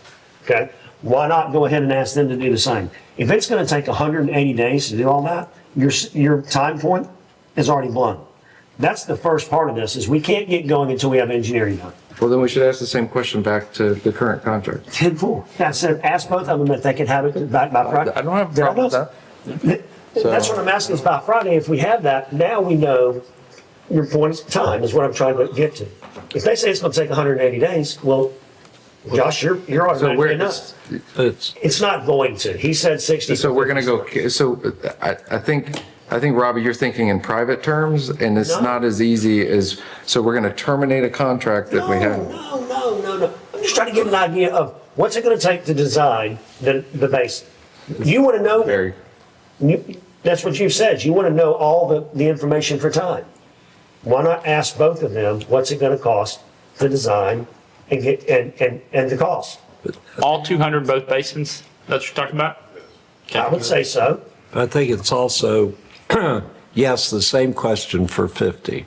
Okay. Ask I mean, the as same question part for both of the them. 200. So we have to go back, but It's a phone call. It is a phone call, but then let's say we pivot from a contract that were already existing. Now we've got to go create a new contract with these gentlemen right here to execute and do that. We already have that contract with you. We already have a contract for you guys to design. Correct. Yes. And what are the terms of that contract? If we don't reach a long-term agreement, then you pay us cost plus 20%.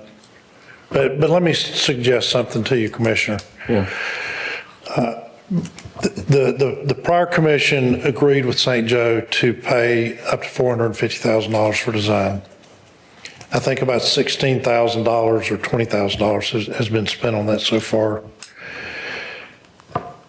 I didn't go to your budget workshop. Under our agreement and our commitment with you, in the existing agreement that we have, an interim agreement where we did the fuel dock, it's our responsibility to pay for the engineering. The city doesn't pay for it. So if we go get it done, so our engineer that we talked with today, he said, I can have that done. You're ready to go October the 31st, which is why we put that date in there. He can do it faster than that if we ask them to expedite it and we're willing to pay for it. CMP's willing to pay for it. If we go that route, the city is going to save $400,000. Which fund was that out of? Marina Fund. That's, no, the debt fund. That's the 400 that I was asking about. Yeah. That we can't use. What? Yeah, so there's really not another use for that fund, William. It was taken out of Marina loans that were taken out on the Panama City Marina. So it really doesn't. Except we don't have to spend. I understand what you're saying, but it doesn't really change anything in the dynamic as far as like our financial picture. That's for railing or Or boat paving or ramp? anything? Can we use it for the boat ramp itself? Yes, we are. Good. Yes, we are. It could. What is our current contract? But the thing that we are risking, if we don't come to an agreement, we're paying cost plus. And if we go and spend it on railing, then we don't have the money. And under what you guys sent over, asking St. Joe to do it, we're going to pay retail for it and have more expensive docks. So either way, I'd rather take the risk of not having to pay anything and maybe pay cost plus versus knowing that I'd have to run a check at the end. I think That's a concept. I think let's ask the timelines and then have a discussion, I guess. I don't know that pivoting on design and switching design firms is necessarily Yeah, we got three things. It's kind of it's complicated. You asked us for three, now we got four. Yeah. Like, that's why I'm kind of like. No. Okay. I'll leave that out. let's do the three that they're asking about.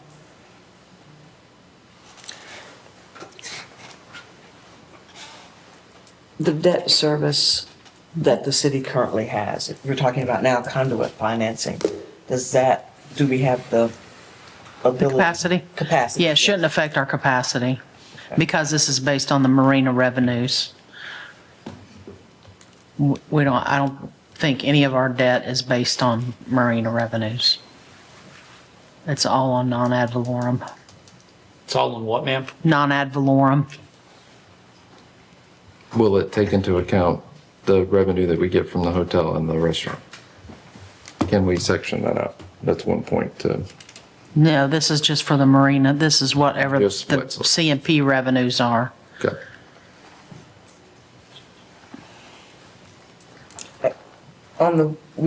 You've presented a timeline for 50 wet slips. We've talked about going ahead and doing all 200. Would that change your timeline? Okay. Okay. So we vote, if I may- individually and ask about those, or do you vote all together? So you're asking, it won't affect the timeline on the 50, but we don't know the exact timeline on the permits for the remaining 150. Yeah, but I mean, it's still a little bit of an estimate. I mean, you don't know exactly how long. Sure. Okay. Sure. Yeah. I think where I get a little, it's the uplands usage that I really want to see something more defined than what we have now. So it feels very scary just saying uplands uses and then not knowing what Yeah, we're we had saying. discussed But the square footage outline of like, okay, well, if we're gonna put X $10 million and we have to get this much. And so to me, I'd love to see that deal of like, okay, the railings and the promenade stuff's gonna cost this much. And how much do we value these portions of this? Because this is a much bigger outline. I mean, I want to see little small blocks of areas versus giant swaths. I want to read something to y'all. Read it. What needs to be looked at and voted on are the ground lease structure and its proposed terms as outlined. These uses buildings that are put forth on one site plan, the tax-free sharing concepts that are outlined in this proposal. That's where the city needs to focus after the city has accepted these three things. Then feasibility studies can be done. There's absolutely no purpose for doing any feasibility study unless you have all the numbers. Those aren't going to change. We don't have a deal. There's no feasibility study until we have a deal between us. No one in the world is going to lay out hundreds of thousands of dollars of additional studies, which will come back with the same exact numbers and results, only to have the city say, well, thank you, we decided against it, we're going to move on anyway. It's 2018 by your friend Bob Sonnenblit. The things haven't changed. And here we are arguing with the same points that the guy that they ran out of town had the same points, and these guys all live here. These guys should want it to be successful more than anybody because it's their money in their town. Yeah, so if you're gonna have upland uses, you're gonna have a longer term lease. That's Exactly a right. given. So it really all attaches to the scope of the uplands uses. And I am perfectly comfortable going down a timeline to allow them to do the vetting process and to actually come back with what those uses are and what they're proposing. Okay, because they're not, don't ask them to spend the money now to go find out what you want for the upland. No, I mean, how do you know what you're going to do in the upland in 3 years? I mean, who's going to be your tenant? I don't know. But what this says is you have So what is your expectation that we approve? You just no. I'm saying, when you say, I want a definitive thing on the upland. I'm saying the Dover Cole process, exactly what we talked about. Okay. Vision, like 30 days of going through public comments, going through, getting feedback, like that's what I'm talking. But that's after the 60 days, right? Yeah, like in the timeline that I laid out, I don't know if that lines up with this timeline, but. Okay. Real quick, Dover Cole did contemplate housing on the T-Dock in the upland. They also contemplated multiple restaurants and the St. Joe Hotel. Let's see, I made a few more notes, hold on. Multi-use, they have multi-uses including shops, homes, office, tourism centers, and other functions. Obviously, we can't go with this design. There's a hotel and restaurant there. I think to your point of what the plan is, if we were to settle on maybe a square footage and then say, or you say to us, go study, do a market study on X square footage. This is what you have to play with. You can't go above 35 feet. We don't want it on the T-dock. We don't want it here. We want it over here. Whatever the thing is, That is what I'm talking. so I would love for y'all to tell us that. The 100,000 square feet valued at $450 a foot, DIB at 3 mills would get $135,000 a year in ad valorem. The city would get $215,000 a year. That is money right now that no one has ever got. The city has never got that. There's never been that kind of intensity on city-owned property anywhere in the history of the city. So I'm just throwing that out there.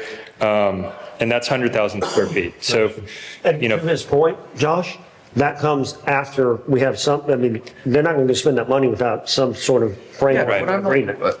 And maybe what I'm asking for is unreasonable, but what I'm saying is that, hey, look, like when St. Joe proposed a hotel, like you knew what, I mean, you may not have known every detail of the hotel, but you knew, hey, a hotel's going here. Like, that's what I'm saying. Same thing as retail. Like, where's the retail going? Like, I want to be able to answer a question like, hey, if somebody's trying to, I think this is helpful, but it would be helpful for it to be more defined than this. And that is what I envision. And that process is to further define what that looks like. we want to define it too. Engaged in the charrette process, how can we answer what you want to know before we engage in the charrette process? I think that's what he's asking for. Yeah, I'm asking for a charrette process. Yeah, I think that's the definition. Is that not already? That's what we agreed to 14 minutes ago, correct? Yeah, and the other thing to consider too is we're trying to bake a whole cake. We don't want to get 20, maybe $30 million in the hole, and then, Dick's Last Resort comes in here. We don't want that. So we're trying to control our investment. If the city isn't ready for investment beyond Harrison's on the upland, tell us. We're happy to put it somewhere else. Yeah. But we want in the agreement, in the long-term agreement, this one full cake, X amount of square feet, and no less than X amount of square feet. Don't ever do these things. We're okay with that. Yeah. We want the facade to look like old buildings in Panama City. Tell us So that. how do you guys want to get feedback on, like, okay, so part of phase one has got part of the boat ramp included in that? Yeah, Because that's along the so boat. that's the other thing is the boat ramp, again, is our responsibility, but it kind of goes to the leased area, which this is now another can of worms of, are we managing the boat ramp parking now? Are we responsible for that? The boxes get real big, real fast. So the reason that it goes around to the boat ramp is the city didn't want to not manage one at one marina and manage one, this whole kind of thing. So we said, hey, we got to manage it at St. Andrews, we'll manage it here. Are we managing I parking? think that's more complicated than what I'm asking Cooper. What Cooper I'm asking is like, okay, this is the swath of the entire marina except this to be determined area here in the boat ramp. What I'm saying is like, condense your ass down to what you actually want to construct and you want to study. We want to construct at least 100,000 square feet of multi-use that is currently zoned DTD that is in a hotel. That's what we want to construct. So downtown needs residential. We're happy to do that if y'all are ready for it. And downtown needs the marina to be a place that people want to go. Third place. Gotcha. I mean, that's what it needs. I couldn't agree more. Couldn't agree more. That's where the nightlife is going to happen. Or day life. I mean, would you rather have coffee up Harrison Avenue? Nothing against coffee shops up there. But I would suggest. This would be cool. I would suggest that the financing piece be the number one priority in this process to get to an answer sooner than later. Because you could go and spend a lot of money, and if the financing piece, there's some reason why that can't happen, that money could be lost, because there are no other alternatives. Yeah, so everything that's owned by the public or by the city, our intent is to bond it or to use conduit financing. Everything that we're talking about upland, so whether it's residential, restaurants, coffee, whatever the thing is, we would pay out of pocket, and we have funding for that. Assuming we get a long enough term. Yeah, assuming we get a long enough term and the uses aren't restricted. All right, Chairman. Is that part of the motion for those three, if we were going to give them those three to be okay with? I don't think this process should go longer than 90 days. So I do think that the financing thing, I'm perfectly open to explore. The upland uses, perfectly open to explore. length of term obviously needs to be that long for any upland uses. So, I mean, that all makes sense to me. So, so the biggest piece is getting to the answers on financing first so that we know and we don't waste any further time.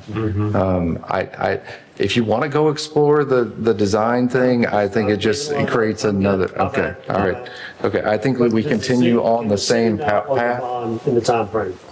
I mean, do we need a motion? Do you have enough consensus to move forward? Do you have enough consensus to move forward? Or Oh, I do. Okay, all right. But it's, I mean, the request from them was to have a motion, but from the city's perspective, I think exactly where the commission is, and we'll work diligently forthwith to work on this. Jan disappeared. She's a key component. I'm pretty sure Jan's probably going to want a motion for. Yeah, I can call the vote if I have a clear. I would recommend something this magnitude. I would recommend waiting for Jan to be back. I think she'll be back in a moment. Real quick, the bonding, I think it would be also useful if the city's not putting a single dollar in, the bond amount is much different than if y'all are just going to pay for it. So I would also consider that's a difference of $10 million for our bond ask. And that $10 million for the public is also tied. They're kind of an intertwined web. But anyways, that's the difference of our ask to the bond council of 20 million or 30 million. Okay, So let me point out something. In my analysis, I've just been looking at the wet slip improvements. Yes, sir. I really hadn't thought about throwing in another $10 million for the promenade and the railing and boat ramp or whatever else goes in that. I think the first ask is how can we finance the wet slip improvements? And then the second ask is, well, how do we do this other stuff? Great. But I agree, Cooper, it's a different analysis once you start throwing in the But if it doesn't work, how do you do the other things that you need to do? Then it falls apart regardless. no, So you would have to, I mean, if we have zero public conduit financing, we stay all private financing, then the upland becomes it's not 100,000 square feet. We're back to the drawing board. So what I'm asking though, Cooper, if we don't include the parking, if we don't include As in, the like, things our that we need, responsibility? if we don't include it in this bond ask, how is it getting funded? Oh, no, the deal falls apart. Yeah, that's what I'm saying. So we have to ask that question. We ask, I was just making the point, I hadn't, until tonight, hadn't thrown the additional $10 million in my thinking.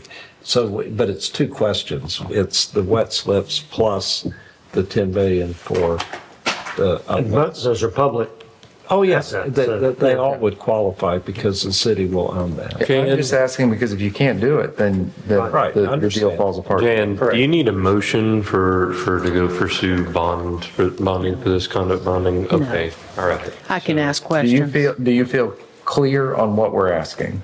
The city manager. I'm willing to admit. I need think we to I need an restate it. amount and a term, really. Can you give us an amount, Cooper? Can you give us Right now, it's just about, If it's all in, it's 30 million, 30 years, Okay. Got it? all in. so what would be the motion here? Well, and real We quick, need one. if there's, I know that this is opening a whole can of worms, and you know this, y'all know this better than I do. I'm trying to do this. No, but if we're doing this, I think it's worth considering if there's, I mean, the cost of bond issuance is not cheap. If there's a small project the city needs to throw in there and they're willing to put their skin in on that portion, don't decide now, something worth considering. Yeah. I'm just throwing it out there. Maybe it would be useful it might be useful if I summarized what we've talked about, whether or not you vote on it. Do it quickly. Very quickly. Thank you. Okay, this is just kind of conceptually where we are. The request, and I believe it's worthy to pursue from your perspective, 55-year lease term. The request also worthy to pursue. CMP has a right to propose uplands development to the city, always subject to St. Joe's right of first use. The request, I think you're willing to pursue. The city will issue bonds conditioned on financing not negatively affecting the city's future bonding capacity. And those bonds would be for all public improvements, which are wet slips and the additional 10 million approximately. And then third, CMP, or this is 4, but it's part of that last. CMP will pay for railings, promenade, parking, and traffic lanes, and that would be folded into that financing. If that's where you think you are, I think, and then obviously Jan, she, term amounts, but I think we can proceed quickly. Can I ask one point of clarification? A ship store then would be financed a different way. Is that correct? Or are you seeing that? And is that included in that number that was given? Okay, thank you. That was it. Yeah, sorry, Yeah. you're right. And to clarify, it's conduit bonds. Yes. Correct. Yes. So what if I said what he said as a motion? I feel more comfortable that if we all agreed on this in a vote, because it gives us some direction. We talked about why you left was that this is the key point, and so we have to get this answered sooner than later. Mm-hmm. So I'll call tomorrow. we can just, I love that. That's good. Can you call tonight? No. They're on I could, but he won't answer. Okay, any other discussion? I concur with Commissioner Hughes that, for the record, we should codify this with a vote. All right, what's the motion? What Nevin said. No, I'm not voting on what The Nevin motion- said. I'll motion that we, Well, read what I motion that this city is going to agree to 55 years on this lease as it's presented right now. It's going to, We're agreeing to have staff research it. Have research it. Yes. The city has agreed to research and look into conduit bonds to cover the wet slips and the additional 10 million, and that we are open and agreeable to discuss their option to develop the uplands. And all that, the first 60 days, we have to have the conduit financing answer, can it happen in the first 60 days? Yeah, I think conduit, I think we're going to know. Yeah. Definitely within 60 Well, no problem days here. before that, Yeah. but does that cover? Yep. Okay, you got a second? I can't. That was my motion. Yeah, do you have a second? I'll second. All right, any other discussion? Hopefully not. Call the roll.